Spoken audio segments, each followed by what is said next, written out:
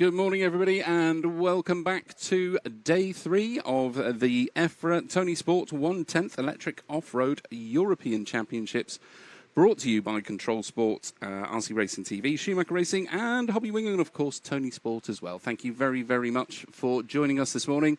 I'm your host, Matt Guppy. Joining me today, we do have Paul Bateman, I believe, on camera 1. James Parry is here. We also have Frank McKinney here as well. And who's the other chap that's with us? It's an incredibly forgettable name, and I think it's because he's lacking a T at the end of it. Matt McCallum, that is it. He's here as well with us today. So that is your team bringing you the event today. We are going to be kicking off shortly with round 5 of qualifying, the final round of qualifying for the two-wheel drive portion of this event. We have seen a round of practice go round this morning already, although there was some overnight rainfall. The track has considerably dried out now. The last heat that was going round, although yesterday we saw some hot laps of about 22.76 from Michael Orlowski, we have actually had the heat below those guys, sort of heat 6 I think it was, pulling in 23 dead this morning. So a 23-second lap is about the quickest we've seen so far today. That does mean this qualifying round could shake things up a little bit. We were expecting it to be a lot damper this morning than it is. As I say, it has dried out incredibly quickly on the track this morning, so we are looking at a virtually completely dry track and almost the fastest it has been this weekend so far. Or this week so far, sorry. Drivers for your top heat, which are going on now, are making their way up to the rostrum one by one.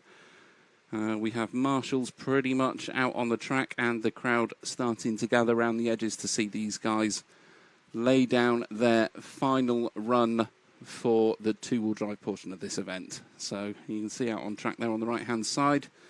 We've got a couple of the team guys there. There's Mick Cragg stood on track with Neil's car. So these guys just getting themselves ready. Marshals moving themselves out bit by bit into position. Officials are around the edge of the track. I think, I don't know if that's Frank. Is that Paul up on the camera? It is Paul. So Paul's up on the camera there, just giving us a quick view around the edges. You'll notice shortly, unfortunately, our timing dot at the very top centre of your screen there seems to be a little bit out this morning. So we'll have that one fixed fairly quickly for you. But you should have a countdown for this round of qualifying coming up once race control. That's because we're not displaying the time yet. I've just had a whisper in my ear. That's why we're a little bit behind this morning. Craig Jesser just walking behind me there, looking probably getting himself a decent view for the upcoming qualifying. He's actually coming to see us. Morning, Craig. How you doing? Grab yourself one of them. Could we turn turn Craig up on mic number 2, please? Fantastic. Hi, Craig. How you doing? I'm good, thanks. How are you? Very, very good. Thank you. I can't hear Craig at all in my ears. Is that okay, chaps? Can you hear me? Okay. Yes, we're all good. We're all good to go. So, a bit of overnight rain, spiced things up a little bit, and it's virtually dried out this morning. What's the plan for the team? Much the same as yesterday, hopefully, providing the weather stays good for us. It felt good yesterday with, with a, I wouldn't say a buffer, but, a comfort factor. Both Marcus and Tommy looking really comfortable. Yeah. And obviously, the last thing we needed was some transition in the weather and a giant spanner in the works. So it was kind of anticipated that it was going to be wet today, but I think most of it's pushed through overnight. So fingers crossed that it's going to be dry. I think really for these top guys, the most important heat for it to be drying is right now, isn't it? For the older guys right now, and I say that as in Neil, Una, certainly from our team anyway, the guys that have they need this run. They need a good run to be able to make it into the final, first of all. Obviously, the younger guys are locked in. They're on a little bit later. Obviously, not Tommy, he's on now. But no, for them, it's important to have a run. Otherwise, they won't be in the A final, and that'll be kind of disappointing as well. So it's been bittersweet, really. The young guys doing really well, and the veterans struggling a little bit. Well, it's often Often a bit of a shocker when you get a changing of the guard like that, but it's certainly been on the cards for a little while. You can see from the national results from some of the young guys out there that they are certainly catching the older crowd pretty quickly these days. You look at Tommy's results yesterday, absolutely flying for such a youngster. I don't know, when was the last time you saw somebody come through as quick as Tommy? We must have been back when Neil was doing it. Yeah, we've got a few good ones coming through. It's, early doors, we had Kobovic and Una coming through. Obviously, before that, Neil. So we're kind of onto the second generation, I'd say, from, me laying down the sticks. Some big sticks as well, mind. Yeah, it was, yeah. So it's really exciting to see. I love it. It's pretty emotional, actually, to see it yesterday. So several times I had a tear in my eye watching these guys and, Yes. experience the parents go through kind of what we went through as well. And then obviously looking across the table and seeing the older guys struggling and unfortunately not struggling as much as what the results say. They were unlucky. Yeah. A motor wire came off on Neil's. Just, when he was on a good run and he just kind of started to find his form a little bit, struggled a little bit through practice, struggled a little bit through the early qualifiers and then got his act together as he always does. So I'd love to see him make it again. He should be up there. I had him pinned as a top 5 contender anyway. Yeah, I think for me, if I'm watching an event, he's a pretty safe bet for an A final, really, is Neil. Yeah, he's a solid performer, rises to the occasion as well. He likes the bigger occasions. He's not one for all this tedious practice and stuff. He just likes to get down to the nuts and bolts. He's done it long enough that he knows where he's at. He's comfortable at this place, likes this place. But the track seems to throw up some spanners. The warm-up was really difficult for us guys. The track was mega difficult. To hear guys like Bruno say that it's one of the hardest track he's ever driven is just, Really? Wow. Yeah, and we came and did another test day up here, and it was a bit of a struggle then, to be honest. So we had to dig down and figure out quite a few things and work hard at it, and it's really nice that we've gotten rewarded, really. Yeah. So these guys now are kicking off. This is a top heat going out. We're following round with Tommy Hall at the moment, overnight TQ man. Tommy, a nice line there through the off-camber sweeper as they come around the end of the straight. You can see the grip is definitely up there, considering how it was when they first went out for practice this morning. I know we didn't televise that one, but considering how Tommy was going around in that practice run, to look at him going around now, you'd hardly think there'd been any rain at all, really. Certainly putting the pedal down at the moment. What are we talking? So it's Josh Holdsworth, car number 6, that takes up the front of the pack at the moment. First couple of laps down, we're getting some 22s in there. 22.74 from Josh, 22.67 from Tommy, 23.38 from Neil. So Neil certainly bringing himself back into contention at the moment. Long way to go in this one, though. We don't have we've got about 3 minutes 40 left on the race clock at the moment, so still plenty of time for these guys. Let's see if we can find car number 6 of Josh Holdsworth, please.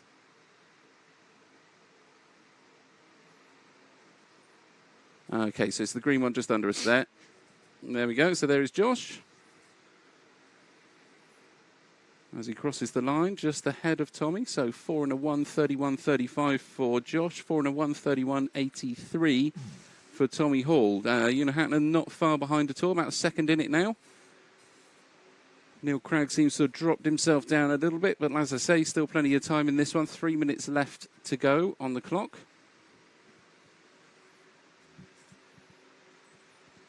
So finals time, Craig. How do you think these guys are going to start performing then? Do you think things will change around a little bit when it comes to the actual main event? It's difficult to say. Everybody's saying is the team orders and asking these silly questions, but of course not. Tommy's a good clean racer. He's been kind of disciplined by the BRCA system. Yeah. He's got a lot of respect for his fellow racers out there. He's used to racing close against, at close quarters with Neil, Lee, all them guys, and he's done a pretty good amount of, or a decent amount of running against Stolowski through the winter. Beat him at times through qualifying. had a few chokes, learned a few lessons in the finals at like Junction 16 and Silverstone. So I think Tommy's fairly comfortable racing against these guys, and he proved his mettle yesterday with starting off first, holding guys off like Bruno and Michael, and then knuckling down when it was needed towards the end of the run to pull it out and take a TQ. So he's not being scared of running with these guys. Marcus is a little bit less unknown. I think he's driven by passion. We've seen, obviously, the controversy that was caused at the EOS through some, I don't know what to call it, forceful driving or kind of controversial moves. Two very diplomatic ways of saying that there, Craig. That's the politician in me. But, I see it from a different side from what the others see it from. So, I see it as kind of, it's hard but fair racing. Obviously, it was an incident that took place in the one final where it resulted in chaos, which was just a little bit of, I don't think it was anger. I don't think it was anything other than trying to stop the marshal getting his car and wanting to get back on with the race, having been taken out. But it was a split-second decision that he made, which was the wrong one, and resulted in carnage. But kept his mettle and went on to win the race. So that puts him in good stead for being, a hard, fast racer. But how that'll stack up in a final if these two end up going head-to-head, I've no idea. I just hope it doesn't end in tears. Let's just see if we can flick on to Orlowski for the last 40 seconds of this one. Literally just about to go down the main straight now. There he is. So about 30 seconds left. Tommy is pretty much out in front by about a second, 1.6 seconds out in front at the moment from Michael. Come on, son. He is certainly putting the pedal down this morning. He's just going to be looking for that clean run now. Last few seconds of this one to go through.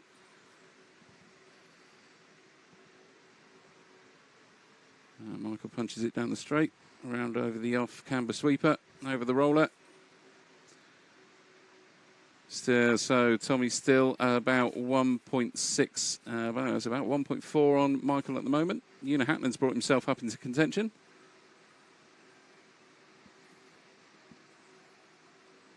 So into finishing times we go. Orlowski's finished 13 in a 5 dead. Tommy Hall, the first 14-lapper we have seen, coming through for his victory lap.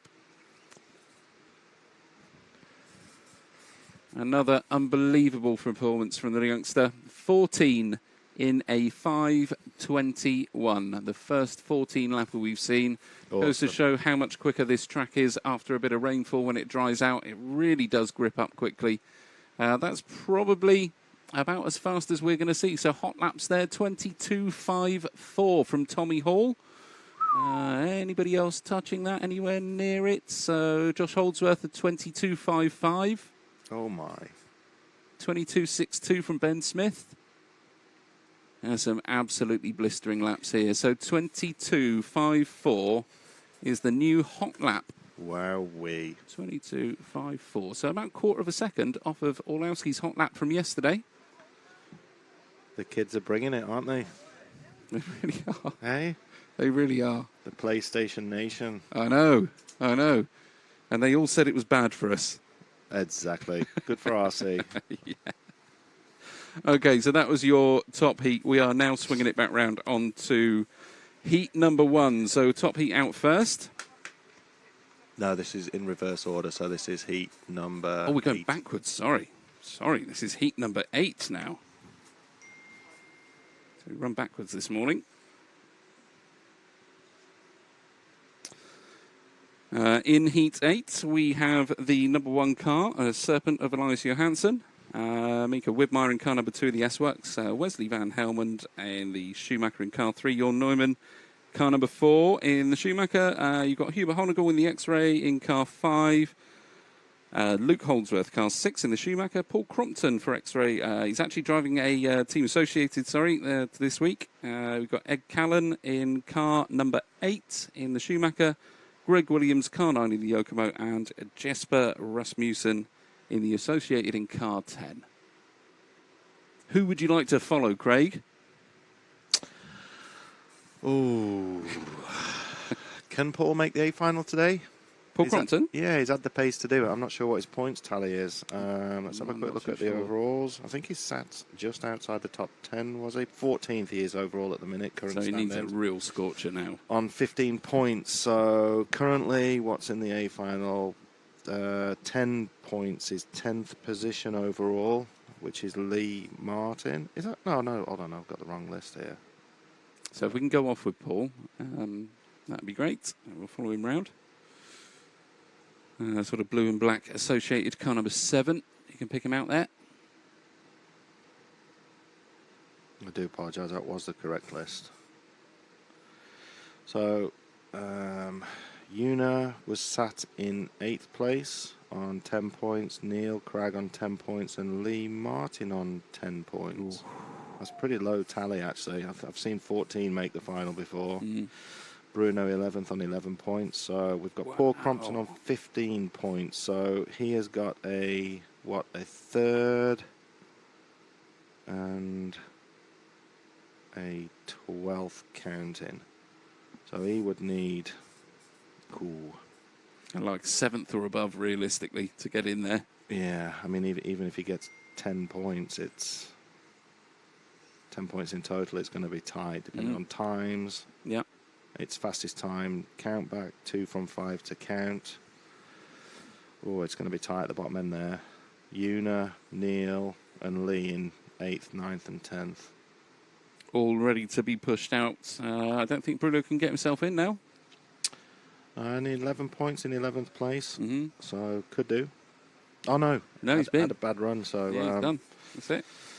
Shocker. So, yeah, where did Michael finish then in that run? Was he second? I think he was, actually. Yeah, so he could bump up a few places. Mind you, no, he couldn't because he was 3rd overall anyway. So we've got Marcus on next, who sat 2nd. He could improve his points. Potentially the only guy that could take TQ with a TQ. So if he can beat Tommy's time from the last round, which will be a mighty, mighty performance if he can. Yeah, it will. But I wouldn't put it past him. No, there's certainly been some shockers so far. So, you know, you never know what's going to happen on the track until it's happened, unfortunately. Oh, so Crompton is over. I think that's probably Paul's chances of an A final pretty much out of the question at that point. A crash is really going to put you a long, long way down the list at this point. Luke Holdsworth is taking us around in car 6, though. Let's see if we can find Luke.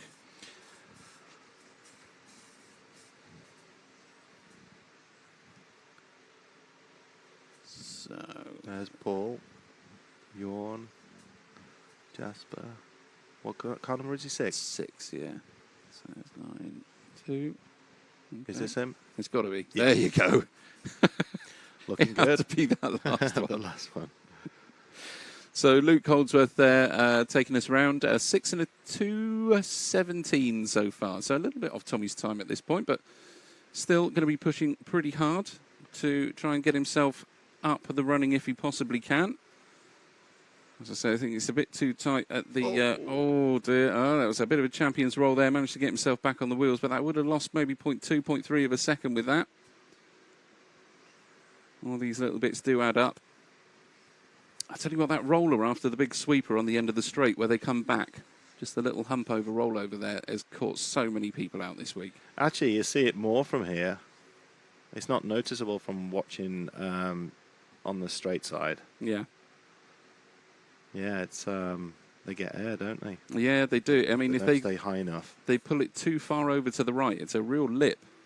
It really is a lip, and it just flips the right-hand side of the car up. And there's so many of them just tipped over going over that. It's you can see it there with I think it was Johansson that went past then. Oh, so there you go. Luke's over. Aye, aye, aye. It's a shame because he's been looking so good. I mean, I think he's still solid in there anyway, isn't he? Let's have a look. Josh is in there in 4th and Luke is in 6th. Luke's up there in 6th. So he's reasonably safe there, to be fair. 7 points, is it? So he's in with that. Guaranteed in. Obviously would like to be further up, but yeah. Still looking really solid, both of them, actually. Both the Holdsworths looking really good this weekend. Yeah, they have. They've been absolutely solid all week. And they've you know, you look at sort of nationals and things like that, they are absolutely flying at the moment, the pair of them. Yeah, good to see. It is. It's really good to see the youngsters coming through, to be honest. I think the nice thing as well is all these guys are getting on so well. It doesn't feel like there's the real kind of rivalry in the teams so much that I felt that I experienced back in the day. You know, these kids all get along, hang out together. It's really nice to see. Okay, so we actually have Jasper Rasmussen that's taken up the front of the pack now. We've only got a few seconds left of this one, so we will stick with Josh for the time being. Luke, sorry. Crompton's put himself back up to the top of the pile again. Must be really pushing there to get himself back into contention a little bit. Rasmussen, though, has got about 2 seconds on Paul as we look at the clock. I think Paul's dropped down even further with Mika Widmeyer. So there we go, finishing times. Luke Holdsworth gone through, 13 in a 5.5. Paul, 13 in a 5.6. Ed Callan, 13 in a 5.6. Sorry. Ed Callan, 13 in a 5.669. Oh, great run from Jasper in a 2. Yep. 13 in a 5.2. That's a blisteringly quick times coming through. Considering yesterday we were looking at the top guys up until that very last round, sort of doing 13 in a 5.4. You know, a 13 and a 5.29 would have been an easy TQ on every round except the last one yesterday. That puts Jasper 5th in this round so far. Jamie Hall 4th, Una 3rd, Michael 2nd, and Tommy 1st. Okay, so a little bit of time. We've got about 3 minutes for these guys to get their warm-up laps done. A warm-up lap. So this is the deciding heat for TQ. Pretty much. So if, let's just read through who we've got in this. So car 1, the Schumacher of Jamil Gabrielson. Pekka Ivanen in the Schumacher car 2, Alexander Landon in the Associated in car 3, Matt Thompson car 4 with the Schumacher, Marcus Kerup, the one that could upset Tommy's crown at the moment, in the Associated in car number 5. Then we've got Clement Boda in the S-Works in car 6, Dom Nunn in the Associated in car 7, Eugene Galley in the Associated in car 8, Matt Peters in the X-Ray car 9, and Tom Cockrell in the Schumacher, leading up the number 10 car there.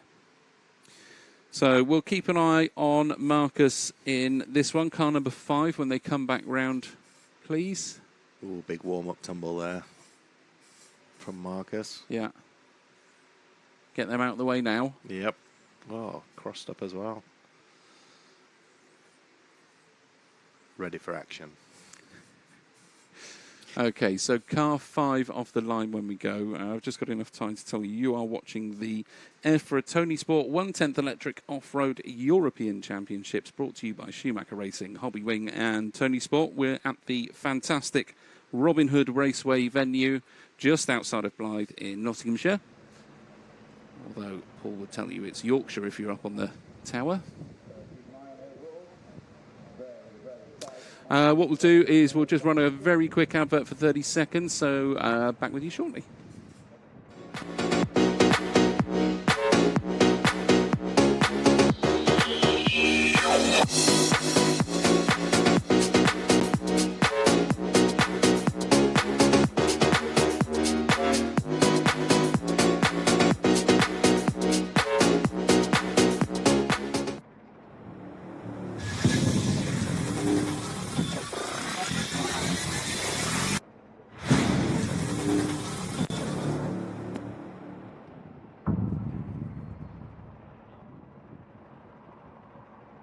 And we're back.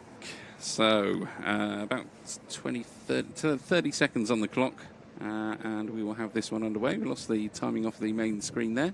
There we go, it's back.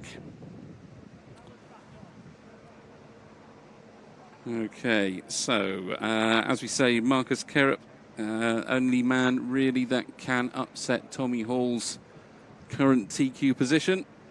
And we're going to watch him round for this one. Remember, any mistakes on this are pretty much going to take you out of contention for TQ in this round. And so Marcus is going to be want to be keeping his car on its wheels as best as he can. Off we go. Nice line through the off-camber sweeper to start with. Need to get these first couple of nervous laps out the way so that they can settle into a bit of a rhythm. Oof, pushing hard.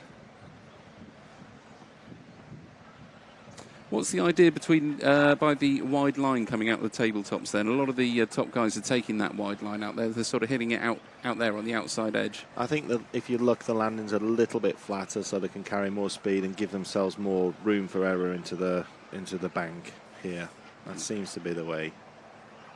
Marcus has been very good on this section all weekend. I think he's got more comfort, I think, than Tommy. He's pushing a little bit harder, perhaps upsetting himself a little bit on landing, but always over. Oh, he's over. I think that is pretty much it for Marcus's chance. There's a long way to go, but he's got an awful lot of work to get a 14 in now. I don't know if this can actually push him down if Olansky gets second in round. I think the lowest he could have got having a real disastrous run and others being was fourth.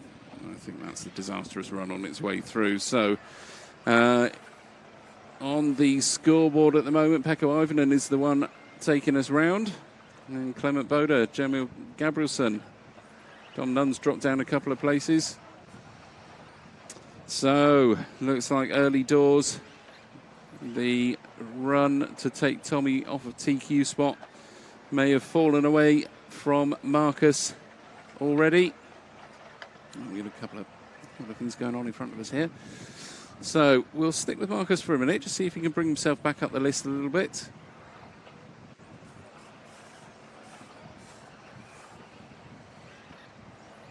Okay, so nice wide line over the tabletops there. He's really going to want to be keeping this on its wheels now to not lose any more of the places that have already gone. So, as you can see, 5 in a 2 dead. A lot of these guys getting under 2 minutes for 5 laps. So, yeah, pretty much dropping fairly well down the list. They're about halfway through at this point. So, what we'll do, let's follow the leader then. We'll try and pick up car number 2 of Pekko Ivanen.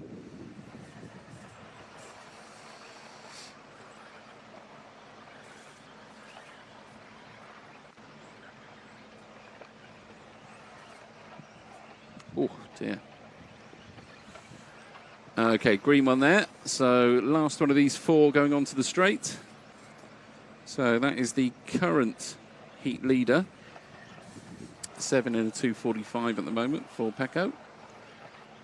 Certainly pushing it as hard as he possibly can.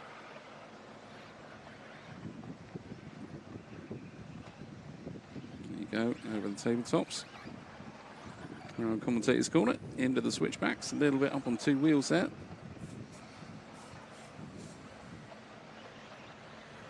Now, Marcus Kerup seems to be really pushing now. He doesn't want to let this one go without a fight. He's got himself back up into second spot in this one. 8 in a 3.9. Pekko on an... looks good. It does. Absolutely settled, really. Okay, so 1:20 left on the clock.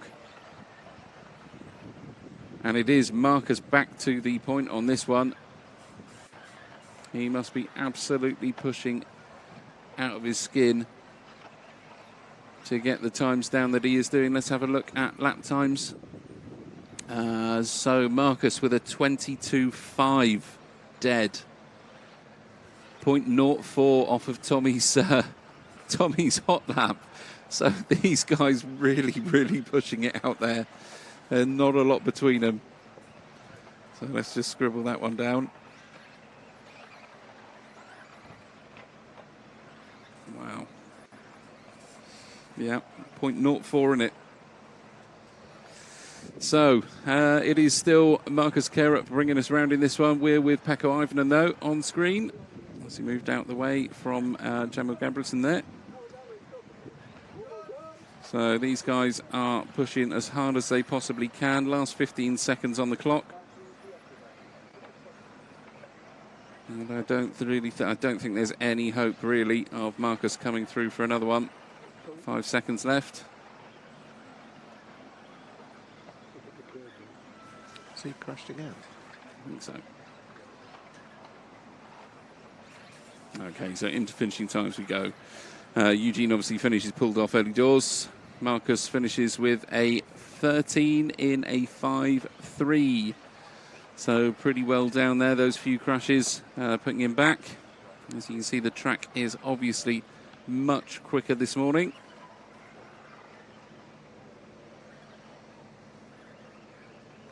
Okay, so that settles things pretty much. I'm fairly sure at this point there isn't going to be anybody else that's going to challenge Tommy.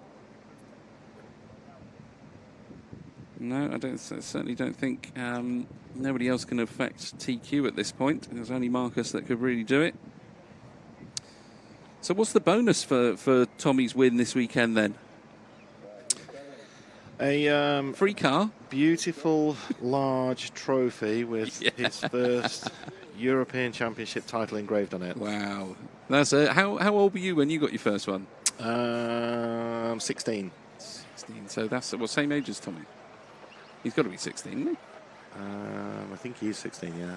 Jamie 18. Tommy 16, maybe. Maybe Marcus is a little bit younger. 15. I lose track. The time goes so quickly, doesn't it? It does. Absolutely flies by. But no, I mean, it's the prestige of obviously winning a Euros. It's not an easy thing to do, and no.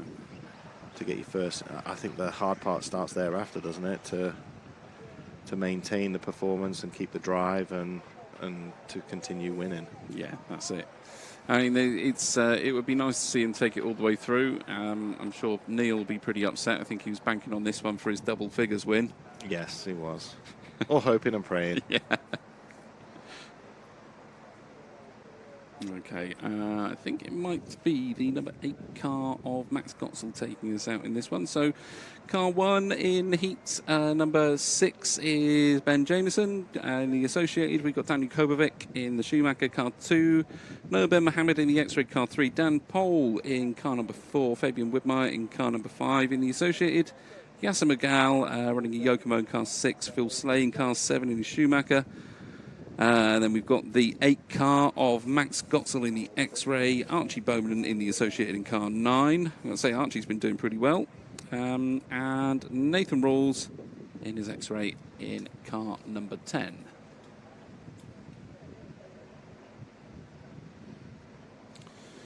Minute left on the clock just to count this one down.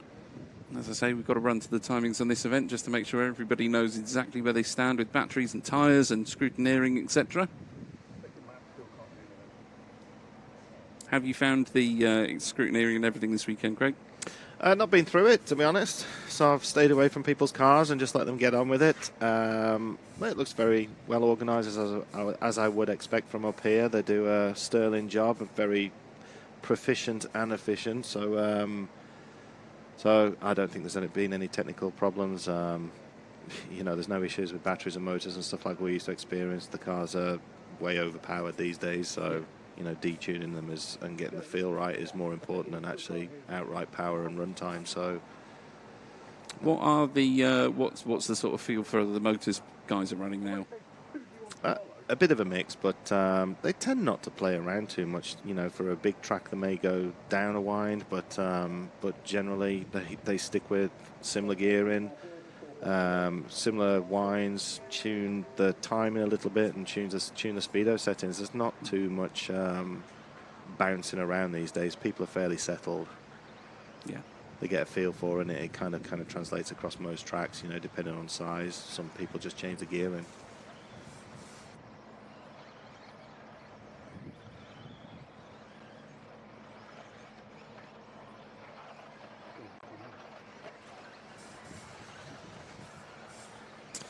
Okay, so it's Noah Ben Mohammed leaving us round at the moment, 23.25 as an opening lap. Really not a lot in it at this point. You can see the time's just starting to fall off as we go back through a little bit on this heat. So let's have a look. Dan Pole gets himself in with a sub-24 opening lap.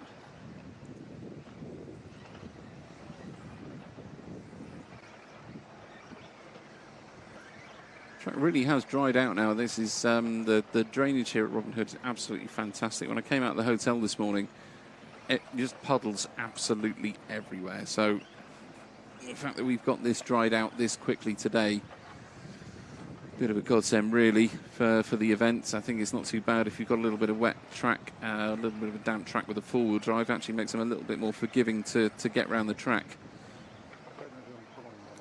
Maybe not on yellows. I think the issue, like wet, I don't think is a problem. The kind of damp track or the drying track is always the tricky one. Yeah. The inconsistency of the grip level is what catches you out. So we're with Noah Ben Mohammed at the moment in the car 3. He is leading us around. You'll find car number 2 of Daniel Kobovic. There he is, just under us now. Okay, so Daniel running around in second at the moment. Well, there you go. Not the curse of the commentator today. It's actually just pushed him up into the top spot. So 5 in a 156.4 from Daniel right now. Oh, and over. And he's over. Commentator's curse. There you go. Commentator's curse is straight in there. So that's likely going to... Not sure what that was. Certainly wasn't one of these cars, that's for sure. Okay, so Daniel has pushed himself back down a little bit, unfortunately, with that tumble just in the on the last lap where he's coming through now. Over the driver's tabletop he goes, a little bit of a squiggly line through there. He's looking fast, though, isn't he? Between the tumbles, he's really on it. Yeah, I mean, I always looked fast between the crashes, though. Well, that's very true. So little Noah Ben Mohammed has impressed me this week. He's done amazingly well. Another young kid coming through the ranks. Yeah, great to see. It is. It's nice to see the future of the sport sort of keeping going. You need that feed of new drivers coming through. We need it. We need more guys into it. It's it's nice to see in this class. Still feel like we're a little bit flat and need more people to come through, more people to get involved in RC, and the way in which we kind of do that needs to be addressed.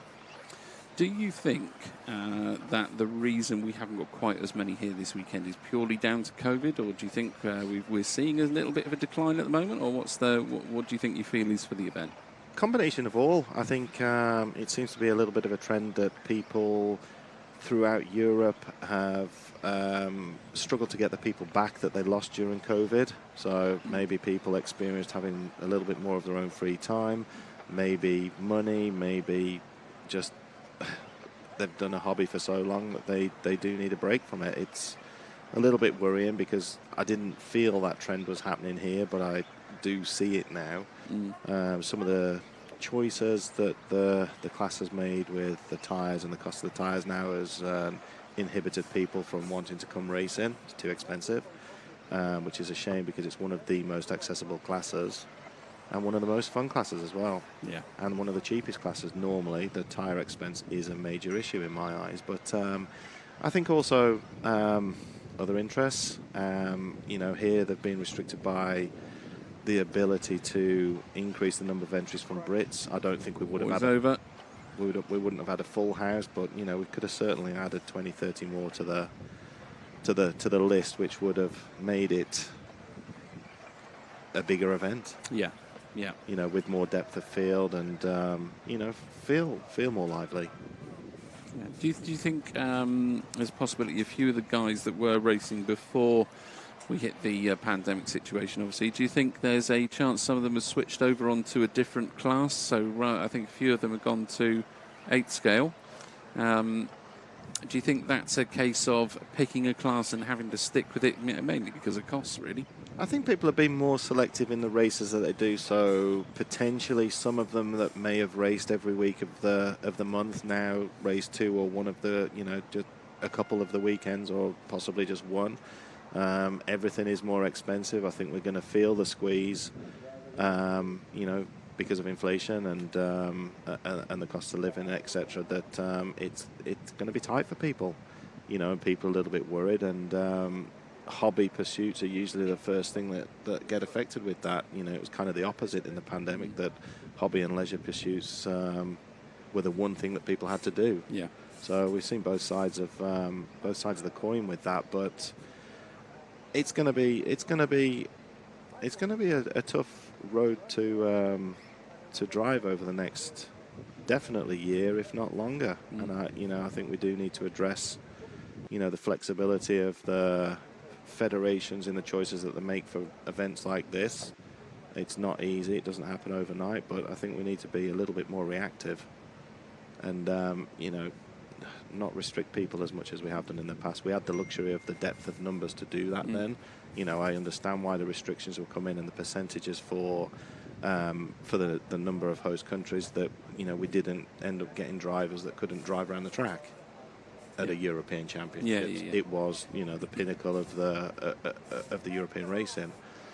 We've got more guys that are better now. People put a lot more time in than we ever used to. So, the average Joe is better than he used to be, and I think people are sensible. And, we could still have a lot more guys here. So, it's actually a little bit heartbreaking to see that it's not busier than it could be. I think for me it's a case of not trying to maybe get back to how things were. I think we're past that at this point. I think it's a case of working with how things are. Yeah, definitely. We've got to work with what we've got. Yeah. And refine and look at different ways. I think we're not as active as we used to be in promoting the sport in different arenas. The opposite side of that is when we do try to go to fairs and fetes and whatever it may be to promote it, that it's a little bit too serious. Yeah. So, from the outside looking in, it's like these guys are a little bit too intense for my likings. But then, of course, they ask the questions and the cost comes into it and they go, no chance. Yeah. It's so. Then this is a particularly high level to be putting yourself up against as somebody that's coming into this sport. So I think if you're looking at this event and thinking, oh my God, that's way beyond the level I want to do. I'd love to have a go, but I just want to have fun. The club events, your local clubs, your local venues, you're certainly not going to be putting anything like what these guys are putting into these cars. It's a much cheaper hobby to be able to go and be a part of in your own time, and then you've got your own freedoms to be able to turn up at those events as and when you please. Those club events much cheaper to attend. You're talking probably £8 to get into a club event for a non-member. Yeah, I mean, from the entry perspective, definitely. The guy that sat in 100th place can be running the same equipment and the same speed as the guy that's winning the race. That didn't used to happen in the past. Yeah. So you can buy that equipment and it's readily available. Everybody's running on the same level of equipment. Chassis, suspension, electronics. It's all fairly standard now. I think just some of the cost inhibitors, the tyres primarily. The consumables. Yeah.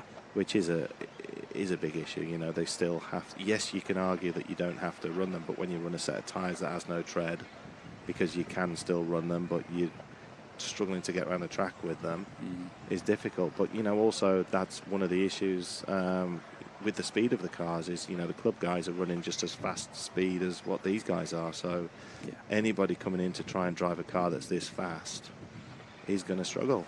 Yeah. The cars are ridiculous speeds these days. It's but the more grip we get, the more power we need, the bigger the tracks get. It's just a vicious circle. You look at the touring now and they're doing 100+ kilometers an hour. Scary. That's pretty damn fast, isn't it? I don't know what speed these are doing, but I think we had an Opel event up here a few years ago where they had a police speed camera type thing trap at the end of the straight.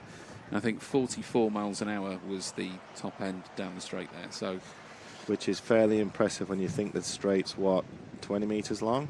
Yeah, 25, maybe 30 max. I know Southport's got 50 metres on their straight, and it's certainly not a patch on that one. So yeah, it's to be getting that speed instantly down the straight is is quite astounding. And when you think you've got that power around an infield as well to go between the technical parts of the track, it takes a little bit to rein it in.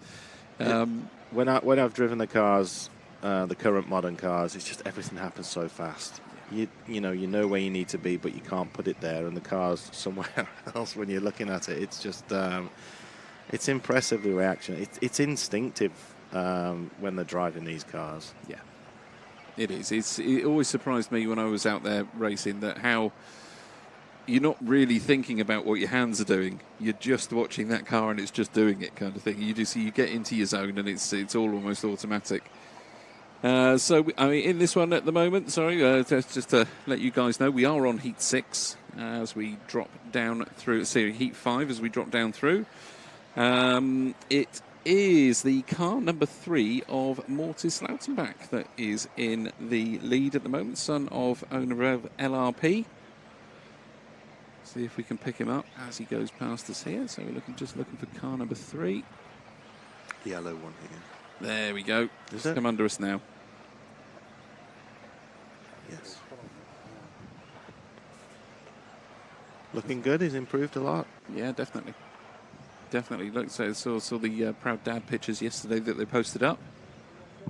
He's obviously had some results he's pleased with, which is great.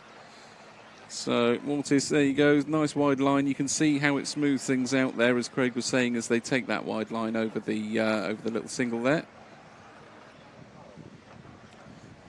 Okay, Frenner taking up the front of the pack now.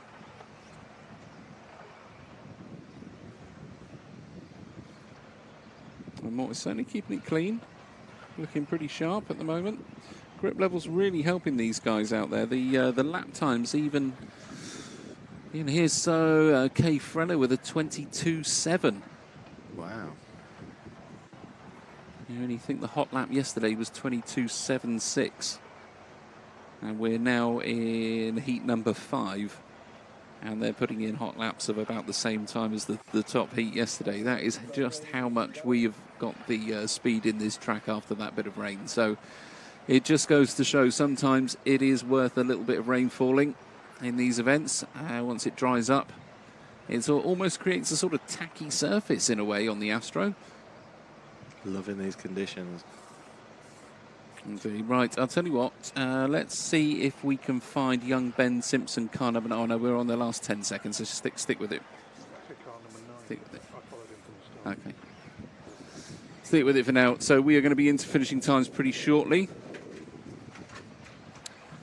Clock is counted down. This is, of course, the last round of qualifying. We've got another 4 heats to go before things are finalised for the event.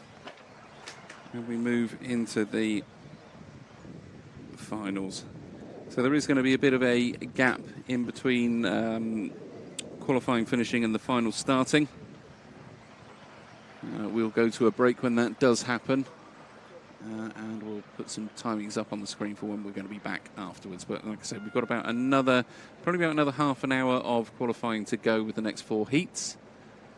Obviously, with the 5-minute runs they get, plus the sort of 3 minutes in between to get everybody swapped over.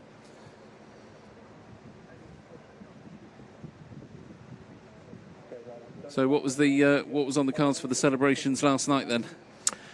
We just had pizzas, team pizza, Yeah. which was nice. I think around about 30 of us got together in the Cragen Hall entertaining area. So just very chilled, not many beers, just a good old chat, good old bit of food, and try to get an early night. Yeah, no doubt. I bet Tommy didn't sleep much last night, though. I haven't asked him this morning, actually. He seemed, when I left, I didn't leave the track until probably maybe 9:30. Wow, okay. And they were still milling around. There was Tommy, Jamie, Ben Smith, still just stood at the side of the track, talking rubbish to each other and having a good old laugh, which is great to see. It is good. It's and that in itself is difficult when you're at the track, when you're camping at the track, and spending so many hours here in a day. Well, obviously they're here for 7 solid days. It's a bit groundhog at times, but they seem to love it. I think the kids can disappear into the caravan and or their their motorhome and get away from it a little bit, which replenishes the mind a bit. So they do tend to do that, take themselves off a bit and just chill out, take some time out away from the pits, and they're not always just sat there. No, you need to. They've kind of got a nice balance and a great family unit as well. So no, they are good. They have been ever since. I remember talking to them years back. They've always been great, to be fair. So we are going into heat number 4. In this one, you've got car 1 of Will Venables, the briefcase. Then we've got Dylan McBurney, car number 2. Carl Marsden, Mr. Kyosho himself, in car number 3. I think we'll probably follow Carl off. I think he's going to be going off in this one first. Then we've got Will Callan in the Schumacher in car number 4. Martin Owen in another Schumacher in car 5. Christian Waconic, car 6. Daniel Ortiz in car number 7. And then we've got Noah Kaufman in the Associated in car 8. And Bastian Andreasen in car number 9. And you're watching the EFRA Tony Sport 1/10 Electric Off-Road European Championships, brought to you by Tony Sport, Hobbywing and Schumacher. We're at the Robin Hood venue just outside of Blythe in Nottinghamshire. Weather here is slightly overcast now. I think that's probably, by the looks of it, almost the last of the sunshine we're going to see today. Not too sure what the weather is saying at the moment, so we'll have a quick look at that. it's clear. Well, that's what mine says.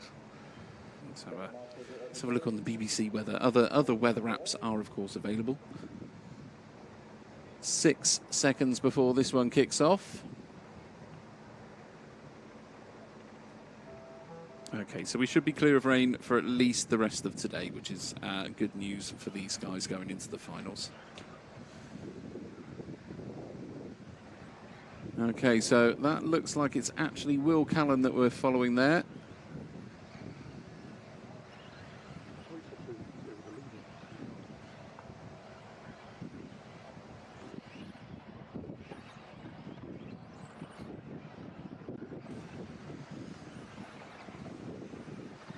Okay, so round we go with Will.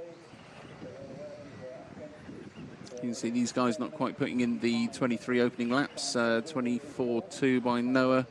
Here's your quickest one at the moment. Will Callan with a 24.66 as we follow him round. Let's just drop back a car if we can. I think that should be the Kyosho of Carl Marsden there.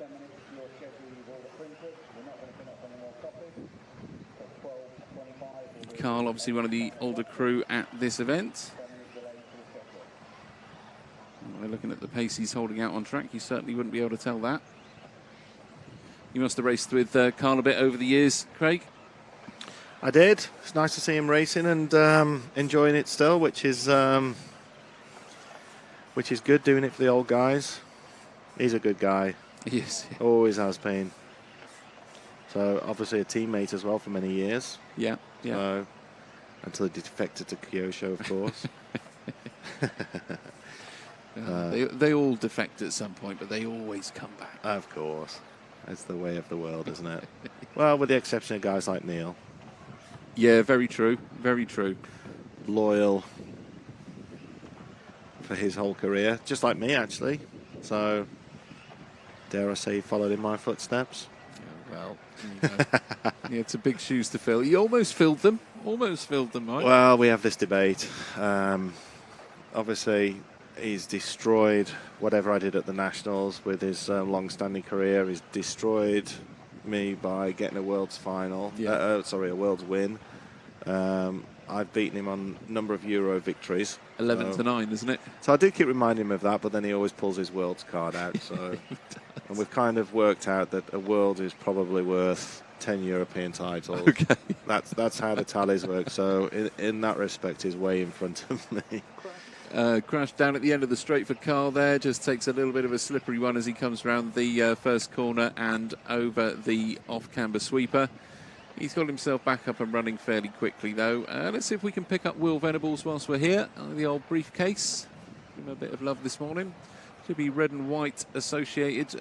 We'll pick him up as he comes past race control now. Sorry, by us here under commentator's corner. obviously from many years of running race control, it's just a habit you get into saying. So, yeah, we're going to follow around Will for a few laps now. Minute and 45 left on this one. So Will Venables is running third. He said to me this morning he wanted to find a little bit more pace in the car if he could. He's had a great event so far. He's a little bit disappointed in his results. Just really trying to push as much as he can there. You can see he's definitely keeping things rubber side down, which is good. Takes the roller nicely. Yeah, he's looking good. Now, is that still a bit wet then, do you think, coming out the bomb hole there? Because they're all wheel spinning a bit as they come up the hill. Talk of the town is obviously the lowest point in the track is where the water collects, and people were dragging that water out into that first corner and through the chicane and coming out of it. But that dried up fairly quickly, but possibly still a little bit wet for the first corner coming out the bomb hole. I think Will actually had a little bit of a champion's roll going into the bomb hole there. He had a couple on that in the last lap that he's done. He's looking much more controlled this time. Yeah. Less ragged. Maybe he likes the higher traction. I think most of us do, don't we? I don't know. It's I think it's just more consistent when it's like this. Yes, it's more, but really surprising how temperature changes the level of traction and also moisture in the air. It's surprising. You know, we thought yesterday morning was going to be super high bite. We kind of anticipated that, and it wasn't. Yeah. So all the changes that we made the car a little bit too slow, but then the track did grip up for the second round yesterday, and then kind of tailed off thereafter and got quick again for the last round yesterday. So it does change a lot, and you do have to keep your eye on it. It's a sneaky one. Okay, into finishing times we go. Looks like Christian McConnell's going to take this one. Probably in a 13, probably a low 13 somewhere. Will Venables does sneak through for his 13th lap. We'll follow him to the end.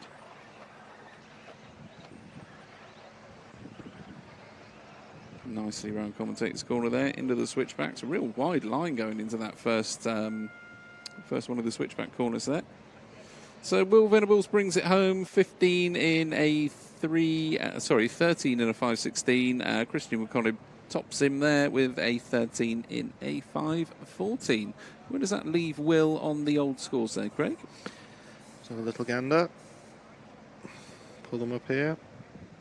In the rounds or overalls? Overall, let's have a look where he's going to end up in the finals, hopefully. So is the overalls live? So it does drop in even if it's just a few runs? Yeah, I think so.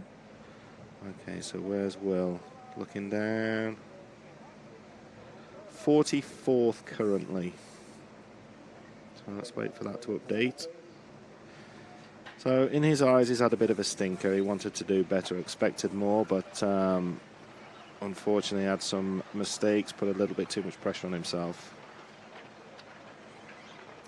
That looked like a better, more solid run from him. Yeah. We know he can do better, as many of these guys can. A lot of them putting too much pressure on themselves. He is. I think the thing is with Will as well, he's actually running 3 jobs at the moment outside of racing. So he's a busy old life for Will. Yeah, definitely. It takes its toll on you. It's difficult to focus on this and do it part-time almost against some of these other guys.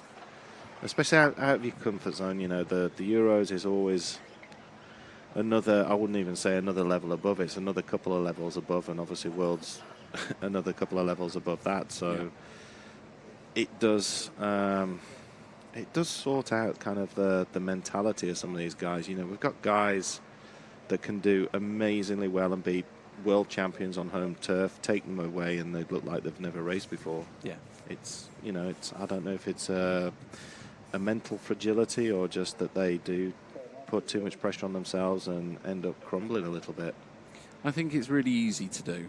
Yeah, definitely. Yeah, it's really easy to let that pressure build up. I've been guilty of that myself. And I tell the guys when they're doing it, it's just, they get sucked into following their teammates because somebody's running faster when normally they do a club race and they get the car working awesome. They make their own changes, based on what they're feeling. Mm-hmm. And when they get to these big races, they kind of fall into the line of copying the fast guys and just end up changing things every run and not being happy. And I always tell them, just imagine it is a club race. Feel it as a club race. Make the changes that you would make to your car if you were at a club race. Try and take the information from the other guys, filter it, but ultimately do what you would normally do. Yeah. You know, and that way it tries to keep them calm. But do they take that advice? Not often. Never. I mean, we had a chat with Graham Hall yesterday, and he said he basically pretty much did nothing to Tommy's car all day. Yeah.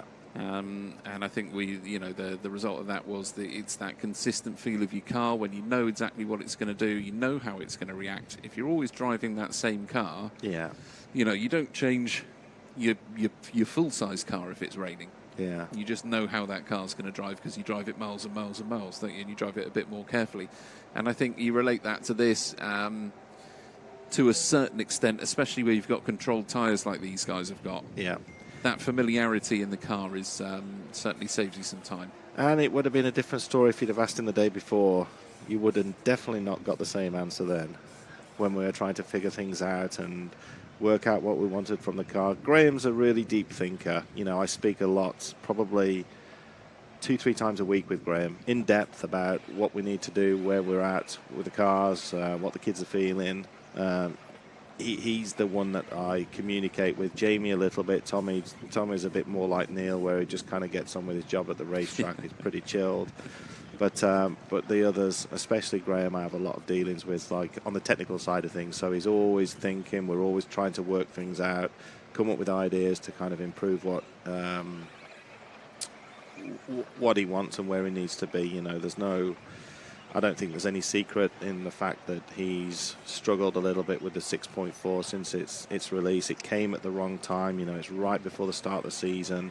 And we were playing catch-up, and, you know, there's been a little bit of hoo-ha from other brands saying, oh, the 6.4 is a load of rubbish, all the guys running a 6.3, which is a little bit ill-informed. It's not entirely true. Yes, Tommy has decided to run the 6.3 here. It's no secret. We're not hiding the fact, but there is a reason behind that, an informed decision made by them because they have a wet car. And the wet car is primarily what they thought they would be running because what the conditions were going to be like. And obviously through the early stages of practice, we did have spots of rain and we did have, you know, damp conditions, and they just felt more comfortable. And I'm not one to tell them that they have to run something when they're more comfortable, and the conditions could have potentially demanded that they need that car. So they've stuck with what they know and what they're comfortable with. But not everybody's has gone down that road. I think all the Brits, because they're pitting next to each other, kind of made that decision. Some made it before they came to the race because they didn't have their new cars built and have had no time to test them. But then you got other guys like Marcus, who's sat second on the grid, and TQ rounds that's running the 6.4. So it's horses for courses. You know, Una could potentially be in the final. He's running 6.4. So you know, we've actually got like mongrel cars out there, people running older cars with the 13mm shocks, newer cars with 12mm shocks, just whatever they feel comfortable with. New caster blocks on old cars, old caster blocks on new cars. Yeah. Some guy at some stage was running 12mm shocks on the front and 13 on the rear. Really? So it's like, you know, there's 3-hole pistons, 4-hole pistons, tapered. Yeah. There's no magic out there that we're running, but you know, the great thing is that all these parts for our cars are interchangeable now, so we can tune through every option. So we need a little bit more time with the 0.4. Marcus's car, in my opinion, looks one of the best out there.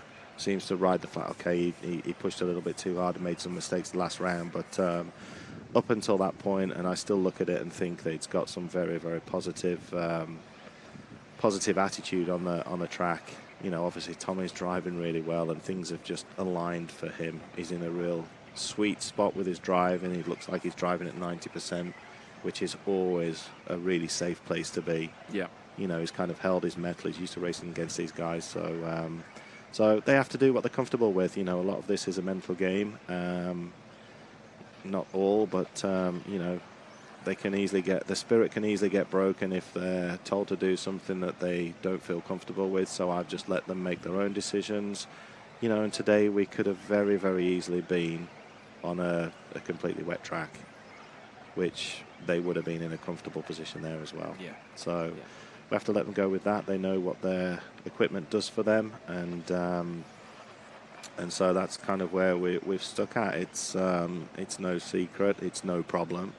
You know, we still know that with the 6.4, we've got an exceptional platform with us. It's no worse. I, in fact, think it's better than the previous generation of cars. So, but we've got all the options to change the car back and forth anyway, so it makes no difference. No, what do you think the most of them are favouring them? Obviously, you've gone up in the shock size on the new car.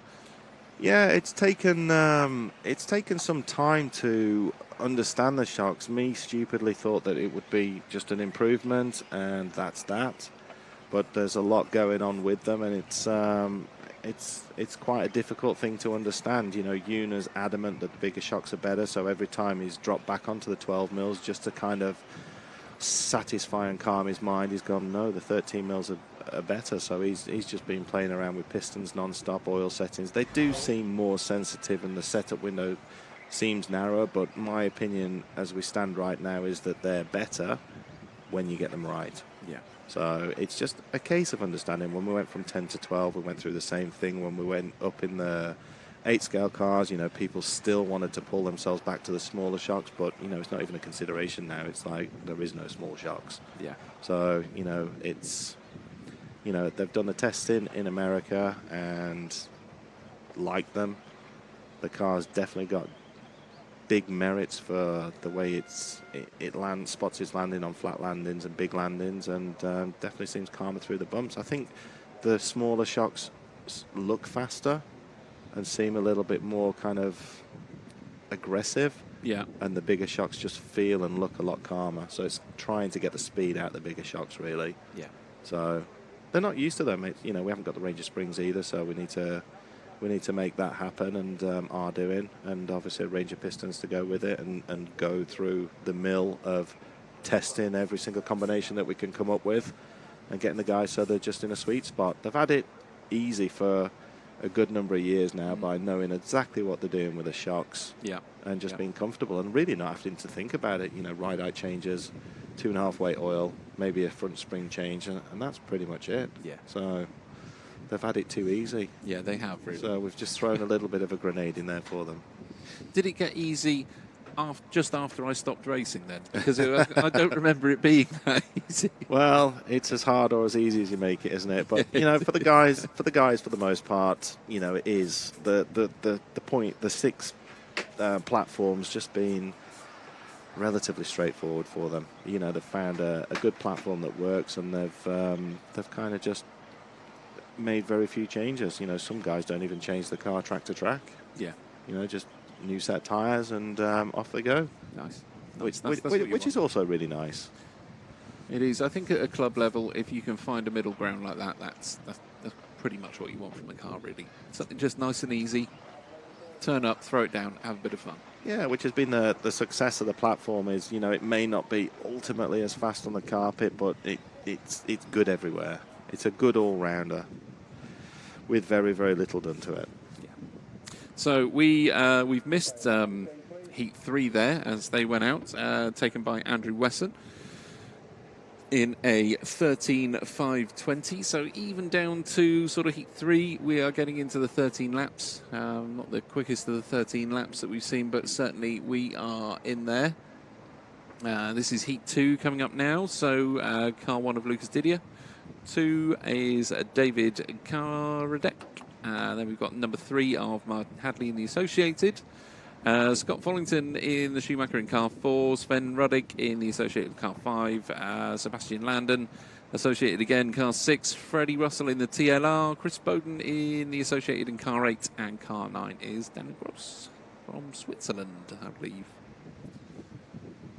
So I think... Who's your money on for this one?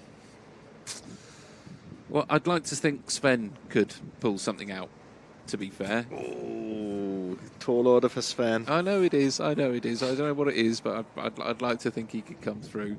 I'm pretty sure Chris Bowden's probably worked pretty hard. I'm not sure he's going to take too much away from this one. Freddie Russell's pretty quick in this heat as well. See, Freddie was associated for a long time, and he switched over to TLR. Any Anything from any feedback from him before he did that? It's still in his blood. He's still got team associated in his blood.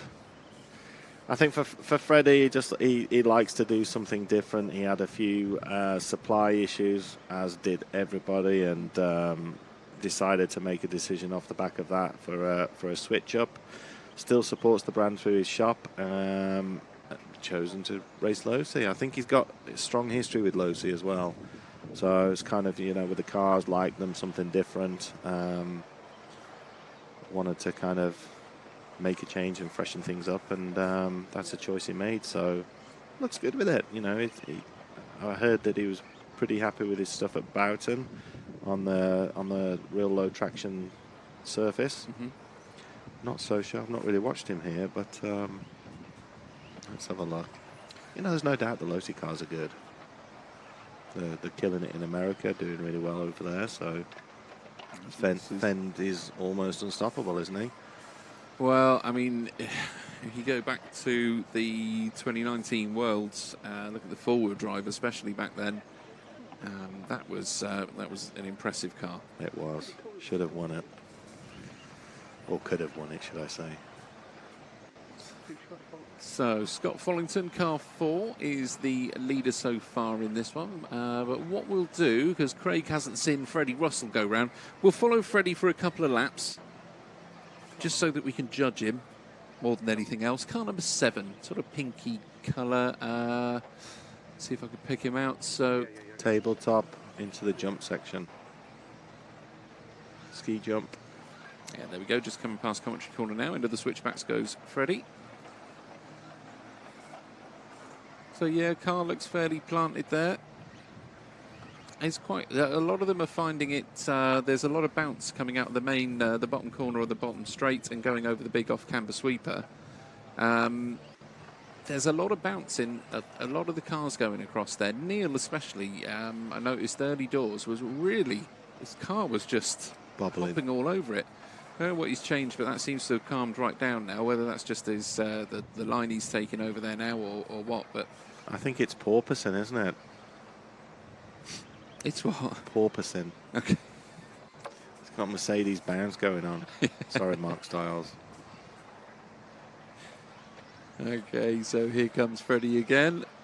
So Freddie's actually looking good. He is looking pretty good in this one. Smooth. Let's have a look as he crosses the line. Keeps himself in third spot at the moment. It is Scott Follington out in front still from David Karadek. And good through there. I've always felt that Losi car's really good through the bumps. I could be completely deluded with that, but it always looks really plush. Yeah. Same as the Yokomo car. I always think that with the Yokomo car as well.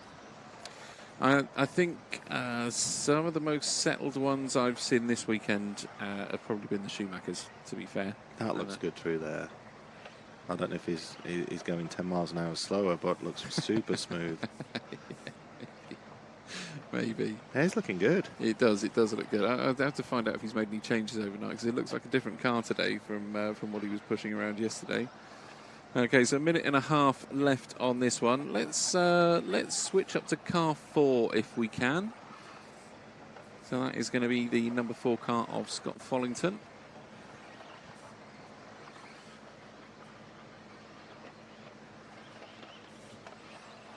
There we go, just underneath us now, the orange and white one. So Scott leading us round at the moment.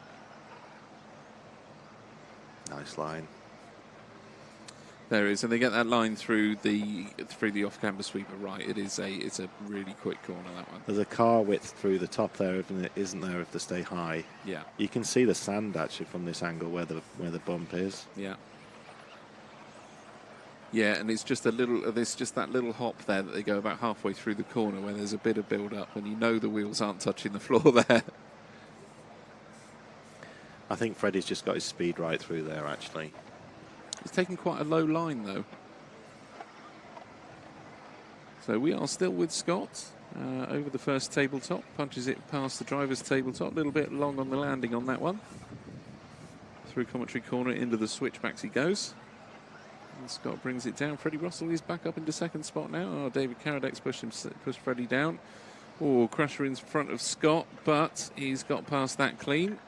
And looking good as well. The black wing always makes the back of the car look really high. Does it does actually? Yeah, I've always thought Yorn's car looked pretty high. To be fair. Yeah, it makes the back look big, doesn't it? Yeah. Yeah, I suppose it's because it makes it stand out with all the rest of the cars, almost like it's not there. But I mean, you can really see it there. It does kind of stand out against the background of the track. It's yeah, it's quite a thing stuck on the back. So Scott actually, the only one that's managed to get through for his 13th lap. Nice, better over there this time. A bit wide there. Yeah, really wide there. However, victory lap it is, so nice. He can go as wide as he wants. Okay, so it is Scott Follington that takes that one in a 13.5.23. Nobody else into the 13s there, unfortunately. And now we have the countdown to our final qualifying heat of the two-wheel drive event. So just looking at these live results for the overalls, looks like Lee Martin's been dropped down to 11th. Oh. So Craggy's made it in 10th.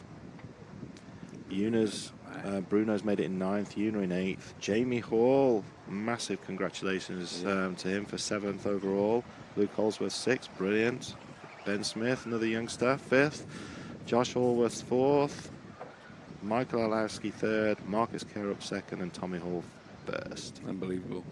Brilliant. So that's pretty much it. It's a shame for Lee. I don't know who bumped him out there, actually, if it was Neil or maybe Bruno bumping up a few spots. Yeah, Una put a solid run in as well, but I'm not sure if Una was already in front of him.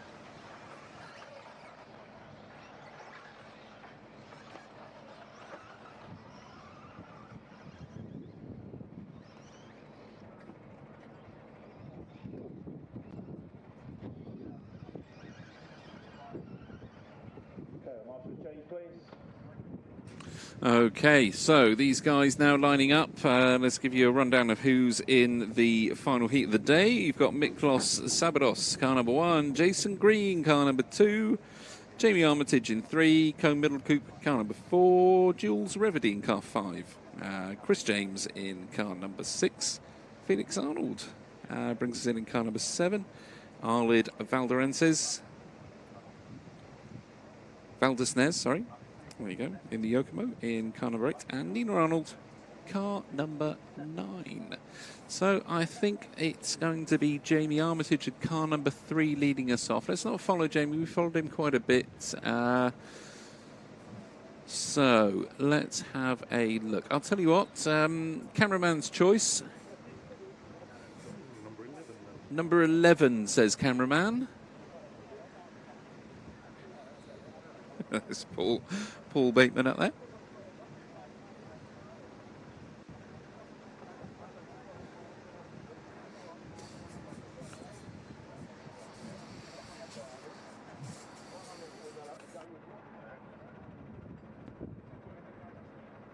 Okay, so just having a look at the unofficial A final, because obviously we haven't finished this heat yet.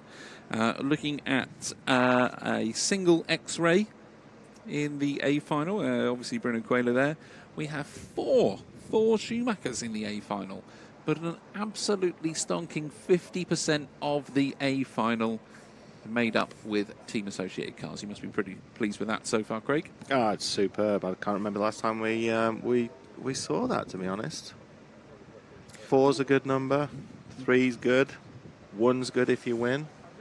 Doesn't really back it up with much though, but 5 guys in there is super, and obviously Neil in 10th is good. Una 8th, Jamie Hall. That's the one I'm really impressed with. You know, Jamie's kind of a little bit of a always gets overshadowed by Tommy. Overshadowed by Tommy, but a massive part in what happens in Tommy's success, and a huge part of like the family the group that we have.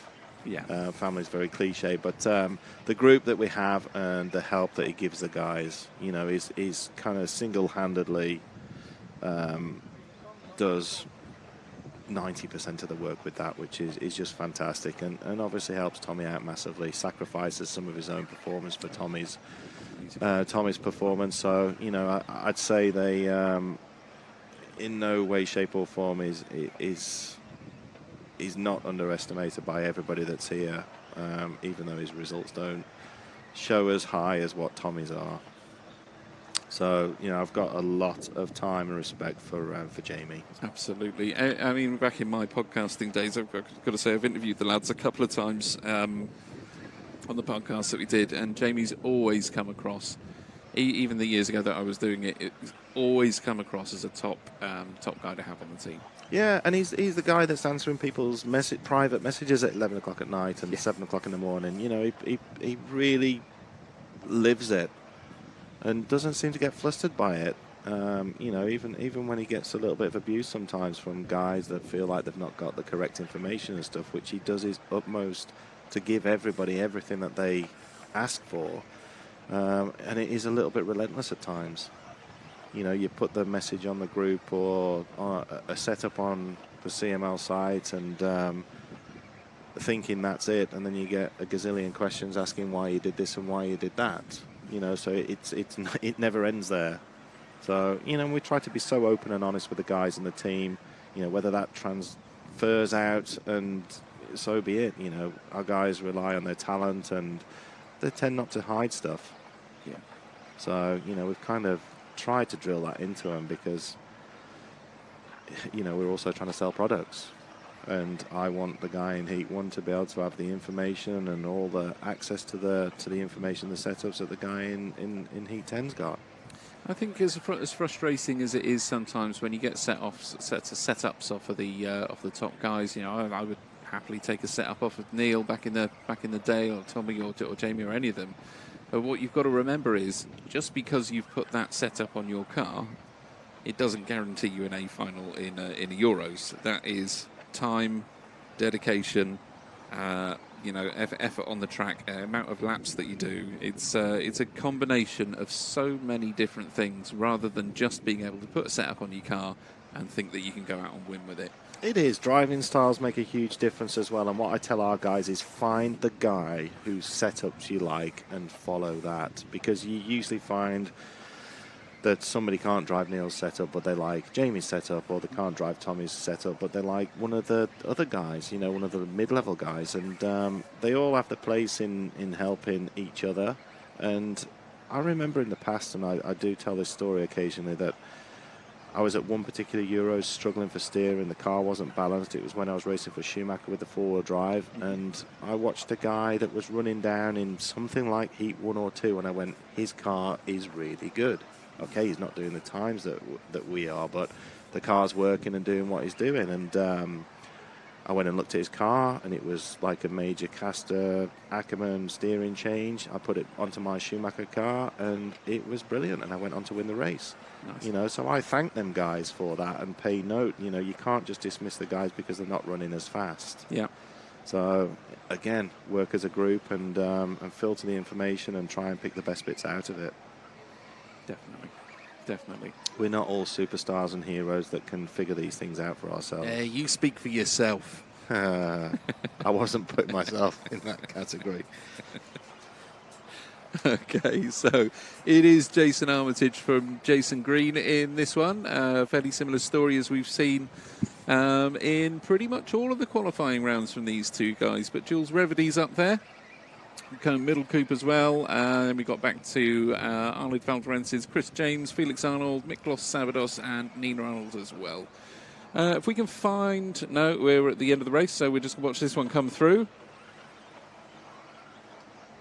And once we do, I'll have a look at the chat feed, see who's joined us so far this morning, because we've been a little bit busy, obviously, with Craig in here and the last round of qualifying going through, so we haven't had a chance to chat to you guys out there in the world of YouTube.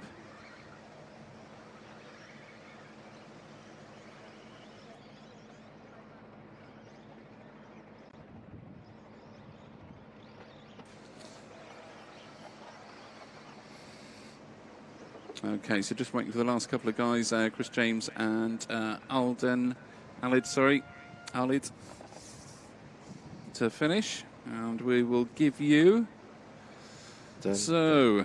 your unofficial top 10, until we get it absolutely properly confirmed by Race Control, but your unofficial top 10. 10th spot, ex-world champion Neil Craig. And we've got Bruno Coelho, current four-wheel drive world champion, I might add, in car number 9.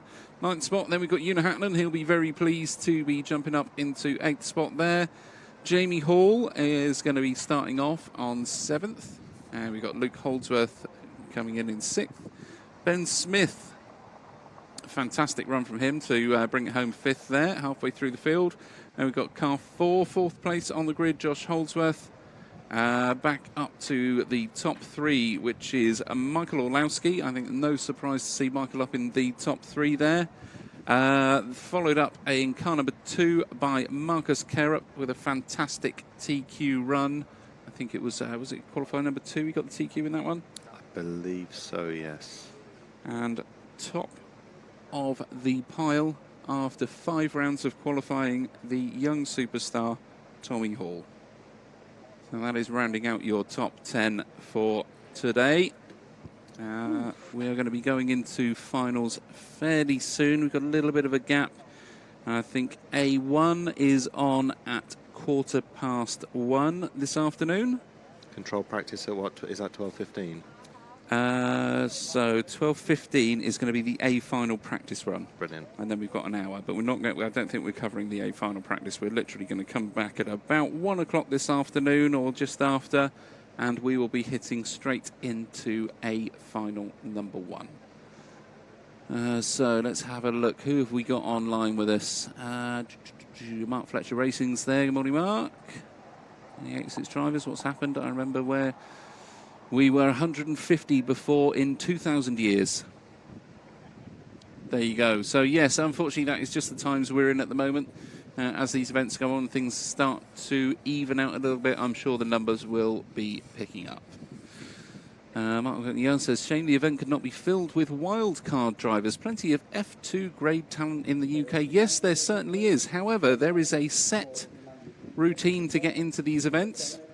And this is why they are the top-end events, is because you do have to follow a certain set of rules to get into them. It's not just a case like a Opel event where you can turn up and pretty much all of the drivers can come in at any level. We are talking about the top drivers in Europe. So there is a certain set of rules and ways to get into these events, and that's why they're in place. Right or wrong, that is just how it works, unfortunately. So let's have a look. Please don't push the big red button, Craig. Please don't push the big red button. Oh, my goodness. Okay. Yannick Emery says, good job, Baptiste. What time will I? 1 start we've covered. That one. Is it possible to turn texting off? I don't think so. Hello, thanks for the live stream from Lap Monitor. Thank you very much, Lap Monitor. Nice to see you there. Texting of what the commentator says. I'm not too sure why that's come up at all, unless you've got subtitles on or something. And if it's on quietly in the background, then yes, of course, the subtitles are going to be there because if you're watching on Facebook or whatever, they automatically put them up. Are you running handout tyres? And if so, how many sets do they get? They're not handout tyres, are they, Craig?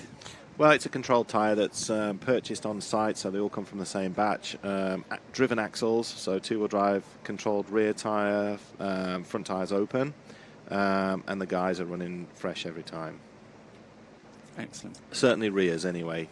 Our guys are not running fresh fronts every time, but rear axle is fresh every time. Excellent. Thank you for clearing that one up. OMK Live RC says, go, go, go, Peter Stein. So go, go, go, Peter Stein. Bench Talk RC. Live texting what the commentator says. Click the wheel set. Okay. Fantastic live stream, by the way, he says OMK Live RC. Thank you very much. Pleasure to have you here. James Douglas says, why do you never see Dave cars at this level? Not designed for this level of racing. It's an entry-level car, but I can confirm, having been to the iconic race and driven at Broxtowe with Chris Wilkinson, the owner of Marsden, his car was brilliant. Right. Absolutely brilliant. Okay. So, yeah, so it's not that it doesn't work, it's just a entry-level car, and I'm sure you could hot them up to be competitive. It's just that people choose not to. Yeah, that's it. Okay, guys. It is a great platform, I've got to be honest. Raceway 1 says practice A final is at 12:15. I believe they're running about 15 minutes late. I'll try and cover that on the EFRA page if I can for the practice A, but suspect that the main coverage is going to be back just after 1 o'clock this afternoon. All that leaves me to do at the moment, because we'll go into a bit of a break now, is to thank everybody out there for joining us. Thank you very, very much to Craig for coming in. It's been an absolute pleasure to have you here this morning. No, you're very welcome. Thank you for the invite. More than welcome, anytime. And from us here at RCTV Control Sport, we thank you very much for joining us so far on the EFRA Tony Sport 1/10th Electric Off-Road European Championships, brought to you by Tony Sport, Schumacher and Hobbywing, from the fantastic Robin Hood venue just outside of Blythe in the UK. So thank you very much, guys. We will be back at about 1 o'clock just after this afternoon for a final number 1. Make sure you join us then.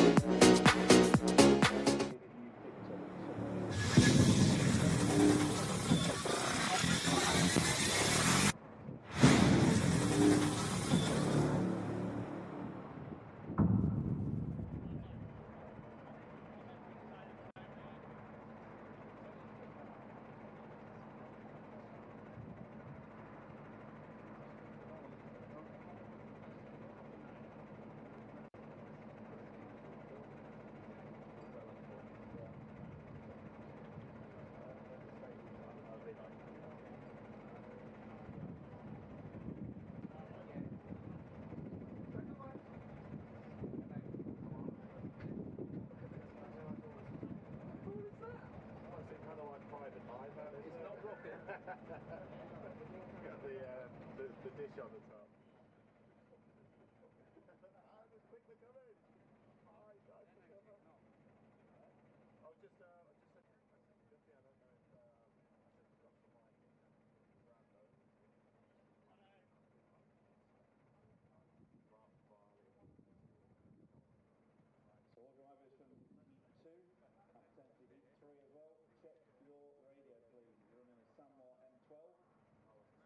Someone got the wrong radio.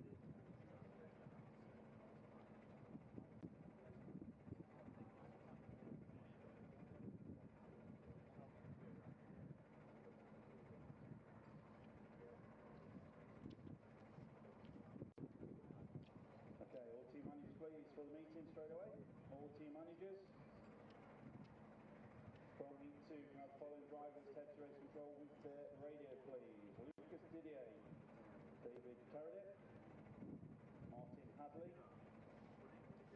Scott Follington, Sven Rudy, Sebastian Lambden,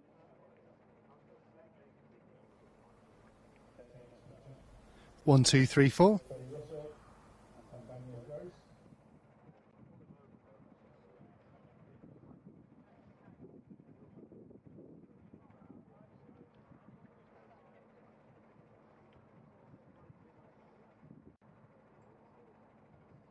Okay, we don't need Poland or Portugal. We don't need you guys for the team manager meeting because you're in the AFRA now. So Poland and Portugal, you are not required. So you're not required, Bruno. You've got to carry on with your part.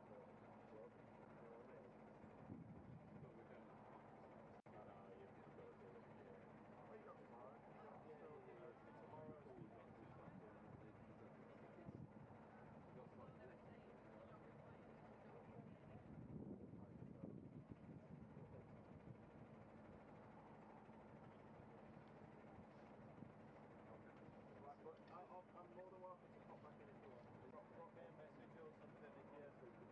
Get yourself home because obviously, like I say, we did the final. Yeah, I'll So do a sound check for me in the pits for Great Britain. James Elliott, can you check if you can hear me in there, please? Oh, it's not very loud inside that one yet. So we need to look a little bit more if we're good. It's in a sound check in the pits. Or more.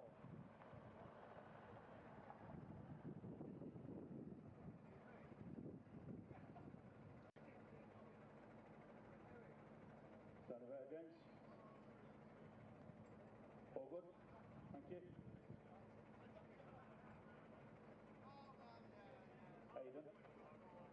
Aidan Burke. Can you do a sound check in the indoor pits, please?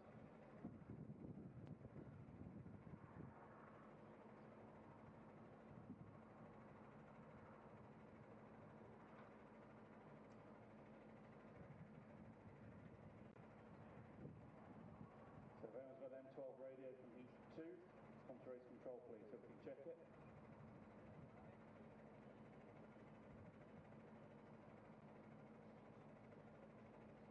Thank you.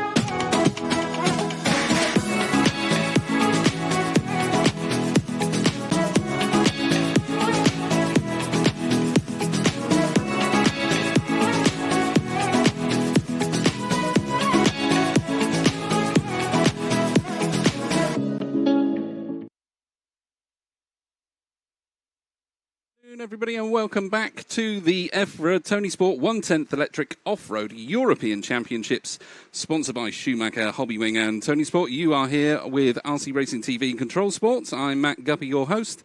We have with us today, we've got Frank McKinney up on the camera. We have Paul Bateman with us as well, doing some magic and wizardry with other things. Matt McCallum is here.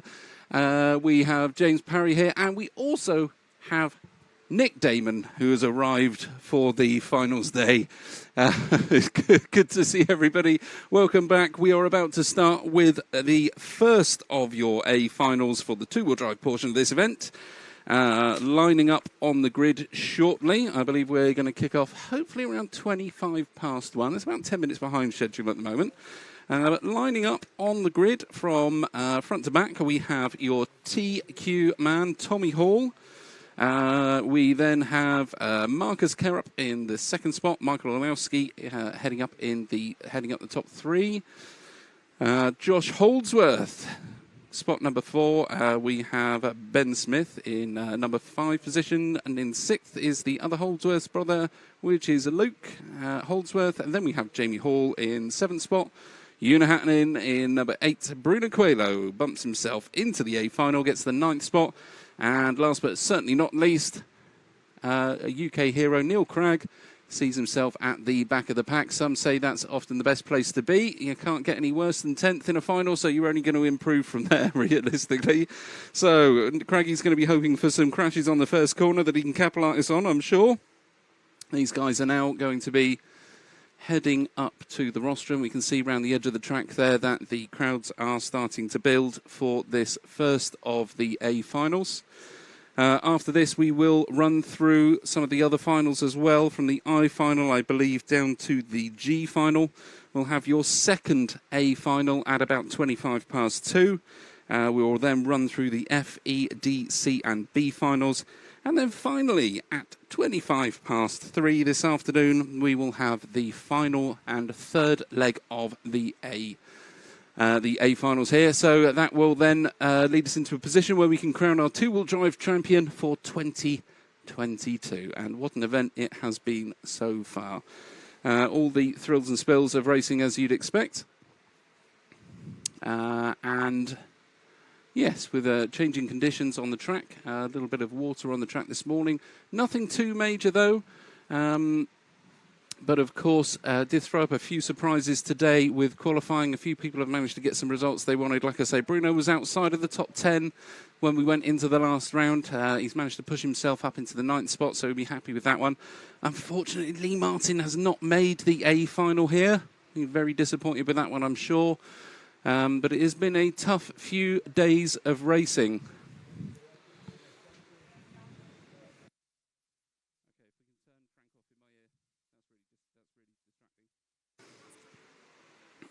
Okay then, so these guys just getting up onto the rostrum. You can see them lining up there. I thought they would have called them out before they went up. To be honest, they might do that now. So, as you can see, all the drivers are up there. I think we're probably going to get called out names and sponsors fairly shortly. Hopefully we can pick up a little bit of ambient sound from the track there for that one so you can hear them getting called through.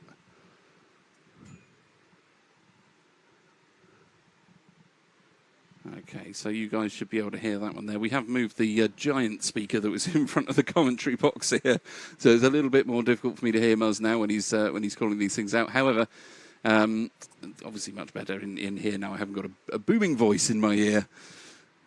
All of these guys lining up around the edge. I think we've got Frank. Oh, is it Frank or Paul up on the camera? I think it's Frank. Okay, so off they go. Warm-up laps going in. A warm-up lap. These guys will get 1 lap to go round.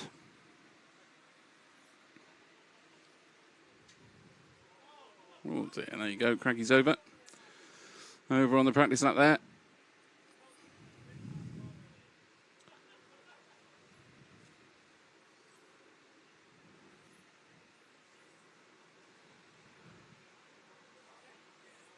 Okay, so just the few cars just filtering around now. Neil just going for his last jump over the tabletops there.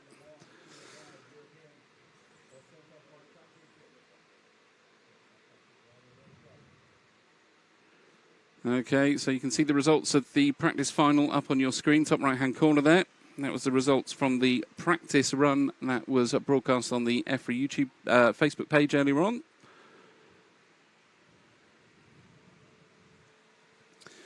Paul Worsley making sure everybody is in position. Stickler for the rules, old Paul.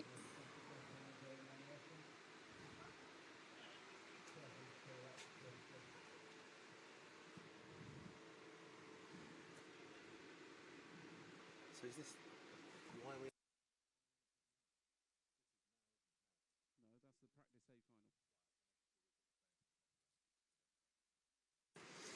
Okay, sorry about that. So just a quick hello to everybody out there on the feed. Hopefully you guys are tuning in and watching this one with us.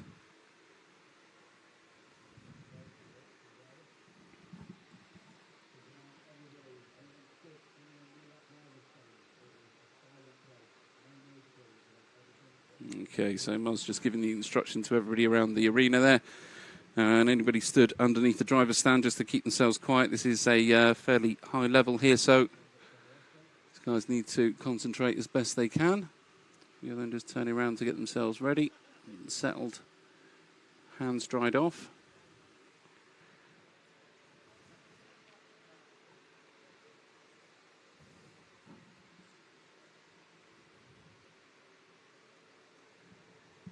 A bit of anticipation building up there on the rostrum now.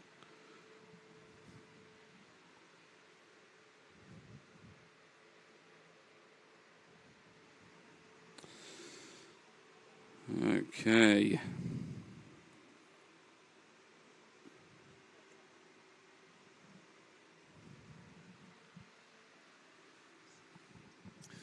Okay, so literally just waiting for the tones on this one now. Everybody poised and ready to go.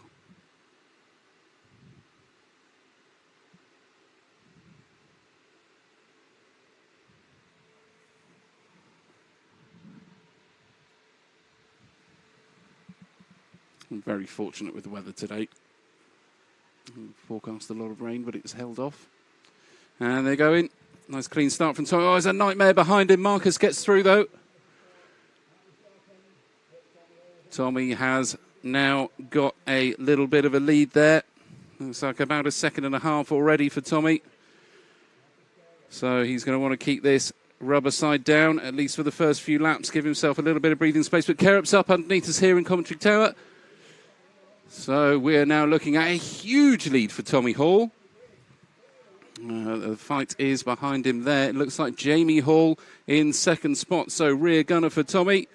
Jamie Hall bringing up behind him. I think that might be Kerup just behind. We'll have a look as they come past. It is not. It is the number 6 of Luke Holdsworth behind Jamie Hall there. So the battle really, Tommy is stretching his legs. He's keeping it rubber side down right now. The battle is for 2nd, 3rd, 4th and 5th. Bruno Coelho bringing up the back of those cars there. The little gaggle that's just come through the bomb hole. Oh, Tommy Hall's gone over. Jamie's right behind him now. There you go, the two Hall brothers right together. They are going to be working together as best they can. Neither of them want to put the other one off. Tommy obviously feeling a little bit of pressure up on the rostrum there with these champions all behind him, starting to build up now. Everybody, first 1, 2, 3, 4, first 5 cars almost with a sheet you could throw over them. But the Hall brothers easily stretching their legs here. They've pulled out a little bit of a gap on the next 3 cars behind them. We're going to watch these guys go round. So as Tommy brings himself through the switchbacks onto the main straight, Jamie's right behind him. Looking at what we've got there, looks like Luke's it's Kerup back into 3rd spot now. Jamie Hall from the 7 is obviously the big winner in this one. Ben Smith found himself right at the very back of the pack, unfortunately. So these guys still going round, nothing in it at the very front. Tommy and Jamie pushing everything they possibly can out of the associated cars. It is Marcus Carup, so it's associated 1, 2 and 3 in this one so far. The Hall brothers leading us out with Marcus not far behind at all. He's really going to want to hang on to the back of these two, capitalise on any mistakes that the front runners make. However, at the moment, Tommy Hall looking absolutely solid out there. Jamie behind him, as I say, is the rear gunner. He'll make sure that nothing untoward's going to happen to Tommy out in front of him. Brothers working together as they would do in this one. There's no team orders here, though, so Jamie will capitalise on any mistake that Tommy is going to make. But he's keeping it nice and tight, keeping his lines true. Makes it nice, punches it through the chicane there over the first of the tabletops. Driver's tabletop to go. Nice wide line for Tommy out there. Jamie tries to come up the inside, loses a little bit of time, so Tommy's got a little bit of a gap there. It is now still nothing between the top three. They have really pulled out from Bruno Coelho, who's back in fourth spot there. Certainly not what you'd expect from these young guns, but they have really shown themselves to be top of the field through this event, all the way through the first couple of days of qualifying and today as well. Tommy Hall pulling out some absolutely amazing moves there. So round we go. Looks like Jamie's had a bit of a nightmare. Marcus Carup's up into second spot now. Still the top three going round together, but Tommy Hall leading this one from the very start. Small mistake at the very beginning from Tommy, but he's absolutely fine now. Marcus Carroll closing right up on the back of him, though. He's lost the real gunner of Jamie Hall, his brother, but still holding his own out in the field there. Round the switchbacks he goes, onto the main straight for the top two. Little bit of a gap back to Jamie now, but a fairly even spread between cars 1, 2 and 3. Bruno Coelho not far behind in the 4 spot. Not too sure if that's Luke or Marcus behind Bruno, but we're back at the front now with the front runners of Tommy Hall and Marcus Carup. These two putting in some fantastic times through qualifying. Minute and 10 left on the clock for these guys, so about 3, possibly 4 laps to go if they can squeeze them in. Tommy's going to be hoping for 3 so he can push it to the line. Oh, little bit of a brake check there for Marcus from Tommy. Pushes him back just a little bit, but Marcus all over the back of Tommy's car now. These two absolutely necking it. Oh, Marcus Carup's gone over his corner pipe. Marshall gets him back in. That's left Jamie Hall up into second spot in this one. Carup drops right back now. So Tommy Hall out in front. Little bit of a let off for him there. All he's got to do now at this point is keep it on his wheels. Over the roller he goes. Drops it back into the bomb hole. Pushes it through the centre section there over the first of the tabletops. Brings it back round. It's probably about a second between Tommy and Jamie at this point. Really wide line there for Tommy, keeping it really flat where he can.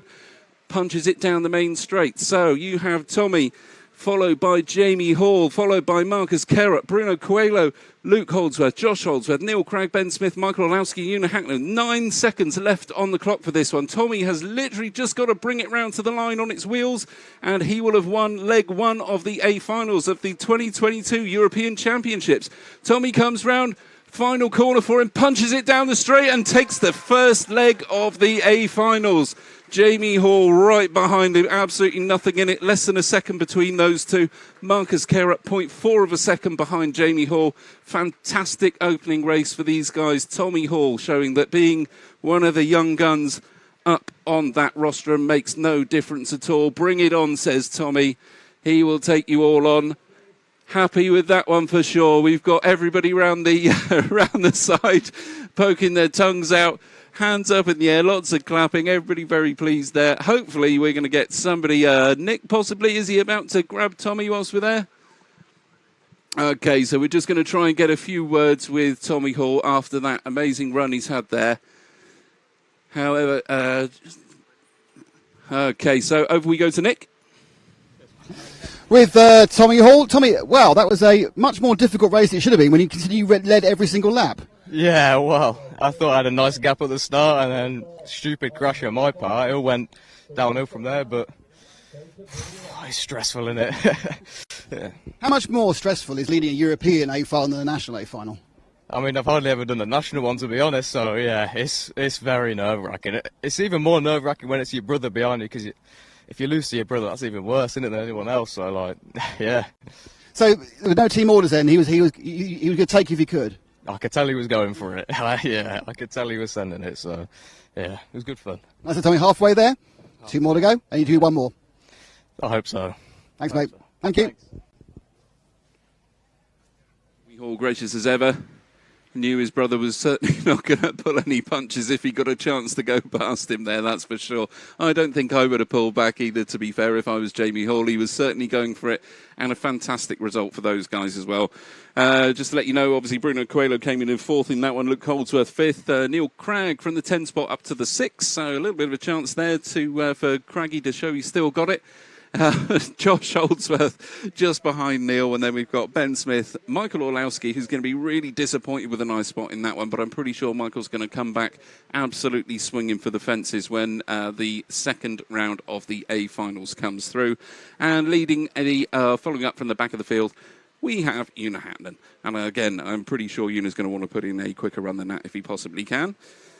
So, A final number 1 in the books.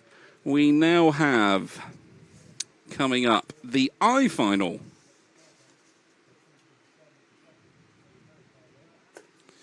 So I final up next. We have a few minutes just whilst these guys just get themselves into position. Just been joined by James Halliwell here. How are you, James? Yes. That was pretty good, wasn't it? Amazing. Yeah. Hey, I'll just stick this one on for a second. Just before I hear from James, we're just going to pop into a quick ad break.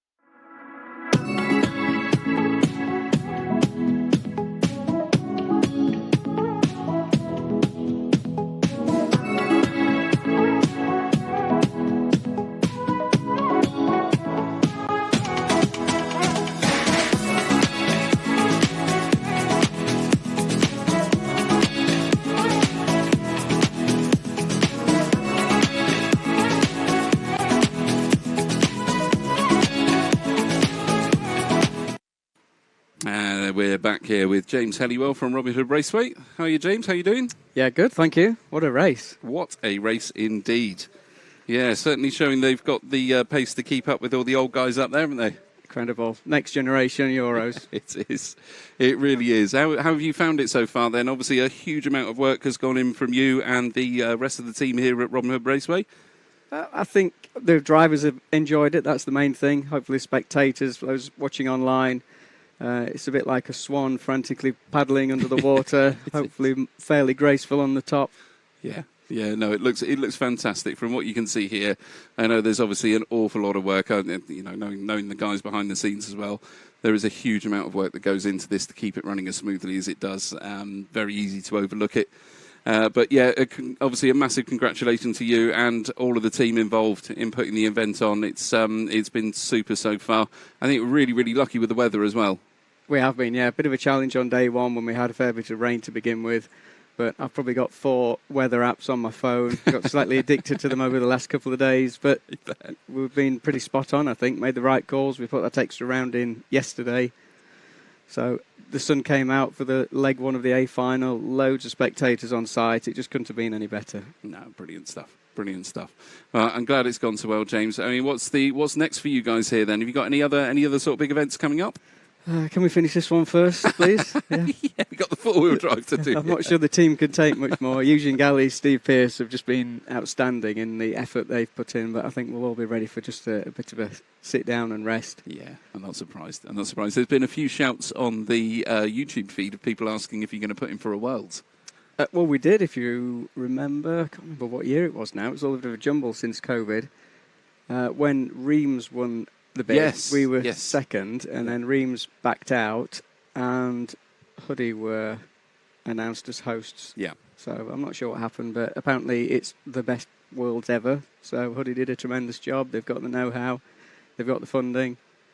I think we'll have to have a long sit down and consider it, but I don't think it's likely, to be honest. No, fair enough. Fair enough. I understand with the amount of effort that goes into these events, and not just these, with the nationals and the sort of regional events you hold here as well as club racing. It's pretty much non-stop. Plus, running a whole farm on top of that as well. I can imagine your time's cut pretty short these days. Absolutely, yeah. This race will finish. We'll hopefully have the marquees down Monday, Tuesday, and I would say 3 or 4 days after that we'll have the combine out, and it'll be all hands to the deck and get the harvest in. Nice. And then a 6-week holiday at the end of that. I doubt it, unfortunately. Yeah, ready for one, but a bit more to do yet. No, nice. It's been fantastic so far, I've got to say. Everybody's been really enjoying it on the feed, so we've had some great feedback from it. So certainly take that on board. I don't know what else you guys could have done to have made it any better. It has been fantastic, and like you say, Eugene and Steve, hats off to those guys for putting in as much work as they have as well. Have you heard much about this thing that's happening with Trish at the moment, with his hair being shaved off? After the finals, I understand. Yeah. I think bids are going up. The more hair, the more money. So the beard might be coming up a bit at a time later on. We'll make a decent donation as a club. Tremendous cause. Yeah. So obviously we'll support it. So for those of you that don't know, Trish Neal from Schumacher Racing, he's got there's a QR code up on the results board down at the other end of the track there. And what the guys can do here, and I suppose yourselves at home, if you can get involved at all, if you want to get in touch with the guys at Schumacher to get involved and donate yourself. What's happening is Trish is putting all the money raised to Cancer Research UK. And with that, so what he's going to do to get you guys to hopefully throw him a few pennies is shave off all of his hair and his world-famous beard if we can get enough money in. So get donating, chaps. If you can get hold of the guys at Schumacher and have a word with them and put a few pennies towards it. I'm sure Trish would love to get that beard off for the summer. What do you think? Well, he's done it once already. I mean, what a guy. He's gone through all the pain of growing it back again, only for us to attack him and remove it once more. But yeah, good sport. I'm not sure it's as difficult to grow one a second time. I don't know. I can barely get one on. You should get one going. Get yourself a beard on the go. It'd be a poor attempt. I'm sure. Oh, blimey. So is there an Invernation race here at the end of the year, or is that one not on this year, or what's the... No Invernation as such. It'll just be an ordinary ooze round. Okay, great stuff. I think it's currently planned on the carpet track. But yeah, full focus has been on this event. We knew the coverage would be superb, and a lot of people will be watching. It's our GB shop window, so we had to have the best attempt at doing the best job we can. So that's what we've done. And a success it's been, for sure. How are you finding sort of entries? Obviously, we've had quite a few juniors come into this event, or certainly the younger ones coming in. How have you found it sort of generally with the club and other events that go on that aren't these sort of big ones? Are you getting a lot of sort of the younger races start to come through more? I think the racing seems really healthy. Yeah, four-wheel drive seems to be dipping off, but I don't know if that's a cost thing. But yeah, club racing is pretty strong. Good to hear. That's what we want to hear in the UK. Right, James, I think we have got finals about to kick back off. So I will thank you very, very much for coming in to see us. We will definitely be catching up with you, hopefully tomorrow or possibly Friday if you're about. Yeah, more than happy to come back. Thank you for the coverage. No problem. Appreciate it. Doing a great job. It's an absolute honour, and I mean it, to be here doing it. Well, thank you. Likewise. Worries. No worries at all. All right, we'll catch you later. No worries. Thanks, James. You take care of yourself. I'll catch you in a wee bit. Good luck for your final. James Helliwell, everyone. Certainly deserves a huge round of applause for him and the team for the event that's gone on here, as you can see. Just a huge response from everybody really that's seen it and has been at the track. It's been a great event so far. As you can see now, you can't see too much on our camera at the moment. However, we have the I final getting themselves up onto the rostrum. That leaves me enough time to tell you are watching the EFRA Tony Sport 1/10 Electric Off-Road European Championships, and they are brought to you by Schumacher, Hobbywing, Tony Sport, and of course ourselves, RC Racing TV Control Sport. We're at the fantastic Robin Hood Raceway, just outside of Blythe in Nottinghamshire. And I am being beckoned, so I'll be back shortly.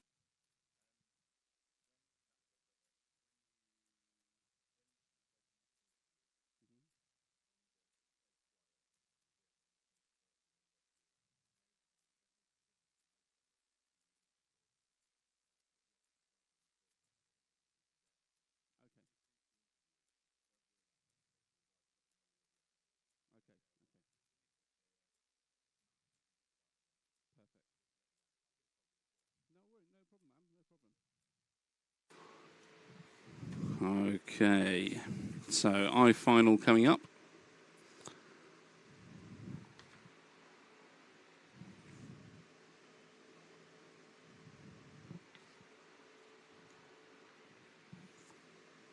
So I'm just scribbling down some scores there before they go off the board. Da, da, da. So we've got a 7 and an 8. There we go.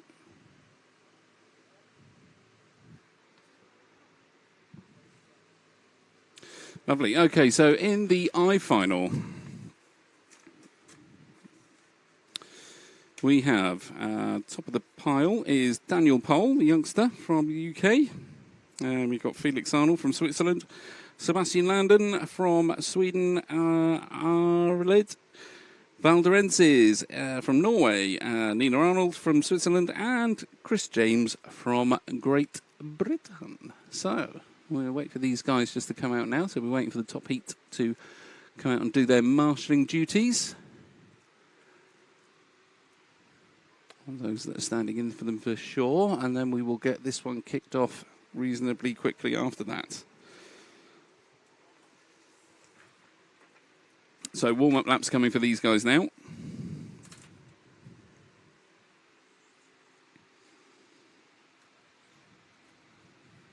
Okay, looks like Chris James leading us around here.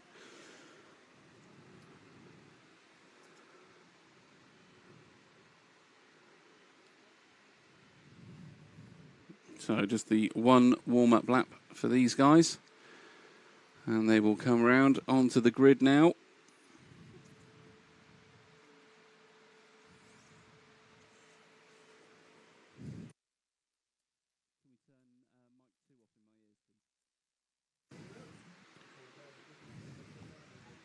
Okay, so these guys just pulling down onto the grid now. Daniel Pohl putting himself first on the grid. So this is the I final.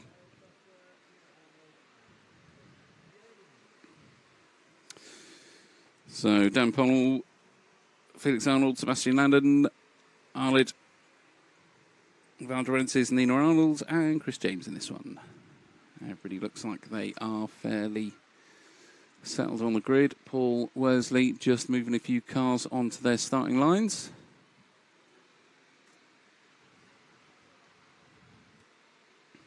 Okay, so Dan Pohl, youngster from the UK, is going to be looking at trying to keep this one nice and smooth and clean.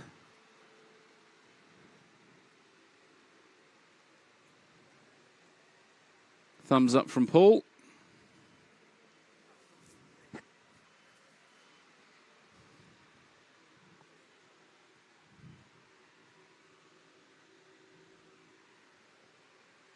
Okay, so here we go then, I-final.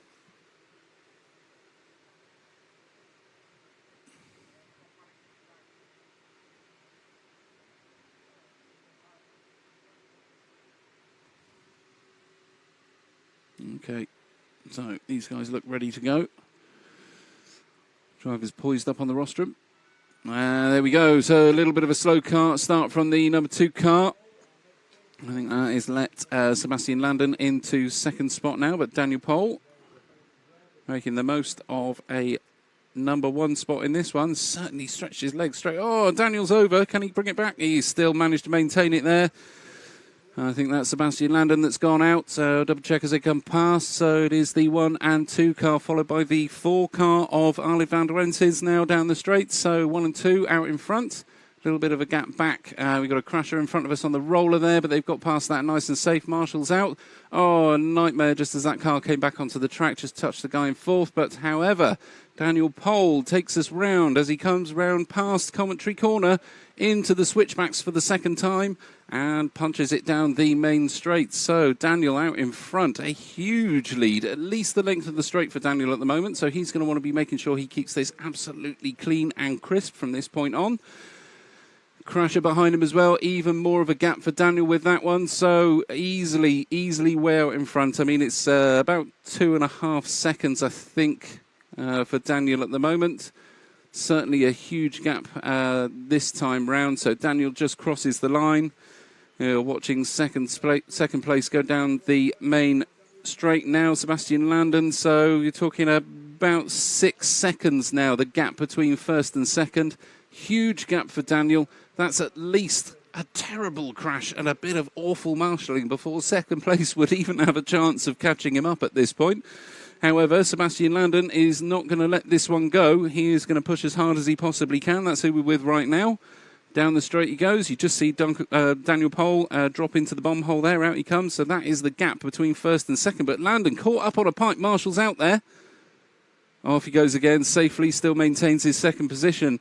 Dan Pole way out, way out in front now. And down the main straight goes Dan. Sebastian Landon, who we're with, though, over the first tabletop. Second tabletop done. Not quite the wide line we're used to seeing through there, but he's managed to keep it on his wheels, which is the main thing. Certainly got a healthy lead on fourth place Nina Arnold, who's up from the fifth spot there. So Arnold Valderensis is going to be pushing as hard as he can to catch back up from the fourth spot. Felix Arnold not happy back in the fifth, and Chris James bringing up the rear there. But we are still with Sebastian Landon as he goes through commentary corner and into the switchbacks. I'm not sure how far Dan Pole is out in front. He's just going over to the tabletop sections now. If we can switch back to the leader, Dan Pole, he's going to be coming up on some back markers, and I believe that is the 6 car of Chris James at the very back that he's going to be coming up on first. This could be where things change around with about 2 minutes on the clock. Hopefully these guys are going to work together with Daniel nice and well so that they can all get through nice and cleanly. Chris moves out the way as you'd expect him to. Seasoned racer. Lets Daniel through nice and clean. Who have we got in front of Dan now? So it's the number 4 car. And that would be Arnold Valderensis. So we'll just wait for Dan to catch him there. Hopefully a nice little wide line lets him through, as you'd expect. Lovely bit of driving courteous from these guys, all working together. They all want to stay on their wheels. Nobody wants to hold each other up. However, these two, little bit of a fight there. Should have been called through, I think, on that one. There's plenty of time to let Daniel through. Not sure why he's being held up at the moment, but that is a back marker. That is a lap down on Daniel, and holding him now to a point where, actually it's not, he's got such a gap on second spot that there really is no real danger here for Daniel. Maybe slightly say, whoa, wow, that was a interesting move there. However, Dan is now passed through the small bomb hole round commentary corner. Into the switchbacks he goes. Punches it down the main straight to finish off lap number 9 into lap 10. So 45 seconds left on the race clock now. Couple of laps left for Dan, maybe a third one if he is super quick to get through. Back marker again holding Dan up. So we should be seeing these guys being called through now as they're starting to lap the back markers on the field. Hopefully nobody's going to interfere with 30 seconds left to go. But Dan squeezes himself through. For the youngster, really kept himself together after a couple of mistakes early on. But he has pulled way out in front now. No chance of anybody catching him, short of something falling off of his car. But even then, I expect he could limp it home with 3 wheels. So Dan over the tabletops. He is certainly going to get a victory lap out of this one, I think, with about 5 seconds left on the clock. He's only got to cross the line one more time. Over he goes. So victory lap for Dan Pole. Back marker crashes in front of him gracefully. Give him that nice little bit of airtime for this final lap. It is a victory lap for Dan. And a fantastic run it has been for him this week. So Dan will be very, very pleased with himself for that one. I'm sure Duncan Pole, his dad, will be jumping up and down in the stands there, clapping as he goes past him. So congratulations to Dan Pole. Takes that one from Sebastian Landon by a lap. Literally a whole lap. Then we got back to Nina Arnold, Felix Arnold, Chris James, and Arnold Valderensis. So that is the I final. I'll move on now to the H final. So these guys come off the rostrum.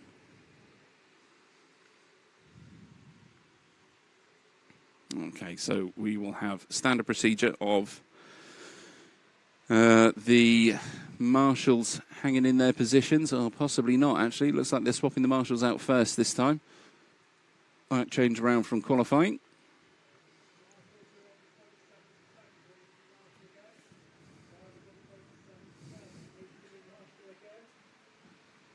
Okay, a few of the guys here asked to be marshalled again as we had a short heat on that one. So as you can imagine, with only 6 guys in there, there'd only be 6 marshal places filled, so they just asked the previous marshals to stay in position.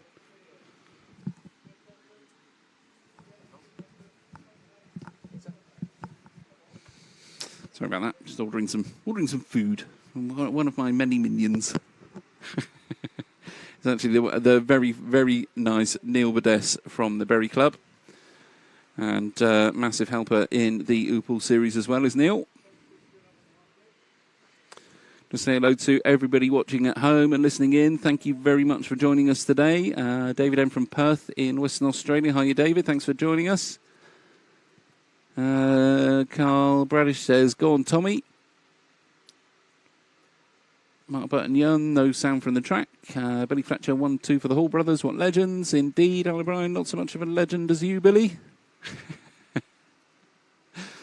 So Mark Burton Young says, wow, great bride from Tommy. Mark Christopher says, do it again, James. Hi, James and Matt. Hi, Mark. Great live stream. Thank you, guys, says Patrick Beck RC. Thank you, Patrick. It's great to be here. We appreciate you guys tuning in and listening. Who else have we got? I don't think anybody else saying hello. What are the drivers spraying their faces with? To be honest, there's those really annoying little like wiggly bug things. You know, you can virtually hardly see them, but they crawl all over your face and skin. I've got loads of them on me right now, all over the windows here in the commentary booth. James Helliwell had them all over his face when we were interviewing him as well. So they are absolutely everywhere. So I'd be surprised if the drivers are not spraying themselves. As you can see, if you look, if we get a camera up on the driver's stand, you can see them all itching their faces and scratching their ears because of the tiny little bugs that are absolutely everywhere. But when you're in the middle of farming country, it's to be expected, I think. So just part and parcel of a European Championships. And this is the EFRA Tony Sport 1/10 Electric Off-Road European Championships, brought to you by Schumacher Racing, Hobby Wing, Tony Sport, and the fantastic Robin Hood Raceway just outside of Blythe in the UK. Now, I will say that Tony Sport, do go and have a look at their website. There's plenty on there for you guys that are into your racing, so plenty of setup tools from the MR33 range, as well as lots and lots of bits for all of your cars. So do go in there and have a look for your tuning setups, anything that's going to help you on the side of the track as well. So pop onto the Tony Sport shop and go and get yourself some goodies.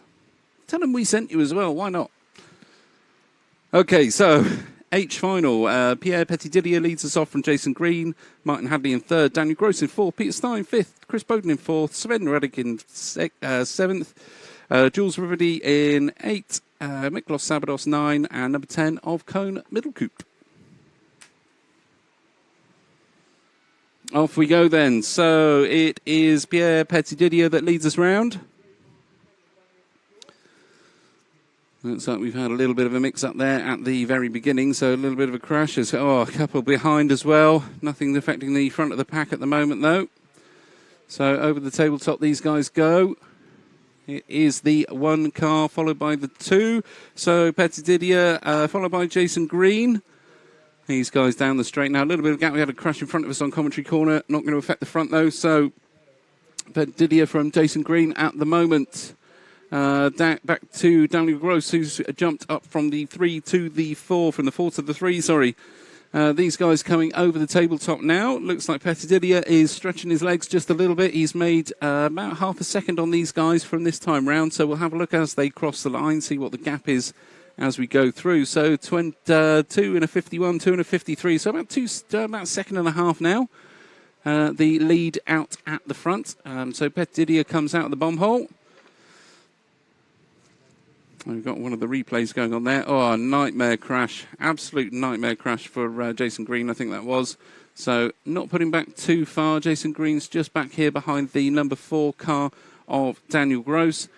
But it is Pierre Petitdidier out in front.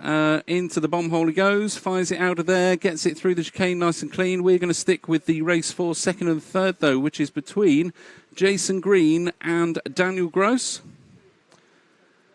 So Daniel just in front of Jason at the moment. Jason trying to hang on to the back of him as best he can, but Daniel's pulled out a nice gap there. Really good line over the tabletop section. Jason not able to keep up on that one. The gap certainly has stretched out a little bit. Makes it through cleanly. Does Jason over the... but he's just caught himself on the roller and dropped right back now. So the gap really increasing between second and third, as you can see there. The race, I think the closest race we've got on track is actually between sort of 5th and 6th at the moment, but we're going to concentrate up on the front. We're going to make sure these guys do get some airtime for getting out in front there. So Pierre Petididier drops himself into the bomb hole. Out he comes through the centre chicane. Gets himself over the first tabletop, round the little berm, punches it over the second tabletop. Nice wide line as you see the top guys doing. We're going to just shoot back to a quick replay. Okay, I think this is where Jason Green came No, there we go. So that was a replay of Frank changing between two cars. There we go. Not too sure why we have that one. However, we are going to stick with Pierre, who is coming up on a couple of back markers, the 7 and the 3 of Martin Hadley. So Martin Hadley, it looks like the 7 car is out of this one now. Oh no, he's just pulled over because he had a mistake at the end of the straight. Absolute chaos in front of me here on commentary corner, but we're going to stick with the front runner. Drops into the bomb hole. Out he comes through the centre chicane. Hits the first tabletop round the berm, second tabletop in front of the driver's stand, nice wide line through there, cuts it back nice and fine, drops back to the switchbacks. So Petididier punches it down the straight. Looks like Martin Hadley's actually pulled a little bit of a gap there. A little bit of a skip on the back end from Petididier. That's let Martin Hadley off a little bit from being lapped just yet. I think that's probably in the books for it to happen at some point though. But a nice clean line as he goes through both of the tabletops. Not quite as light. Oh dear, Martin Hadley's over. Marshall brings him back out, but that's to let Pierre go through nice and easy. So we have the 4 car followed by the 8 a little bit further back. If we drop back a bit there, Frank, just coming onto the straight now, I think the number 4 car and the number 8 car are fighting for second and third. Jason Green not too far behind those. So we've had a changeover again there, just coming out of the bomb hole for those 3. There we go. It's a tangle for everybody. Everybody's crashing into everybody right now. These guys pushing as hard as they can, but the big winner in that one has come out as Daniel Gross. He's now in second place. Jason Green just behind him as Jason enters the straight now. We've got a replay on screen. You can see absolute chaos there. Just a bit of a racing incident. Everybody getting caught up with each other. So we'll go back to the centre chicane, the first tabletop where we've got Daniel Gross there in second spot. Coming over now over the tabletops is Jason Green. That's who we're following at the moment. So Jason Green in third. And just behind him, I believe that is Jules Revedy. Actually, it's Peter Stein by the looks of it now. Right, everybody crashing off behind Jason. He's been sort of led off on this one. Needs to put the pace down a little bit to catch up with Daniel Gross, though, who is a fair way in front of him now. So we have the... actually, it's not too far. It's only probably maybe 2.5 seconds between... Oh, wow. So let's... Oh, dear. Okay, so Petididier takes that one. Too involved in what was going on track to worry about the times there. Petididier from Dan Gross, back to Jason Green in third. And then we got Peter Stein, Jules Revedy, Co Middlecoop, Miklos Sabados, Chris Bowden, Martin Hadley, and Sven Ruddick. And that is your H final in the book.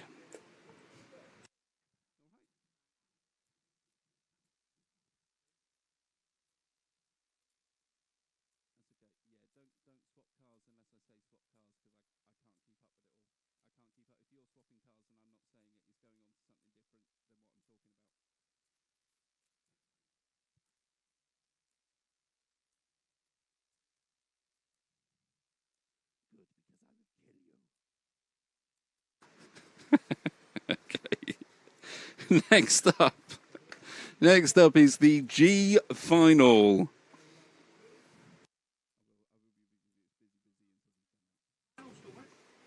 Okay, so leading us off in the G final, Adrian Sognesund, followed up by Laurent Jesus in car number 2.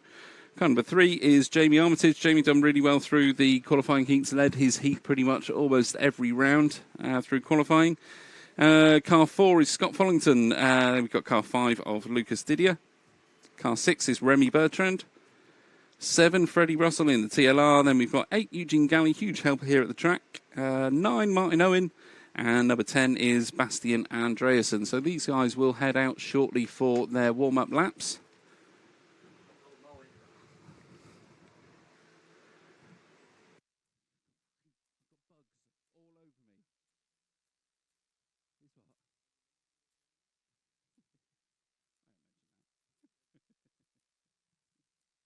Okay then, so I've just been told to mention that Martin Owen is the BRCA chairman.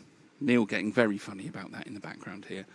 Martin Owen up there, give him a bit of due. Second from the right, next to Eugene Galley on the end. Here's Martin Owen.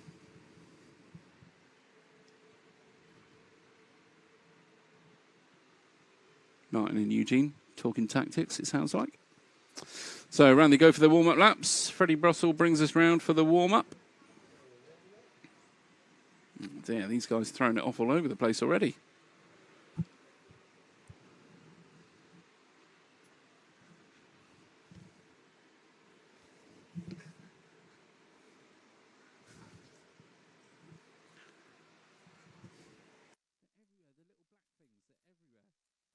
I'm just getting attacked by small black little bugs that are absolutely everywhere in here at the moment.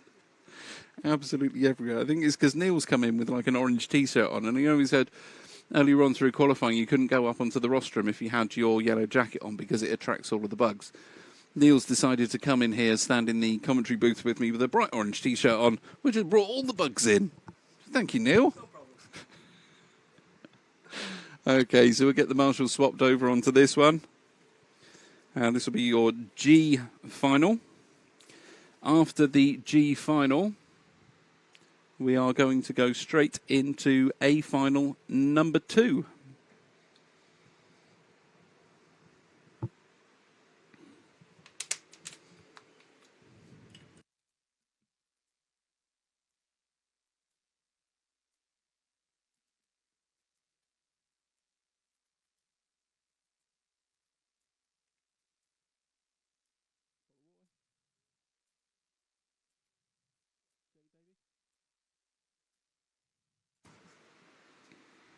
Okay, so these guys lined up. I think Worsley's done his thing. And we will wait for the tone.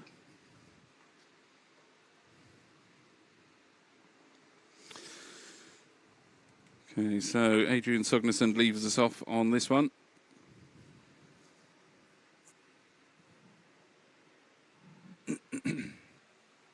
Keep an eye on those front 3 as they hit into the first corner.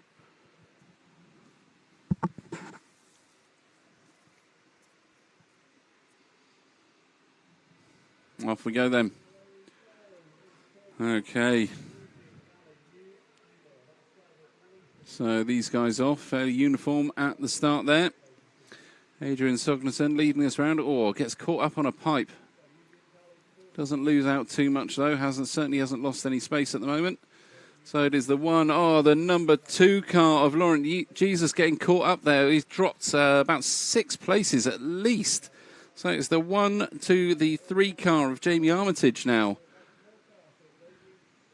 I'm not even sure if that is Jamie Armitage. I think there's been some huge mix-ups here.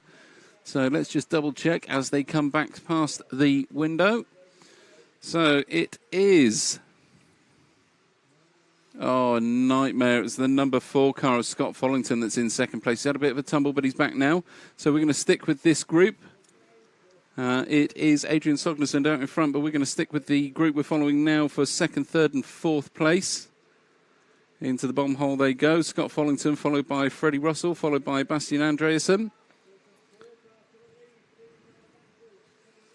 Okay, looks like a little bit of a swap there. Looks like Freddie Russell's just dropped back behind Bastian. We'll double check as they come over the line. So Scott Follington taking us round from Adrian Sognerson back to Freddie Russell, back to Bastian Andreasen, Laurent Jesus there, Martin Owen, Jamie Armitage, Eugene Galley, Remy Bertrand and Lucas Didier. So over in front of us they come, over the tabletops they go, a little bit of a crash there. We have the 4-car of the 4-car of Scott Follington out in the lead now, stretching his legs a little bit down the main straight as he goes past the off-camber sweeper, makes it through the roller nice and cleanly. Second and third behind him, Adrian Sognerson, Bastian Andreasen not too far behind. Bit of a wild line from Bastian there into the bomb hole, but he makes it through okay. Certainly trying to keep... Oh dear, Adrian Sognerson takes a little bit of a tumble going through the tabletop section. Didn't lose a place, lost a little bit of time though. Was catching up onto the back of Scott Follington then, but Scott is keeping it rubber side down, which is what he needs to do to get this to the end. It looks a little bit unstable, that car of Scott's there, so not sure if he's having some issues. Oh, Adrian looks at a move up the inside. Can't make it stick, though. Scott closes the door on him, takes a tight line through the tabletop section to try and cut off any chance of Adrian going up the inside of him. Scott punches it down the main straight, gets a little bit of a breathing room. Through the off-camber sweeper he goes into the roller. Adrian Sognerson right behind him. Bastian not far behind Adrian at all. Those two into the bomb hole. So we're going to stick with second and third for the time being if we can. Oh, and as I say that, they've swapped positions. It was Adrian Sognerson came off pretty bad there. He's dropped himself right back now. So, right at the front of the pack. Blimey, it's all changed. Nobody wants to win this one. So Scott Follington has almost thrown it away on one corner. He's let Adrian Sognerson catch right back up onto the back of him as he goes through. Oh, Adrian just catches the back of a car, gracefully waits though. He knew he'd done the wrong thing there. Right thing to do was to wait and just let Scott carry on. So Scott from Adrian back to Martin Owen, who's pumped himself from the 9 to the 3, capitalised on the mistakes, and what a move by Adrian Sognerson then, as they went past the line through the sweeper, absolutely punches it past Scott Follington, who had no answer for it whatsoever. Adrian now brings us round past commentary corner. Scott right behind him, trying to hang on, so he'll capitalise on any mistake that is made by by Adrian at the moment. These guys punch it down the straight. Adrian really getting that car going, the front end lifting on it as he gets down the straight, but they're now into the bomb hole. Both cars in, both come out, both safe there. They do disappear out of sight as they go into the bomb hole, but they're now both over the first tabletop, round the berm. Wide line from Adrian through there, getting the most of the speed out of that car. He's got a little bit of a cushion now in front of Scott. It doesn't look like anything on the track now. They've really closed back up.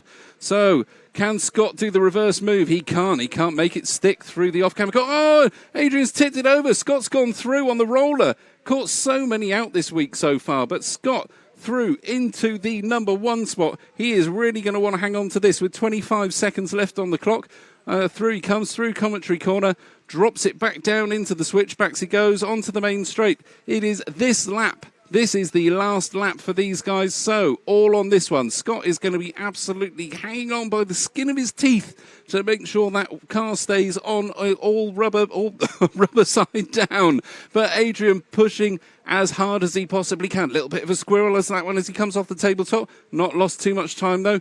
Can Adrian do anything in the switchbacks? Is Scott going to hang on? He does. He punches it down and takes the H final. Scott Follington from Adrian Sognerson back to Martin Owen, the BRCA chairman. Happy with that? So there you go. Scott Follington, Adrian Sognerson, Martin Owen in 3 from the 9. Back to Laurent Jesus, Eugene Galley, Freddie Russell, Bastian Andreasen, Remy Bertrand, Jamie Armitage and Lucas Didier. And that is your H final. Up next, round 2 of the A final. What's your thoughts on it, Neil? Do you think Tommy's going to hang on? No, we need on the Josh. Oh, he's going. Oh, outsider. Outsider. So, Neil's money is on Josh Holdsworth for the next day final. Pull it out the back. Okay. I'm happy to put a quid on that. So, let's get our list. So, TQ Man, Tommy Hall. Let's see, Marcus Kerrup. Oh, okay. So I guess that's because we've jumped back then. On the list I've got in front of me, it stops there. Okay, so G final. No, F, you said. So G final, not the A final. We'll have that bet again in a minute.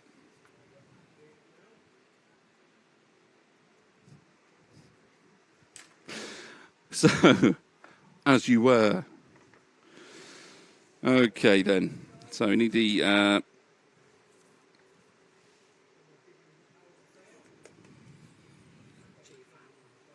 So we literally just had the G final.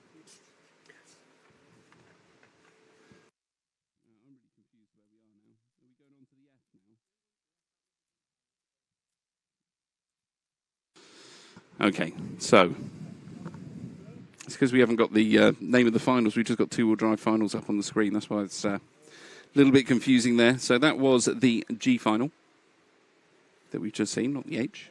And the H before that. We're now going to go into the F final. Thanks, Neil. Okay, so F final is where we're at. These guys getting themselves ready now and lined up. So I'll let you know who's out there. It's number 1 car of Matt Peters. Number 2, Lionel Lebez. Car number 3 of Andrew Wesson. Then we've got David Scott in the 4, Daniel Ortiz in the 5, Cedric Didier in the 6, Tristan Hackle in the 7 spot, Dylan McBurney in the 8, Natalie Williams in the 9, and David Karadek in the 10 spot. So these guys are just getting themselves lined up now. And then, after this one, then we will go into the leg 2 of the A finals. I'm still sticking with my bet, though.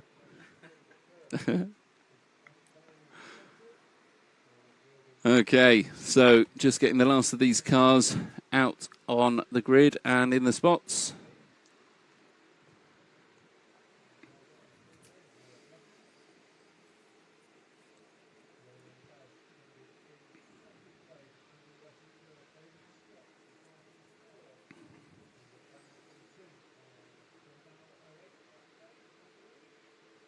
Okay, so these guys now just getting themselves lined up and ready to go.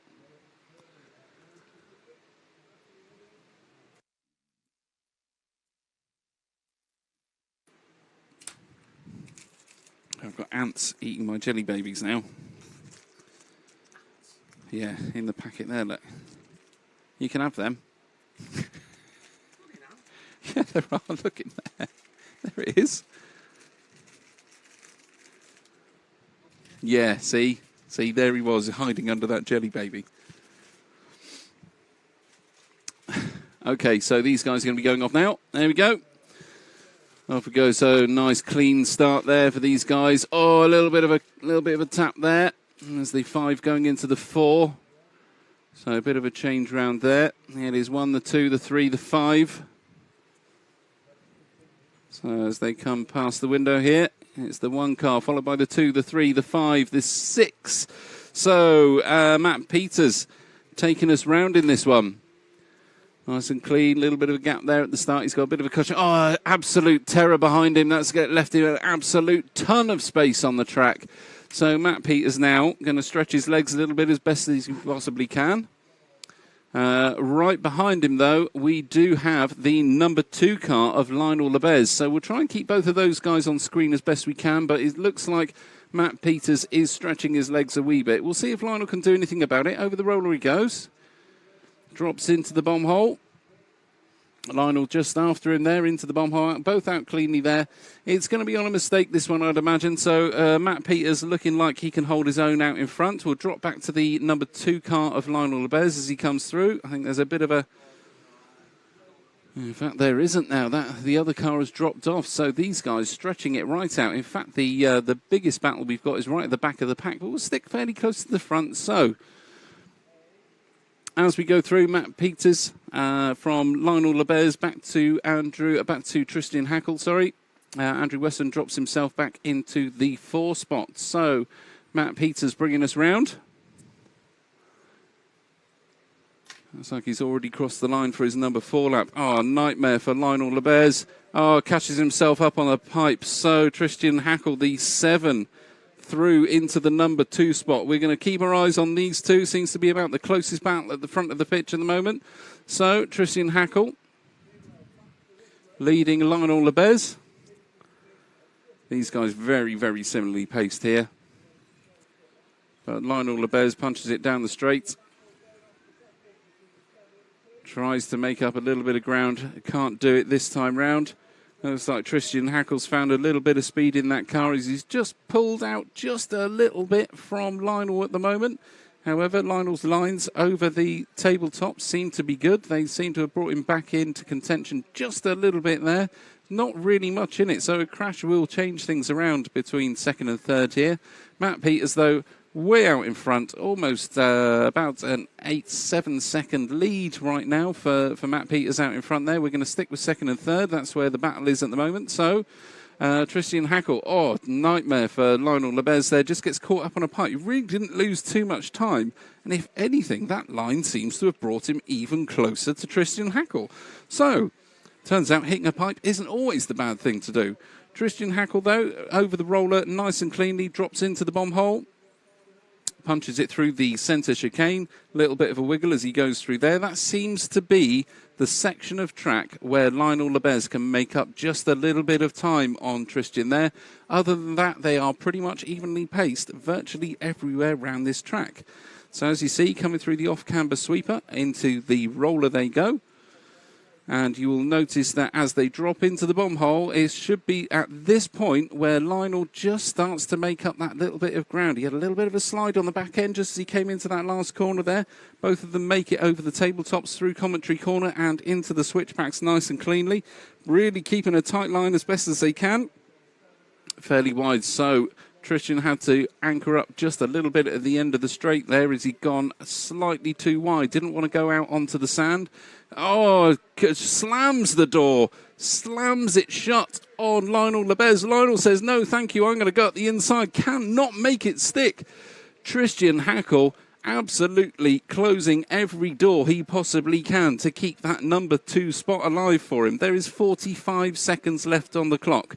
Possibility of this lap and one more, definitely this lap and one more. Whether they can squeeze another one in, I would be pretty surprised. However, oh, Lionel Lebez takes a tumble. The number 2 car could not keep up the pressure on Tristan Hackle. So Tristan now stretching his legs a little bit. We will try and we'll stick with Tristan until the end. Seems like the winner is going to be coming over the line fairly shortly. He might get one victory lap in. We'll just keep an eye on Matt Peters out in front just to see if he gets over the line. He does. So it's likely if Tristan Hackle cannot get over the line before the clock's out, which he cannot do, time is up. It is just a victory lap for Matt Peters in the number 1 car. So Matt now just coming through the switchbacks. Green and black car onto the straight. There he goes and takes the win of the F final.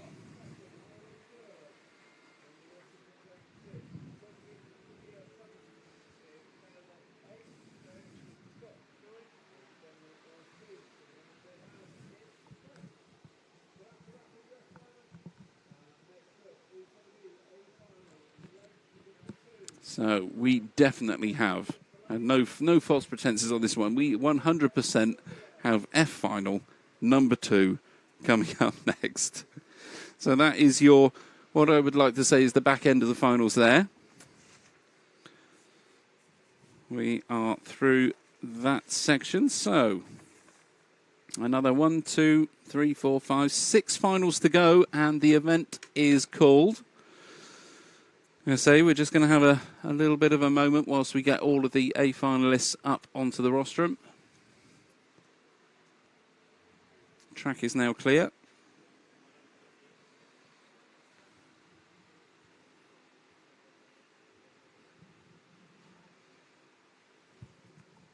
These guys, everybody's starting to build up around the edge of the track now, getting ready for the second leg of the A's. Just to remind you, we have Tommy Hall, Marcus Kerrup,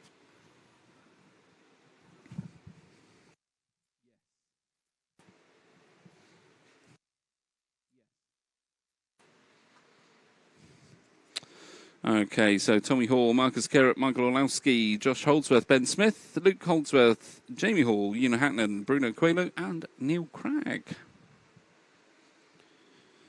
So Tommy Hall takes a 1 as his score from the first event, or from the first final. Jamie Hall takes a number 2. Nothing else if you're going to get your 2 in round, or 2 on your first leg of the final. You're going to be pretty confident of a podium finish, I would imagine. However, as we've seen already, things can change pretty rapidly.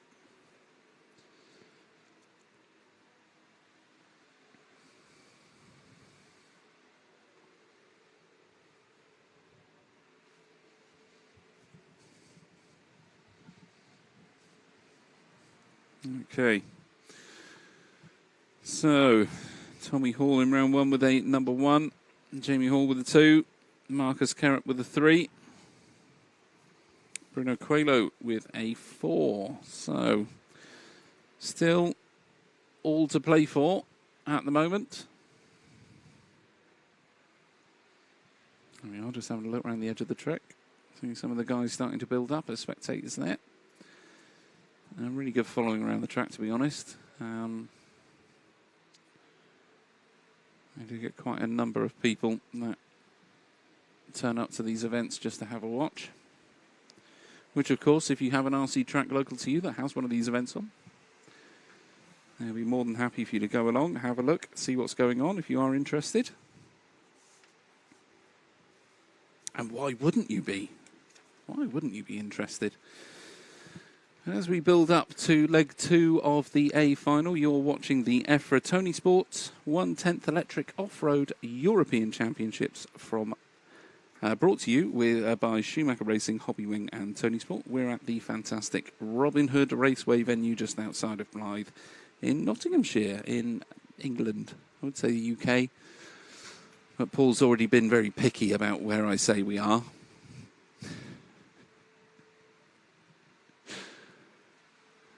Not that I mind him being too picky. I think Frank's probably the more picky one of the two.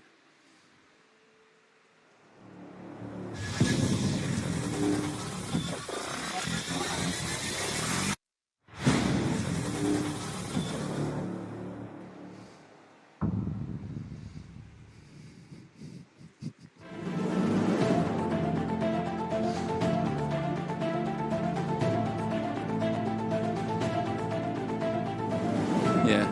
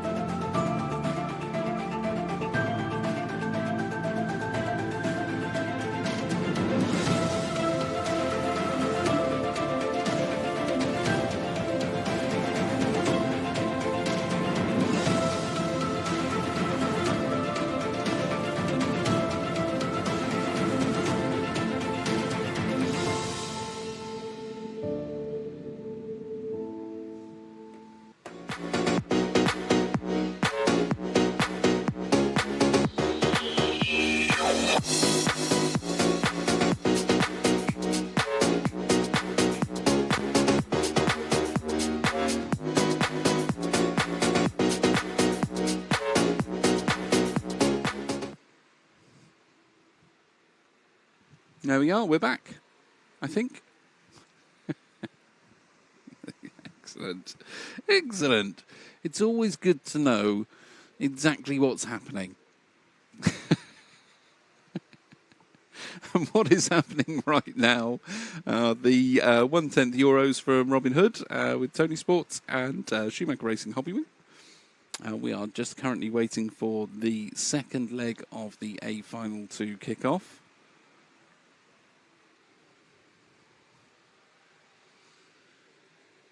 See a few famous faces around the edge of the track there. Robin Schumacher, I can see. Top of the big bank cornered before the main straight. Might just be able to make Robin out on the left-hand side of your screen under the Tony Sport star there. Just to the left of it.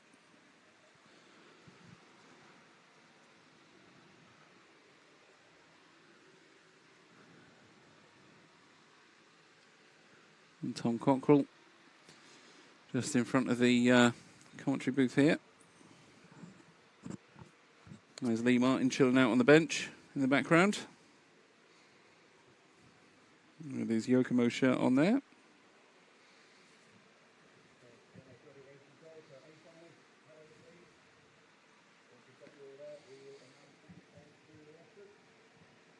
Okay, yeah, lots of, you see Clement Boda just at the very left-hand side of your screen. It's gone now. Oh, there he is, he's back. So it is the very left-hand side of your screen in the S-Works hoodie. And Clement Boda.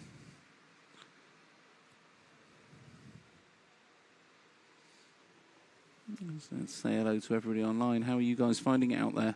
Oh, I've just opened Microsoft Word for some reason. Okay, let's get rid of that one. Let's have a look. Okay, so hi everybody out there. Lots and lots of you tuning into this one. Craig Gibson says, fantastic drive from Tommy. Also, Bruno done fabulous 2 9th, 2 4th. Thank you, Craig. Great for you to get involved. Oh, okay. Ads RC Racing says the little black things that are jumping all over us are called cornflies. They're thunderbugs. Apparently, Nick says they're thunderbugs. Where I come from, they're thunderbugs. Okay, okay. I'm going to take it as thunderbugs. That's where I come from. For fear of being flogged by Nick if I call them anything but thunderbugs. There he goes. Oh dear. Okay, so we got John Cockhill up there, chief referee on the rostrum.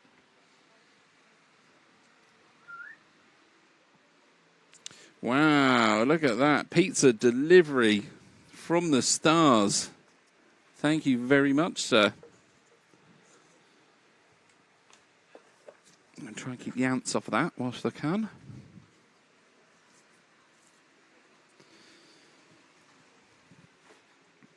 So, slight delay here as we're just waiting for these guys. I think they're all going to be called up onto the driver's stand now. So hopefully we'll be able to pick up a bit of the ambient sound so you can hear that going through. And I'll just let that happen as it does. Yeah.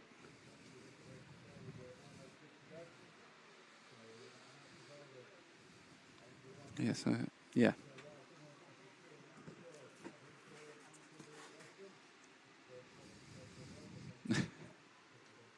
So there is. There's Nick Damon. Nick Damon's out on track there, poised to do some interviews.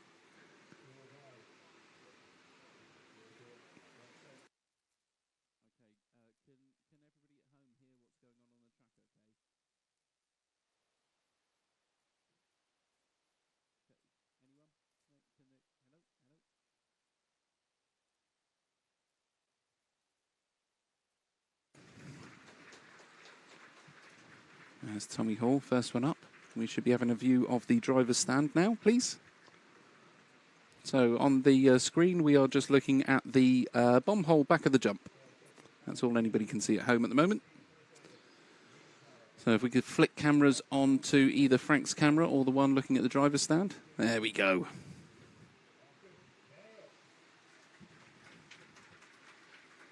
So Marcus Kerrup going up now for Team Associated.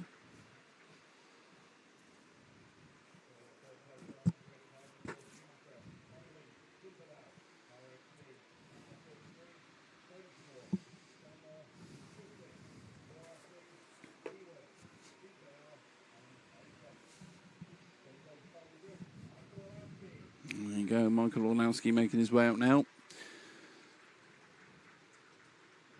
Huge star of the Schumacher team.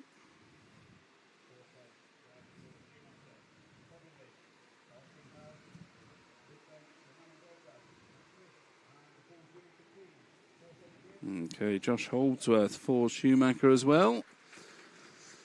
heading up onto the rostrum now. Each one of these drivers, as they go up, get to choose their own space. They're all fairly settled where they are.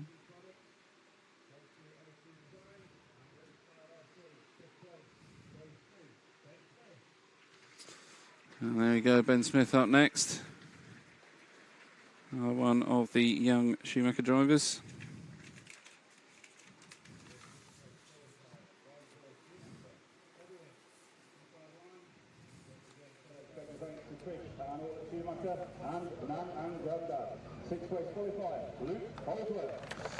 There you go, so Luke Holdsworth making his way up now.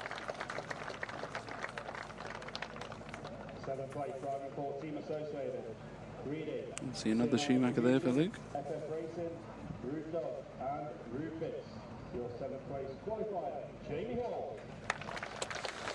So Jamie Hall making his way up for the associated team next. So next to his brother Tommy there. Oh, no, just the driver in between, I'm sorry.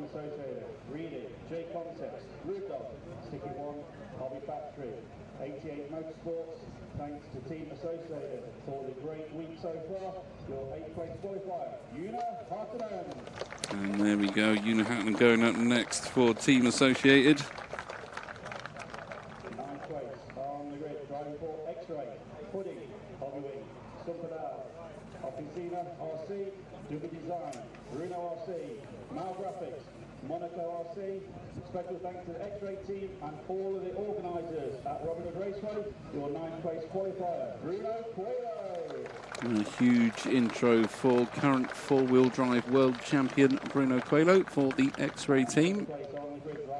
Absolutely lovely guy, Bruno. Gets a lot of stick on the track for being a tough racer, but he's an absolute pleasure to chat to. Thanks to the whole associate team and Team GB for all the support. 10th place on the grid, Neil Craig. And finally, for the UK, the People's Champ, Neil Cragg. That's world champion in two-wheel drive. 9-time European champion. So, Marshall, to your points, please. Okay, so these guys are now going to go for their warm-up lap. Bring themselves round onto the grid.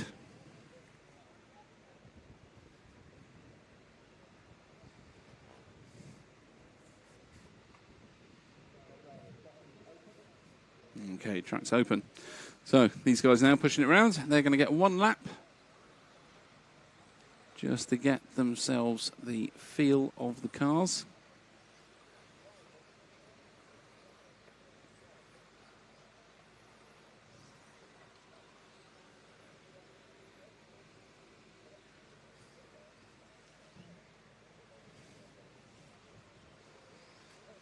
Okay, so everybody now just starting to slow down. The likelihood is Paul Worsley's going to be hanging around at the end of the straight there, so the last thing you want to be doing is punching it down there right now. Okay, so last of the drivers to come through, Una and Bruno.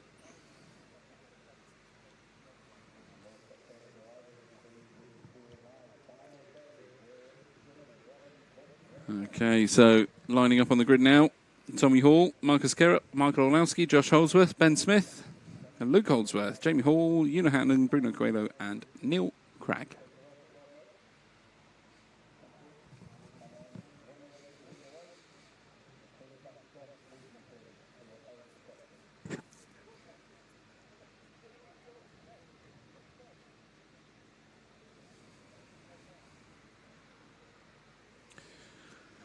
Okay, then everybody poised and pretty much ready to go. I'm waiting for the klaxon to go. And we will be off for leg number 2. A win from Tommy here would see him secure the title.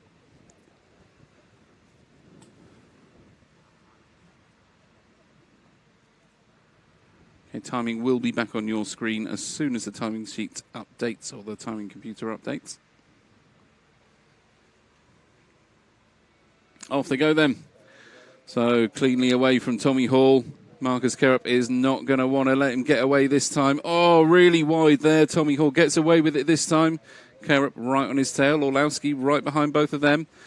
But already, Kerup goes for a move up the inside. Tommy tries to cross back over, and Kerup's taken him. So Kerup now leads us round straight in on the first lap. So it is Marcus Kerup back to Tommy Hall.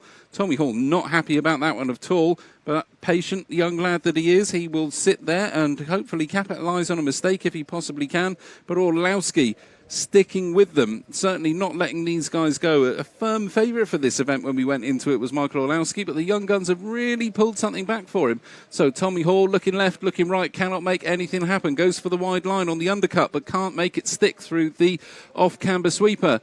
Into the bomb hole they go, 1, 2 and 3. And they come cleanly, nice and clean through the centre chicane, over the first tabletop, round the berm, driver's tabletop done. All of them taking the wide line this time. No need to try and overtake. There's too much of a gap. You weren't going to make it through. So the switchback's done. Top 3 on the straight now. So Kerup from Hall back to Orlowski. All of these guys doing their absolute best to push everybody else on the track, make sure that they are keeping it rubber side down. Kerup gets caught up on a pipe, and Tommy Hall capitalises on it straight back through to the front. So Tommy in the 1 car, Kerup in the 2, back to Orlowski in the 3. Through the switchbacks they go. Tommy absolutely wringing everything he can out of that associated B6.4. No messing about at all from Tommy. He is really going to be pushing now. Drops it into the bomb hole. Out they come.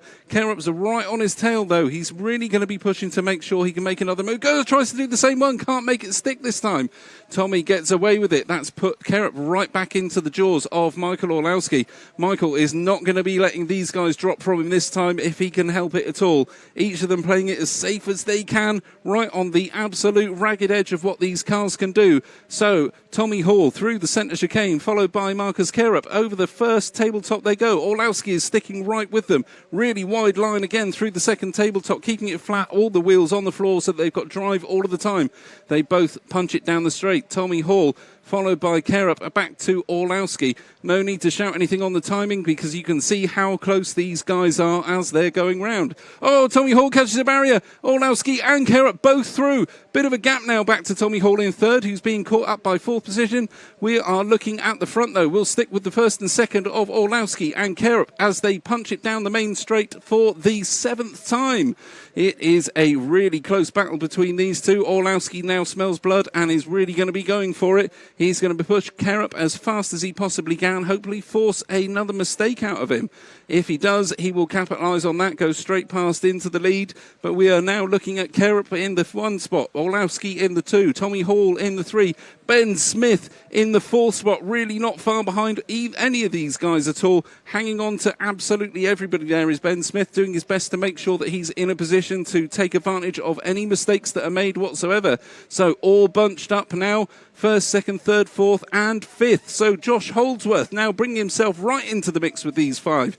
It is Marcus Kerup, Michael Orlowski and Tommy Hall absolutely proving why they are the top 3 in this event this week. Stretching the legs already. They've got a gap on 4th and 5th of Ben and Josh Holdsworth. That gap you can see visibly opening up as each corner goes through. Tommy takes another tumble, gets it back on his wheels. A bit of a champion's roll there, but he has certainly lost a lot of time with just over a minute left on the clock. There's a possibility of 3 laps to go. This one more, and the one after will be the decider. So can Kerup keep it on all 4 wheels? Will Orlowski be able to put enough pressure on by the end of the race to force a mistake, or will Tommy Hall be able to capitalise and bring something back into the game? 45 seconds left on the race clock.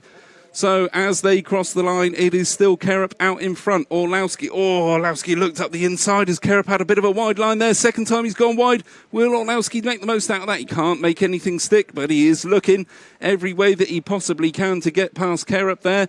Orlowski goes super wide. I thought he was going to go over, but he's kept it on his wheels, proving how stable that Schumacher is, even under really extreme conditions. We're still pushing down the main straight. So a little bit of a gap now back to Orlowski from Kerup. Tommy Hall's brought right back into it. He is on the tail of Michael Orlowski. This is the final lap. I think they aren't going to get through for one more. It's 8 seconds left on the clock. So Kerup brings us through. Orlowski in the number 2. Oh, Tommy Hall forces the move. He's gone into second spot. It's a race to the line. Can he go back? No, Tommy Hall takes the second on this one. Carup wins. Orlowski in the 3. An incredible race from start to finish from these guys. Really, really close there all the way through. But it is Marcus Carup with a 2. So a 1 and a 2 for Tommy Hall. A 3 and a 2 for Carup. Who else? Sorry, a 3 and a 1. 3 and a 1 for Carup. We're going to swap over to Nick shortly, who's probably going to grab Marcus Carup as he comes off. Nick will be there shortly. We're not quite ready for him yet, as they haven't come down off of the rostrum, but we'll just wait for these guys to come back round. I can see them just getting ready in the background there. What a race, though, for Marcus Carup. Okay, so we're going to swap over onto Nick now. I will see you shortly just after he's had a chat with Marcus. Wow. Incredible final there. Yeah, we're very exciting, very exciting. Huge amount of pressure. Is that the most pressure you felt in a race? Yeah, for sure. But yeah, I made a stick and very good drive by Tommy as well. So, yeah.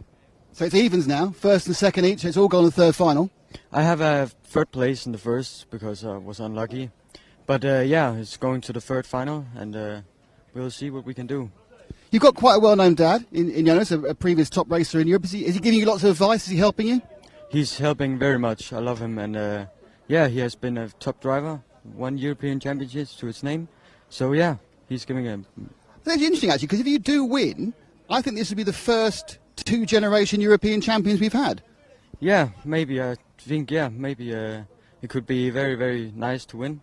And also a good result for the team. So, yeah. Okay, well, good luck. You've got about an hour to find out. Thanks very much. Marcus Carup, who could become our first second-generation wins. You become the Jacques Villeneuve or the Damon Hill of RC. I don't know. We'll see. But it's for sure exciting. Great stuff. Thank you. Cheers.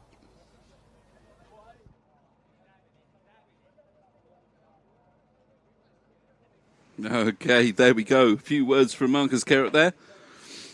He is obviously a very modest young chap. Some serious pace in that car. Fantastic final from those guys. We go to leg 3. Tommy Hall, not going to be happy about that one. Absolutely pushed everything he possibly could in those last few corners just to get past Orlowski and clinch that second spot. As it stands, I think Tommy Hall... Yes. Yes, I think Tommy Hall is pretty much there. He's going to need another one. He's going to need another win to really secure it, as we all know. What we'll do now is just pop onto a quick ad. We'll be back shortly.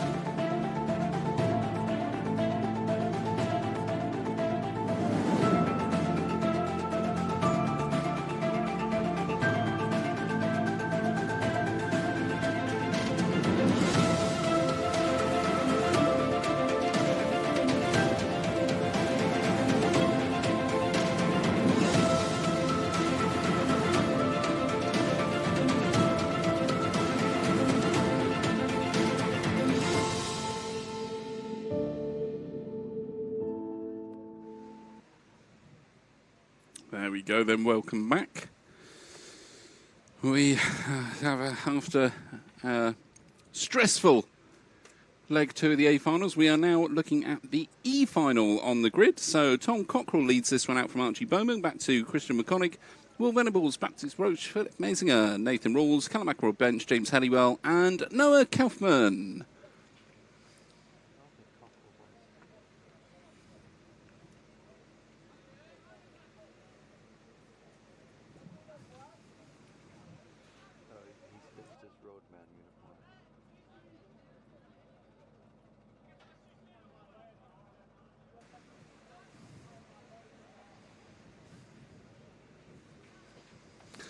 Okay, so we're just waiting for these guys just to be lined up.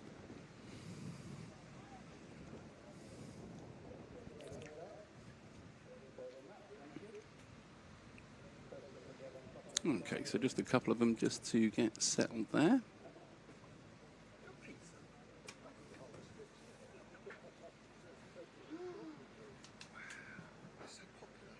I know. Okay. All right, Nick's looking at my pizza longingly.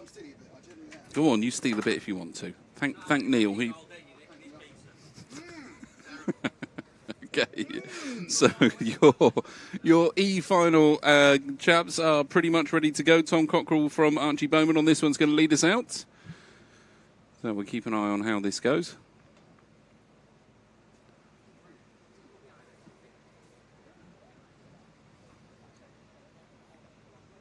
Okay, driver's still pointing a little bit. I think we've got a few seconds. Sorry, excuse me. A few seconds before this one kicks off. That's what happens when you try and stuff a pizza down in between races. Okay, so these guys poised and ready to go. Off we go. No change at the front. 1, 2, 3. Safely through. So Tom Cockrell, with a huge amount of experience on the track, is going to lead us through. Into the Mom Hole he goes.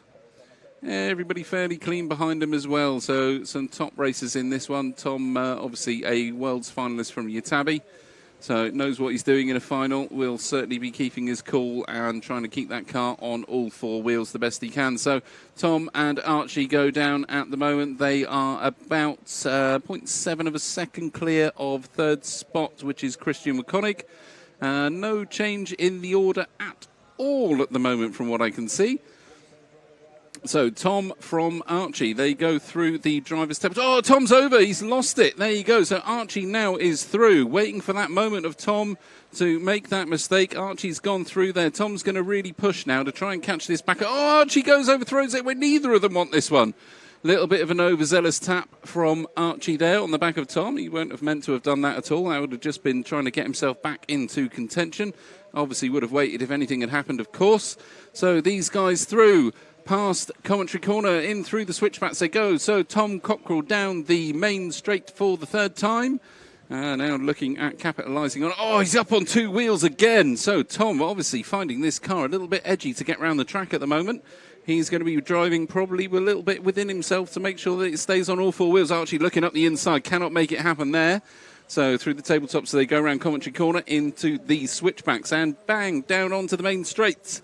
Tom punches that car as fast as he possibly can, takes a really nice tight line through the off-camber sweeper there, keeps it well on its wheels through the roller this time round, making sure he's not losing any time. But Archie, oh, he catches a pipe, over he goes again, giving Archie many, many, many miles of room now to capitalise on those mistakes. So Archie going to absolutely leg it as fast as he can down the straight, try and get that gap out as much as he can from Tom Cockrell. Tom's not going to be happy about that. Oh, Tom goes over again, the end of the straight. So through goes Philip Maisinger now.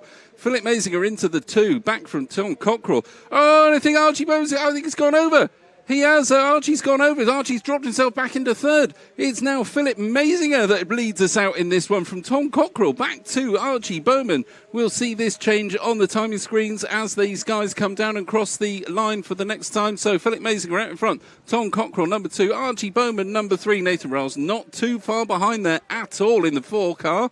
He will be pushing as hard as he can, Nathan Rawls, to really make these guys sweat. But it looks like... Oh, it looks like chaos up there now. These guys swapping positions left, right and centre. I think Tom Cockrell is actually... Oh, Archie Bowman puts a move on Tom on the switchbacks. Oh, it's actually Philip Mazur. Puts a move to get back into the front. So we have Philip Mazur, Archie Bowman, Tom Cockrell. These guys are pushing as hard as they possibly can to make sure that they stay in front. But with that, the mistakes are coming. So these guys round through the switchbacks again. First, second and third, pushing it as hard as they possibly can. So Philip from Archie, from Tom. Looking at the way these guys are on track. Oh, nightmare for Philip. I think he's just tipped that over there. So it's going to be Archie from Tom. I'm pretty sure those cars are actually the wrong way around on the timing screen from what I can see on them. We'll just make sure as they come past. Okay, so Tom Cockrell should now be out in front. I'm not sure why Philip Mazinger is up there, but Tom Cockrell is definitely out in front now. We'll check who is behind. The timing screen seems to be putting Philip Mazinger up in the front there, but I mean, we're talking a couple of seconds ahead, realistically. So there you go. Okay, so Philip Mazinger, he is out in front. I've got a little bit mixed up there with all the action that was going on. So Philip Mazinger well out in front. A couple of seconds on Tom Cockrell. However, that gap has decreased slightly as Tom, using his worldly wise experience to use as much of the track as he can to make that time up. A little bit of a slip there coming out of the chicane in the centre of the track, but Tom pushing it as hard as he possibly can to catch back up to Philip, who is about a second up the track from him on that last lap. We'll see what the gap is this time round. A little over a second this time through, so it looks like Philip Mazinger really stretching his legs, doing his absolute best to keep Tom behind it. But Tom, not one to give up. I think they are going to go this one and possibly one more. So past me comes Philip, past me then comes Tom. They are looking to get down the line. They will certainly get past the line for one more lap. So this is a fight to the finish between first and second. Philip Mazinger comes round over the roller. Tom Cockrell just after him. A little bit wide from Mazinger there as he drops into the bomb hole. Through the centre chicane, really squirrely there. Lost a couple of tenths while Tom's rolled it. Oh, Philip, that's an absolute nightmare from Tom. That's left Philip to pretty much just stroll this one onto the line and take the win. There he goes. So Tom coming through next. There you go. Tom secures second place. Sorry about that, chaps. I actually lost Philip. He was that far in front of everybody for a minute. We lost where we were. But it was Philip Mazinger from Tom Cockrell back to Archie Bowman. Will Venables in the number 4 spot. Nathan gets past Nathan Rawls in the 5. Back to James Halliwell, Christian McConaughey, Noah Kaufman, Baptiste Roach, and Callum McCoy bench bring up the back of the field. There you go. That was your E final. Crikey, and if that was the E, imagine how crazy the A final leg number 3 is going to be with everything on the line. Okay, then D final is up next.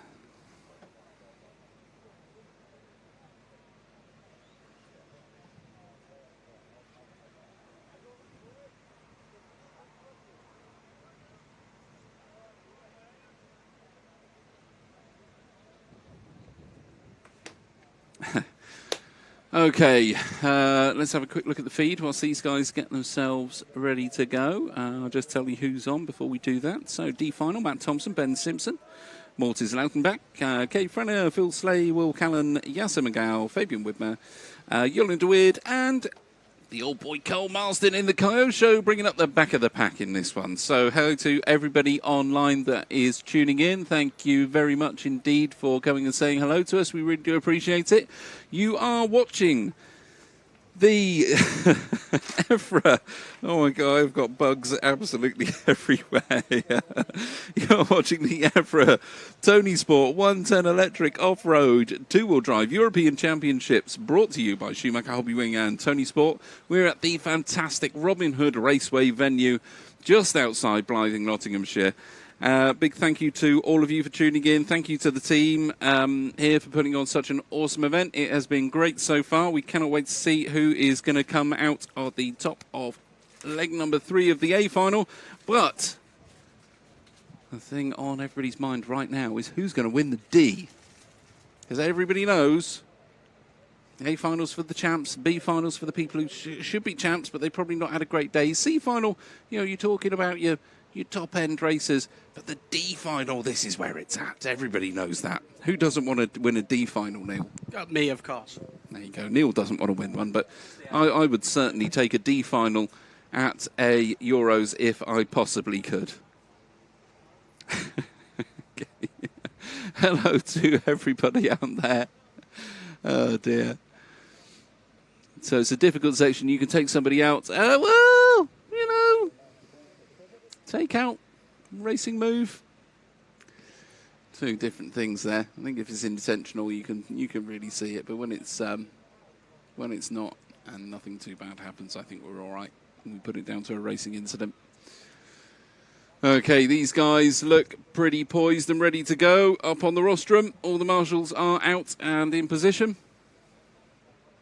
John Cockle, our ref, is up there. Keep an eye on proceedings, and these guys are ready to go.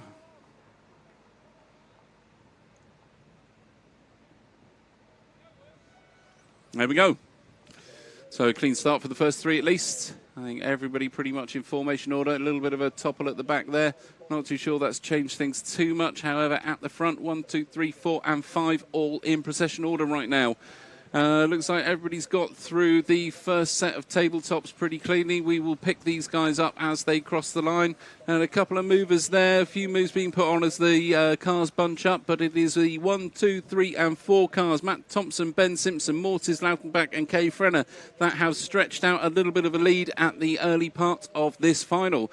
So these four all bunched together as they go over the first set of tabletops around the little berm, past the driver's tabletop. Matt Thompson takes a lovely wide line through the tabletops there, making sure he's keeping as many of his wheels on the floor as he possibly can to maintain that drive forwards, which is what these guys are searching for. Lovely line over the roller. So we're going to look at the top four, if we can keep them in. If not, Frank, don't worry about dropping off at first. We can keep this back. Oh, an absolute nightmare there for second, third and fourth spots. So it looks like we have the number 4 and the number 3 car. So I think that is going to be Kay Frenner back to Ben Simpson. So Matt Thompson stretching his legs right out the front now. He's got a little bit of a comfort blanket back to Kay Frenner. Kay's really going to be doing everything possible to push up on the back of Matt now. We'll stick with these top two as they go round.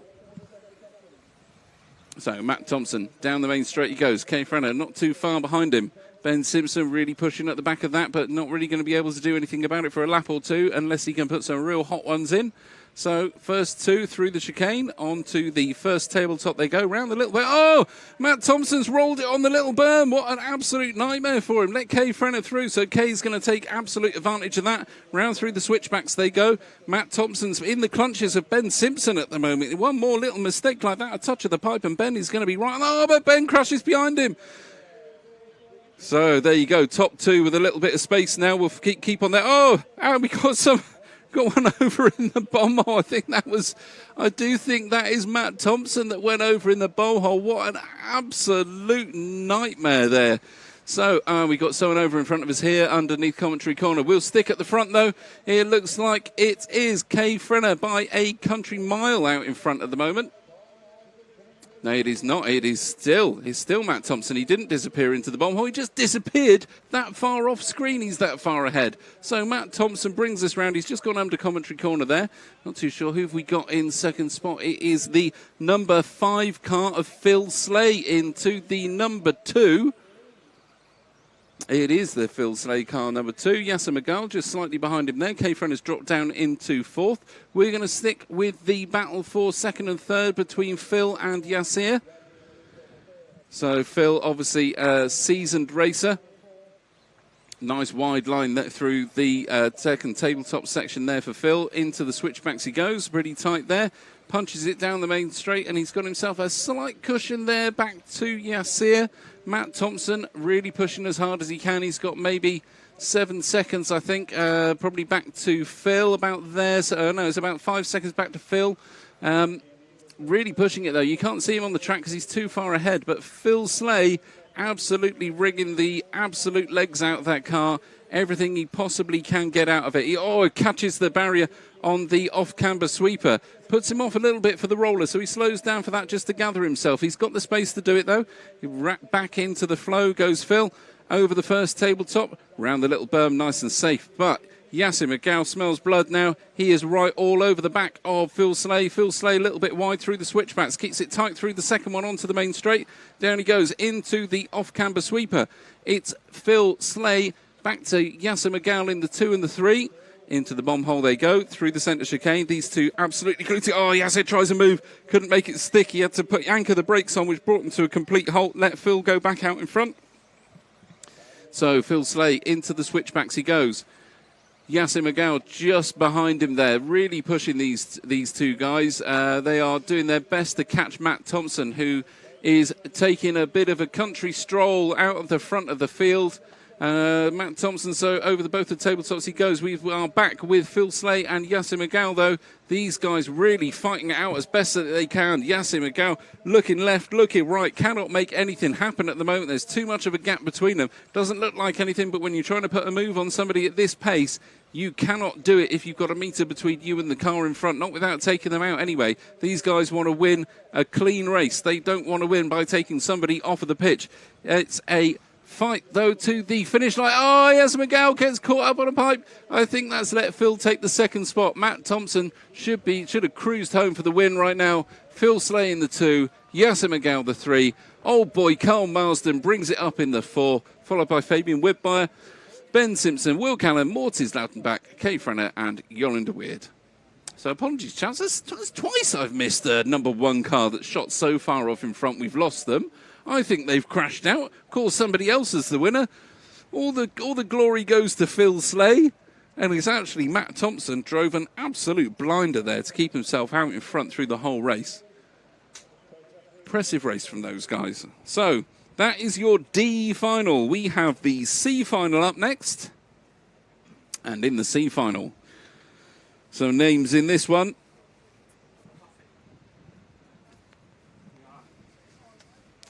So some names in this one. Clement Boda takes us round on the number 1 spot. And then we've got Elias Johansson, Max Gotzel, Tyler Little, Ben Jameson, Jermiel Gabrielson, Alexander Landon, Daniel Kovac in the 8, Greg Williams in the 9, and Dom Nunn in the 10 spots. Okay, so a couple of minutes whilst we get these guys set up. Just to let you know that you are watching the EFRA Tony Sport 1/10 electric off-road 2-wheel drive European Championships. We are sponsored by Schumacher Racing, Hobbywing and Tony Sport. And we're at the wonderful Robin Hood Raceway venue just outside of Blythe in Nottinghamshire.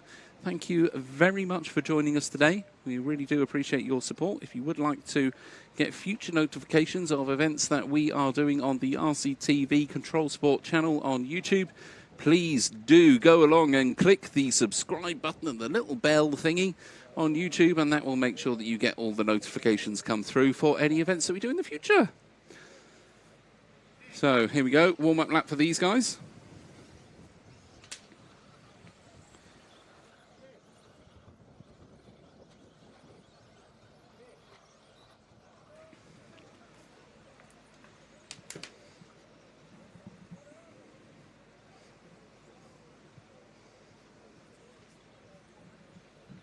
So, fantastic racing here. The thing that's on my mind right now is I'd just like to be somewhere where there aren't any flies. That would be great. That would be a good time for me if we could just be somewhere with no flies now.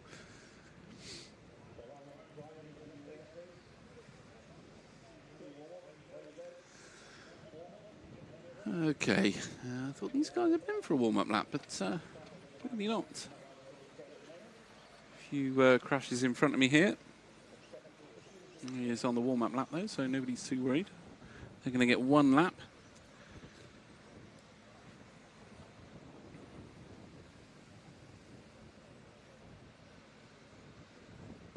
So last one just gone past the line there. And wait for these guys now. They're just going to slowly bring it onto the straight. Get themselves lined up on their grid spots.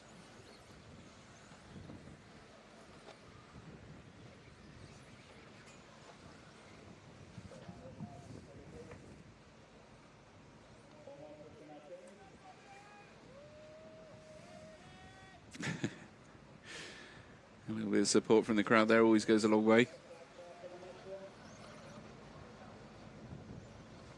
Okay, so drivers look pretty much ready up on the rostrum there.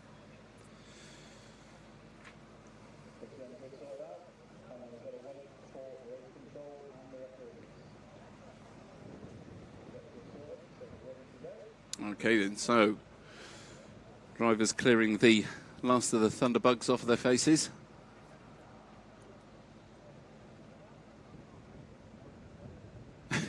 If you look around the track, you just see everybody sort of flinching and twitching. they got the bugs all over them. Okay, so everybody pretty much ready. It looks like we're just going to wait for race control to kick this one off.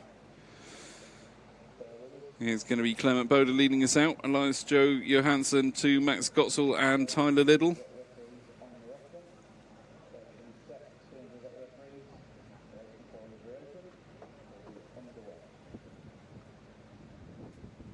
Okay. So heads down for the drivers now. Everybody looking where they're going. Just waiting for the countdown.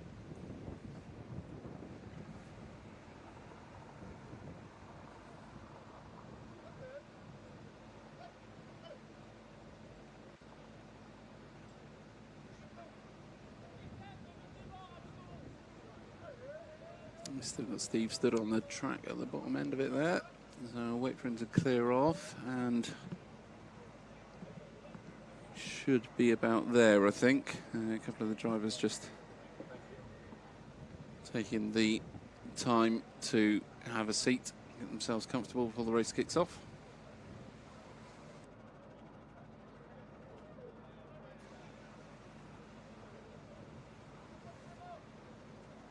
Crowd's getting bigger as we go up through these finals. There's certainly more people around the edge now than there were a couple of heats ago.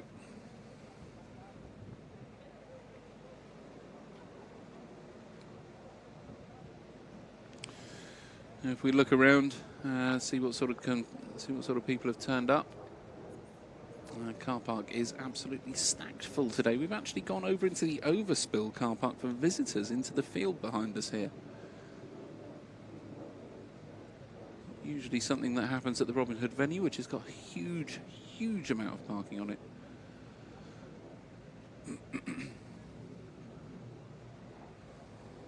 So I'm not too sure, unless we're just waiting for the timing to click through, which is, I'd say, fairly unlikely really. We're just waiting for the timing to click through before these guys set off. So the drivers have stood back up.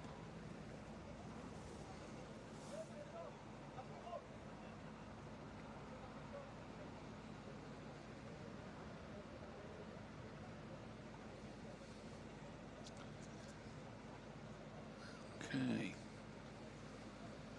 Yeah, I'm not too sure what the delay is at this point here. I haven't got a countdown timer between rounds on the screen at this point, so we can't really tell you exactly when the next one's going to kick off. Yeah, it's not going to be far away though, because these guys with their cars switched on the line will be losing that initial bit of punch out of the batteries. It won't last too much. It just takes that bit of an edge off at the very, very start. Hardly noticeable to a club racer like me, but at this level, these guys would start to pick it out. Just say an ex-club racer like me, really, rather than a current club racer.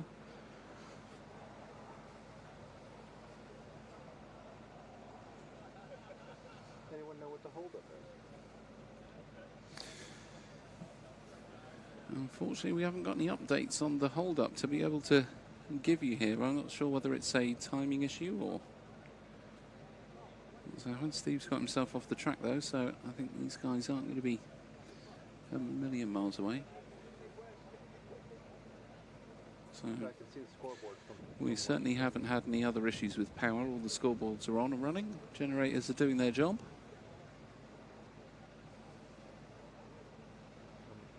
I can't really hear what they're announcing, so I don't know. No, I can't hear what they're announcing. Sorry, it's spoken to me here. I can't hear what they're announcing either, so it's we're a little bit in the dark at the moment as to what's going on.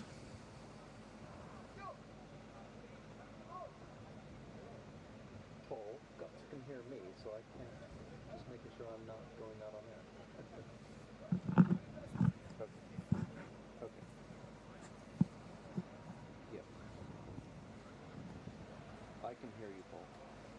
I can hear me. Okay, so let's have a look and see if there any sign of movement out there.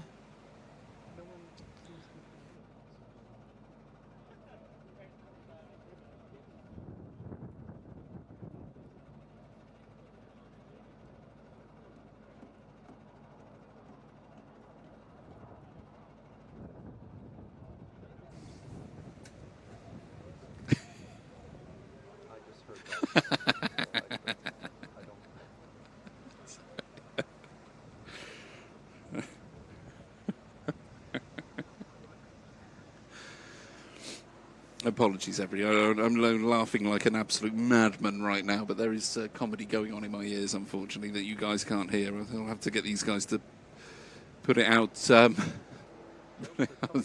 that you can hear the abuse that I get given by the team here.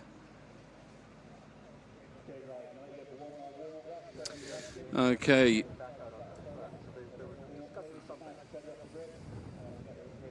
Looks like they're just going around for one more warm-up lap. Obviously, those guys have been there for quite some time, so they've been given the option just to have a warm-up lap. We have got a couple of cars that haven't moved off the straight. We've got one there that is still stationary at the moment. I'm not sure what's happened to that, to be honest.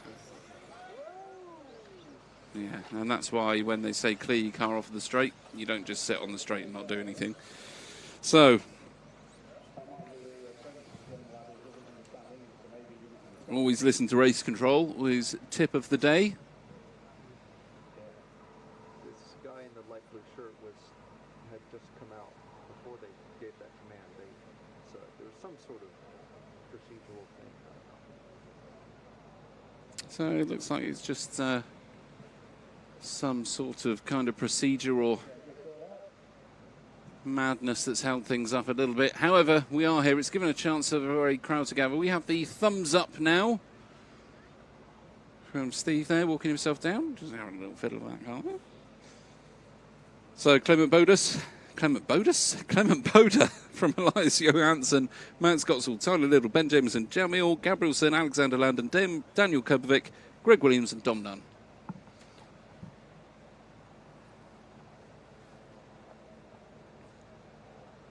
And the much anticipated start.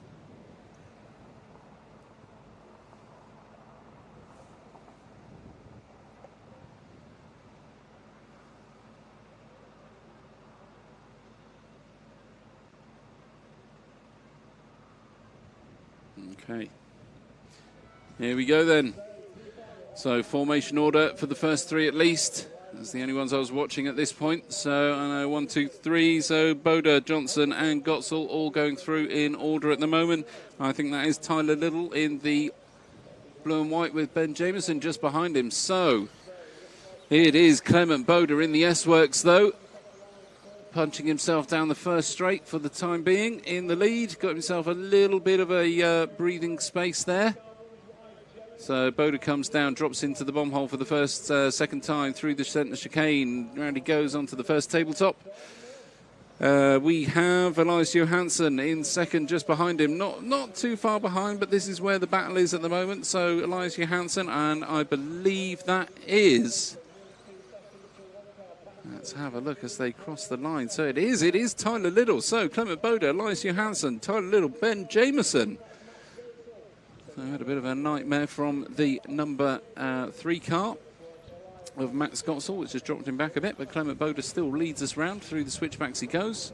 Back to Elias Johansson. Tyler Little is hanging in there with Ben Jameson right behind him. So closest battle on at the moment that we want to keep an eye on really is these 3 that you can see on the screen now. So second, third and fourth, if we can pretty much try and keep them on, but focus on third and fourth if we can, where the main fight is. That would be ace. Okay, so Little comes round over the back tabletop. Really wide line for Jameson through there. Really wanted to carry as much speed as he can to make that overtake. Wow, a really aggressive move from Jameson there to try and get the most speed onto the straight he possibly could. Ben is a hugely experienced racer. Oh, he goes up the inside of Tyler. Tyler goes a little bit wide. You cannot do that with Ben Jameson behind you. He will get up in that gap every single time. Oh, both of them go over. So it is Alexander Landon to the 2 spot. I think that is actually Jamil Gabrielson just behind him in the 3. Then we've got Tyler Little, Ben Jameson. Crikey, bit of a... Oh, and there is absolute chaos down by the roller. Let's stick with the sort of top, the third and fourth if we can. Right there, Frank. Lovely job. So I think that right there is Ben Jameson. Oh, these guys really coming a cropper on each other. Not too sure what you can say about that one. That'll be left for the officials to decide, but off we go. So as they cross the line, it is Clement Boda with an enormous lead. Lars Johansson bringing up the 2nd spot. From the 7 is Alexander Landon. Back to Greg Williams, Daniel Kovac, Tyler Little. Ben Jameson drops himself down into 7th now. Jamil Gabrison in the 8th spot. Dom Nunn in the 9. Max Gotzel from the 3 to the 10. Absolute stinker for Max there. So Clement Boda, Alex Landon and Elias Johansson. Okay, so Clement just through the switchbacks now. You can see just how far ahead he is because that is 2nd, 3rd, 4th and 5th. We are following there. So Greg Williams and Daniel Kovac are the 2 you can see on your screen. Through the roller they go. Bit of a wide line for Greg there. We've got a change as well. So we had... I think that is Elias Johansson that went over in the bomb hole. We'll have to double check that as they come back across the line. So Clement Boda way out in front now. Back to Alexander Landon, Greg Williams and Daniel Kovac. So we are with Williams and Kovac. Greg taking us through. Kovac right behind him. Looking up the inside if he possibly can. First tabletop down, round the berm. Into the driver's tabletop. Lovely wide line there to carry that speed through. Both guys through the switchbacks. Meanwhile, Clement Boda checking out. Absolutely flying at the moment is Clement Boda, making the most of his early lead. And, oh, there we go. So Greg Williams has thrown it away. Daniel Kovac is going to walk away with this one now. He's got to push on some real pace to get onto the back of Alexander Landon, who is already at the bottom of the straight there, going round the big off-camber sweeper. Through the roller he goes.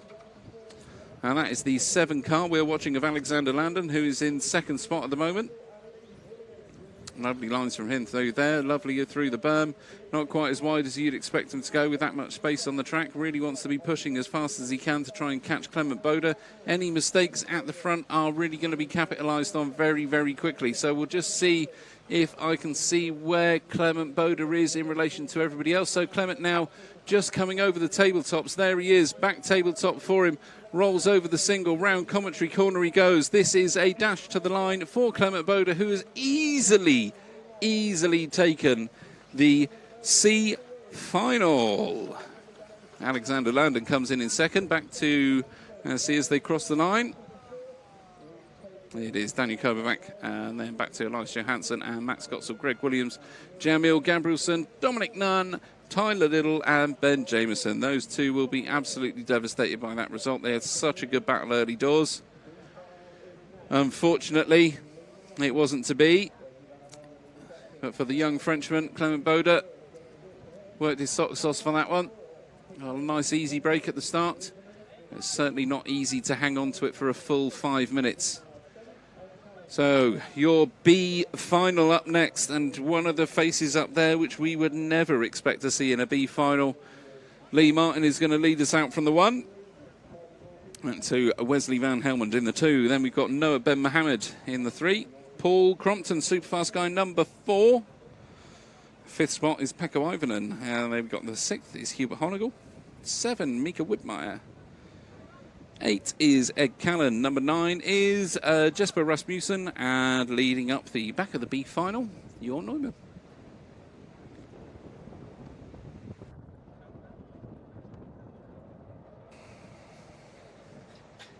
This leaves me to say thank you very much for joining us today, watching the feed. We hope you're enjoying the show.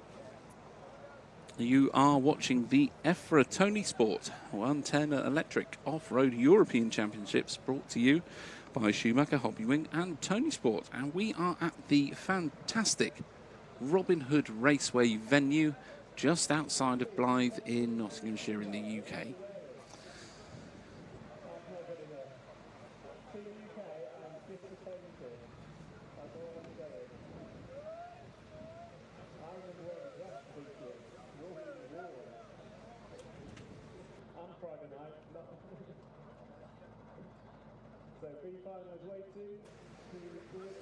Okay, these guys are going to be looking at doing a warm-up lap pretty shortly. Just making sure everybody is settled out on the track there.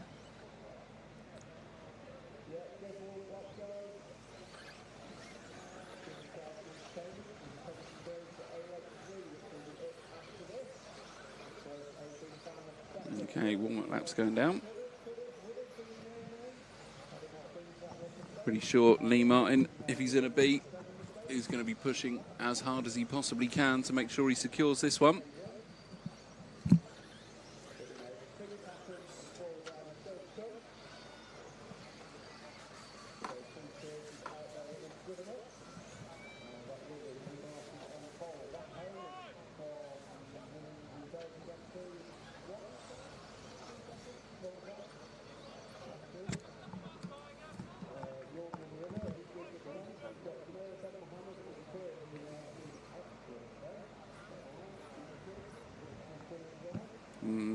Yes, a pizza would be very nice at the moment, as I can see a few people walking around with them. I do have a pizza in here, actually. Well, I would tell you if... sorry, Paul, I've got Paul in my ear here. I'd be able to tell you how good the pizza is, because unfortunately I haven't been able to eat very much of it. It is very tasty, the small amount I have had, though. It smells very good. From inside its box.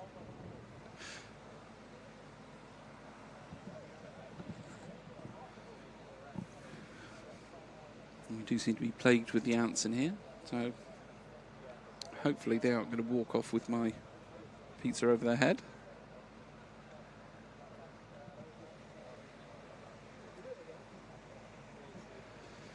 Okay, so I've just got these guys lined up now. We are going to be going pretty quickly.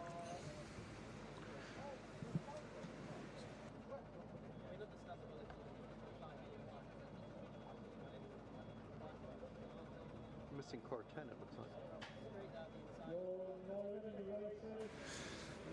And I've just had an update that all of the drivers are putting in complaints because of the amount of thunderflies they've got on the rostrum up there that they can't concentrate. So it's not just me, thankfully. Okay, B final will be underway very shortly.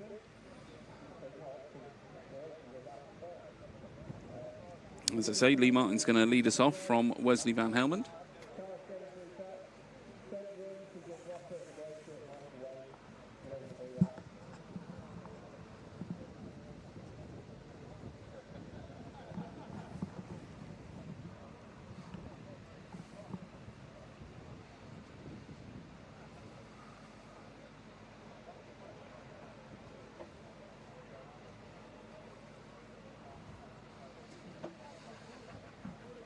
Okay then, officials are all off the track. Drivers are looking happy up there on the rostrum.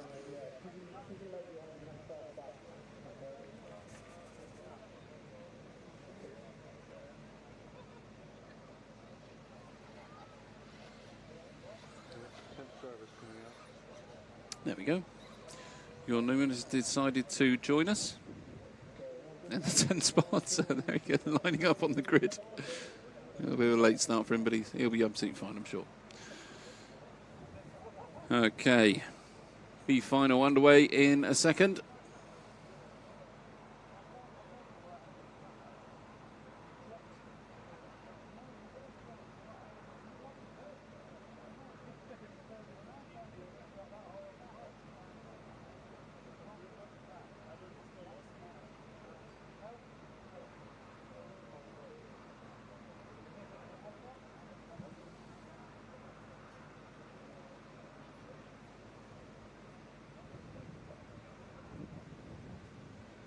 There you go, and we're off. Formation order for the first four. Lee Martin, Wesley Van Helmond. Oh, it looked like Mohammed was going to make a move on Van Helmond there, but he couldn't make it stick on the switch back into the bomb hole. So these guys pushing through now. Lee Martin with a super wide line off of the back tabletop. However, it is formation order as they come round to complete the first lap. Lee Martin really stretching his legs here. He does not want to let this one go without a win in the B. They're really disappointed not to have made the A's this time round for Lee, but super happy to be on pole, and he will be capitalising on that the best he possibly can. We're looking at second, third and fourth. We're going to keep an eye on that battle there between Van Helmond, Mohammed. Oh, Lee Martin's gone over. Lee Martin back to fourth behind Paul Crompton. Absolute gutter for Lee there. We weren't watching it on the screen, but Lee has gone over. So that leaves Noah Ben Mohammed, followed up by Wesley Van Helmond and Paul Crompton, back to Lee Martin. So in that order, we are going to follow them through. Mohammed takes up the front of the pack, really tight through there to get through that back tabletop. That's where a few mistakes have been made by a lot of drivers there this week. Mohammed comes down the main straight, followed by Van Helmond, followed by Crompton, back to Lee Martin, from the 1 spot back to the 4. Lee Martin really going to be pushing now, hoping these guys make a bit of a mistake so he can capitalise on that. But it is Mohammed pushing through for the number 1 spot. Round the berm he goes, over the tabletop, nice and wide, keeping those wheels on the floor as best he possibly can. So into the switchbacks they go. Down the main straight. Oh, look at that. Van Helmond looks for a move up the inside, cannot make it stick. Thinks better of it this time round. Make sure everybody stays on their wheels. Does not want to cause an accident there and be taken over by Crompton and Lee Martin. Have all that work to do again. Oh, dear. So, bit of a... Oh, Crompton goes over. He's not going to be happy about that one. Drops back to the 5th spot. So, Lee Martin, Hubert Honegal both slip in front of Paul Crompton for the time being. But at the front, oh, an absolute nightmare. I can't tell whether that's Van Helmond or whether it's Mohammed that's gone over. We'll see as they come back through. I think Van Helmond is now out in front from Lee Martin back to what would be Hubert Honegal, I think. So, we'll double check as they cross the line. I can't see the numbers on these, of course. It is Wesley Van Helmond, back to Lee Martin, back to Hubert Honegal, back to Paul Crompton. Paul Crompton still in the position he started, so he can't be too upset with that one. He hasn't really lost anything there. Unfortunate that he came a bit of a cropper on commentator's corner, but hey-ho, on we go. Wesley Van Helmond takes us round commentator's corner now. Lee Martin right in check with him. Down the straight they go. You could literally throw a sheet over these two. They are right with each other now. Lee Martin's super competitive, though. Really going to be pushing Van Helmond as hard as he possibly can. Knows he's got the pace in that Yokomo to be doing some real damage if he needs to. However, I see the wide line Lee Martin took there to really try and keep his wheels down on the floor. Looks left, looks right, cannot make it stick. Pushes down the main straight behind Van Helmond. They both make it through. Oh, Lee Martin catches a pipe. Champion's roll on his wheel. Doesn't lose too much time. He's back in it, though. A little bit wide. Slips it into the bomb hole. And through the centre chicane he goes. Not too far behind them now. Don't need to be shouting out the times for you guys. 1.5 minutes left on the clock, though. Lee Martin's really going to push now through these switchbacks. Try and make up a little bit of time there. Not possible, though. Van Helmond says, thank you very much, Lee Martin. You can catch that pipe any time you like and give me the breathing space. Punches it off of the roller. Drops into the bomb hole. Flicks it round to the left through the centre chicane and up over the first of the tabletops. Round the... Oh! Van Helmond's over! A little bit of a grip roll on the little berm before the back tabletop, and Lee Martin stuck with it all the way through. Minute left on the clock. Had a nightmare at the start. Gets himself back in the floor. Oh, I think Van Helmond's gone. Van Helmond is way back now. It's Hubert Honegal in the second. Yeah, Jasper Rasmussen from the 9 up into the 3 spot. Unbelievable race. Everybody throwing this away left, right and centre. Meanwhile, Lee Martin out in front here. 40 seconds on the clock, and Lee Martin is on for an absolute stonker of a final now. So Hubert Honegal in the second. Jasper Rasmussen in the 3 spot. Oh, Hubert Honegal's caught up the bike. Rasmussen goes through, drops into the bomb hole. It is... I don't think Rasmussen's there now anymore. He's dropped right back. So Hubert Honegal in the 2. These guys pushing through, coming past commentary corner. There they go. You see Jorn Neumann has got himself up into the 4 spot by the looks of things. As they cross the line, we should be able to see these even out. But it is Lee Martin, back to Jesper Rasmussen, back to Pekka Ivonen, Hubert Honegal, Ed Callan, Jorn Neumann. 2 seconds left on the clock. Let's focus on Lee Martin. Deserves the win in this one. Little bit of camera time for Lee. Over the line he goes and wins the B final for the 2022 110 Off-Road Electric Euros from Tony Sport, Schumacher Racing and Hobbywing. He's trying to just get all of the flies off of his face there. Just focus on the drivers there if you can a minute, Frank. Just see them come off the stand. So you can see absolutely everybody is trying to get these little thunderbugs off of them. They're absolutely everywhere. Okay, so we're just going to pop into a very quick ad break. We'll be back in 30 seconds.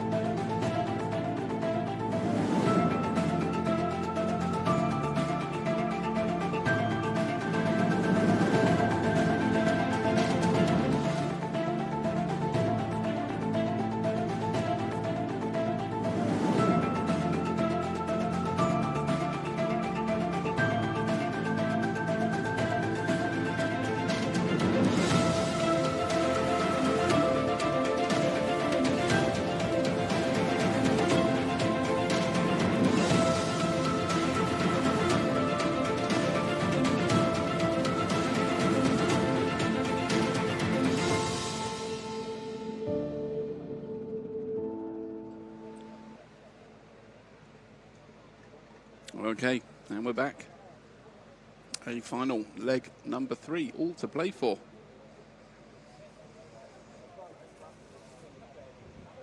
All to play for.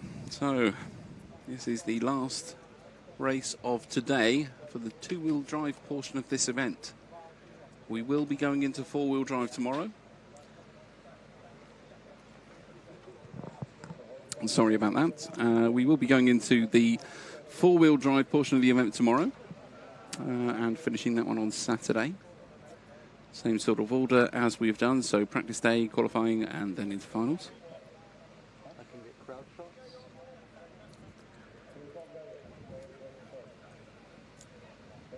As you can see, everybody's starting to gather for the A final.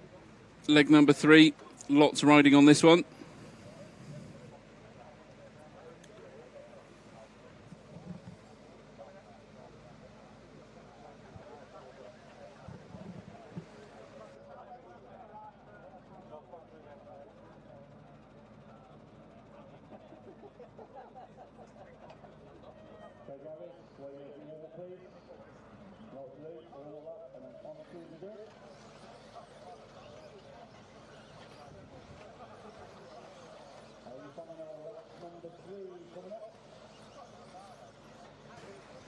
Okay then, so warm-up laps underway.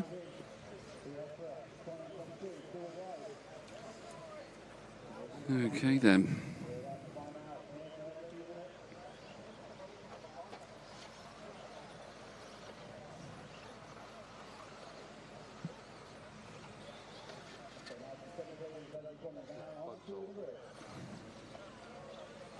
I'm getting reports from Frank on the camera.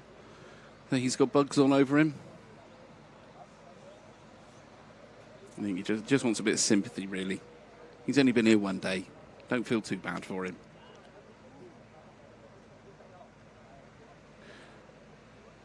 There you go, some of the guys around the edge of the track there. Everybody trying to get their position.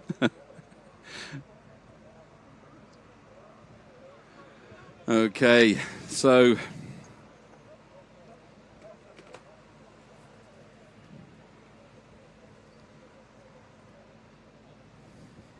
everybody's going to be wanting to capitalise on this one. Drivers are ready. Everybody lined up on the grid. A final number 3. Tommy Hall leading us out from Kerup and Ornowski.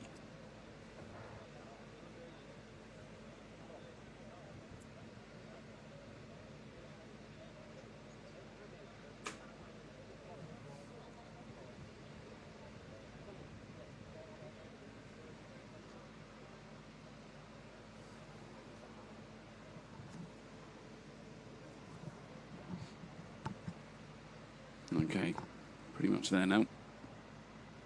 Off we go. Formation order to start us out. Tommy Hall really going to be trying to keep this one on his wheels. Goes a little bit wide on the switch back into the bomb hole there, but keeps it on his wheels, keeps it nice and clean. Oh dear, Marcus Kerrick catches a pipe behind him. That's given Tommy a little bit of breathing space. Certainly not what he wants to do in this final. He wants to be keeping that pressure on as hard as he possibly can. Same as Orlowski just behind Kerrick there. If we look at the 2 and the 3, those two are going to be pushing to try and catch Tommy Hall. But with the pressure they're putting on each other, Kerrick goes wide, gives Tommy Hall even more breathing space. So Tommy Hall, he's going to be pushing it now, coming through the driver's tabletop. Rolls it through the outside of that one. You can see all of those drivers pretty much taking that wide line through there. But Tommy Hall down the straight now. Kerrick just after him.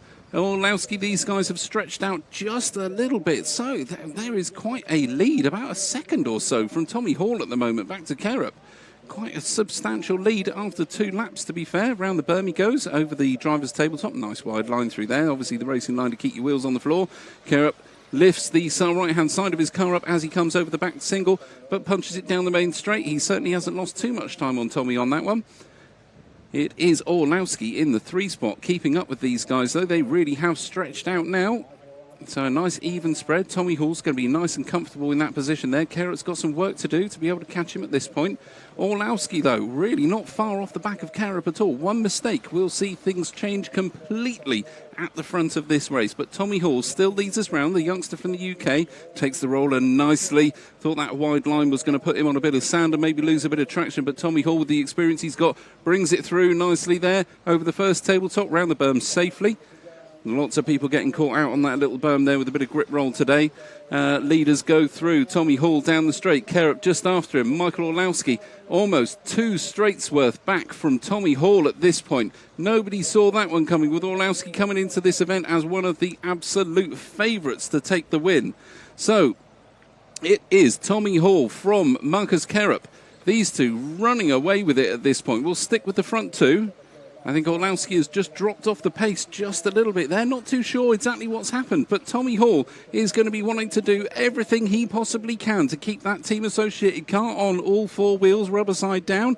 He's going to be pushing. Oh, a bit of a wide line there for Tommy. A little bit of nerves kicking in at this point. He can smell that European Championship coming his way, and you can see it in the car. Nervousness creeping in on the youngster from the UK. Kerrick catching up to the back of him now.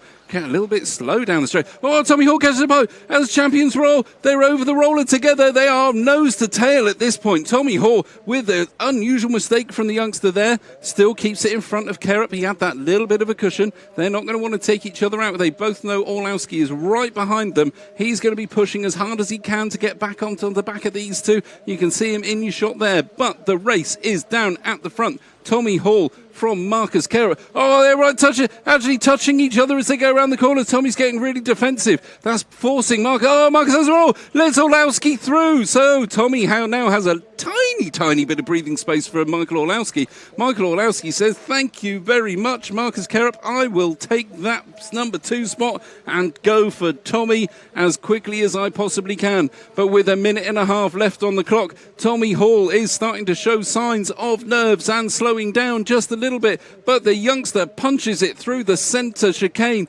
gets himself that breathing gap back. Now Orlowski, feeling the pressure from Kerrick right behind him, swings it round the switchbacks onto the main straight. Tommy Hall stretched out, lead out now. He's pushing as hard as he can over the roller. Orlowski just behind him. Kerrick right behind Orlowski there. These guys nose to tail in second and third. Really nothing to choose between them. There's small spots on the track where Orlowski can make up a bit of time. Kerrick loses it, but on other spots he gets that time right back. Oh, a little bit of a dodgy landing from Kerrick there. That's let Orlowski off the hook just slightly to be able to punch down the main straight with a bit of peace behind him. He's now coming back over the roller, Orlowski. Kerrick right behind him. Careful not to take Orlowski out there. Really close as they go into the bomb hole. Oh, a little bit of a touch between them. Nothing happened there, though. Over the first tabletop they go into the berm. Tommy Hall, really pleased these two are fighting behind them because they are literally giving him the race. But Michael Orlowski now with a turn of champions pace on him. And one straight has caught Tommy Hall up. This is really open now between Tommy and Orlowski. Orlowski pushing with every bit of power that is in that Schumacher car. Can he catch Tommy Hall? They are going to get One more lap after this one. So across the line they go. Tommy Hall, Michael Orlowski and Marcus Carrot. I believe all three across the line. Final lap. This is a race to the line. Tommy Hall gets this, takes the win. He will be the two-wheel drive 2022 off-road championship. Michael Orlowski just touches the back of his car, cannot make it stick. So last couple of corners, Tommy Hall comes through. Down the straight goes, European champion for 2022. What an absolute blinder of a race for Tommy Hall. Michael Orlowski, hats off to him. Unfortunate for Marcus Carrot to drop back there, but what a race. What a championship. All of the drivers up there congratulating Tommy Hall. We're going to swap over on to Nick shortly, who's going to get a interview with the young man there. Look at it, absolutely beaming from ear to ear. Julian Graham will be absolutely buzzing off of that one. Guys, please let me know when Nick is ready. I will get you queued up and swapped over when we can. What an absolutely awesome race. Okay, we're going to swap over to Nick now for a chat with your two-wheel drive European champion. Tommy Hall, European champion. That's crazy, man. I can't believe it. That's so awesome. Another pressure-filled race. Was it really hard on the rostrum to keep the concentration? Yeah, it's tough, man. The flies all over your face. It's so hard to concentrate, but I just got in the zone in that one, pushed on the whole run, and hoped to try and gap them. And yeah, it was a good final for me. So when you arrived here, sort of Monday morning, did you ever think you'd be in this position on Wednesday? No. No, I was hoping the goal was to scrape the back of the A, and maybe 8th or 7th or something like that would be good. But yeah, never would have dreamed of winning, so that's pretty cool. It looks like it's a changing the guard. You young guys, you and Marcus, and we've seen Lee and others in the B5. Do you think that those 2 years we've missed out, you guys have come on, we haven't noticed? Maybe, I don't know, but maybe we just thought had a good event, or the track suited us young guns, but you never know. Great stuff, congratulations. Thanks, man. Yes, you're European champion in two-wheel drive.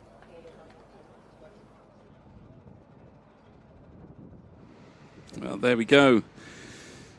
What an awesome event. Two-wheel drive done for the week. Two-wheel drive current now European champion crowned in the 110 EFRA Tony Sports Off-Road European Championships here at Robin Hood Raceway. We brought this to you with Tony Sport, Hobbywing and Schumacher.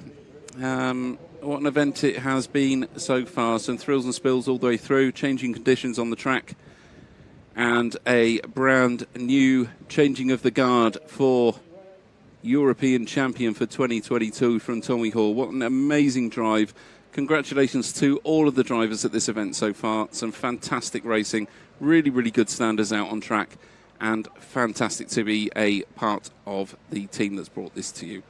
All that remains for me to do is to say thank you very much for watching. Please do join us tomorrow. We'll get some timings up for you when we know exactly what time we're going to be kicking off tomorrow. I'd imagine probably around 10:30, but we will get that confirmed on the Facebook pages or some sort of form of social media for you guys. Thank you to all of the team here at RCTV and Control Sport. You guys have been superb. We'll be back tomorrow. I'm Matt Guppy. Thank you very much for listening.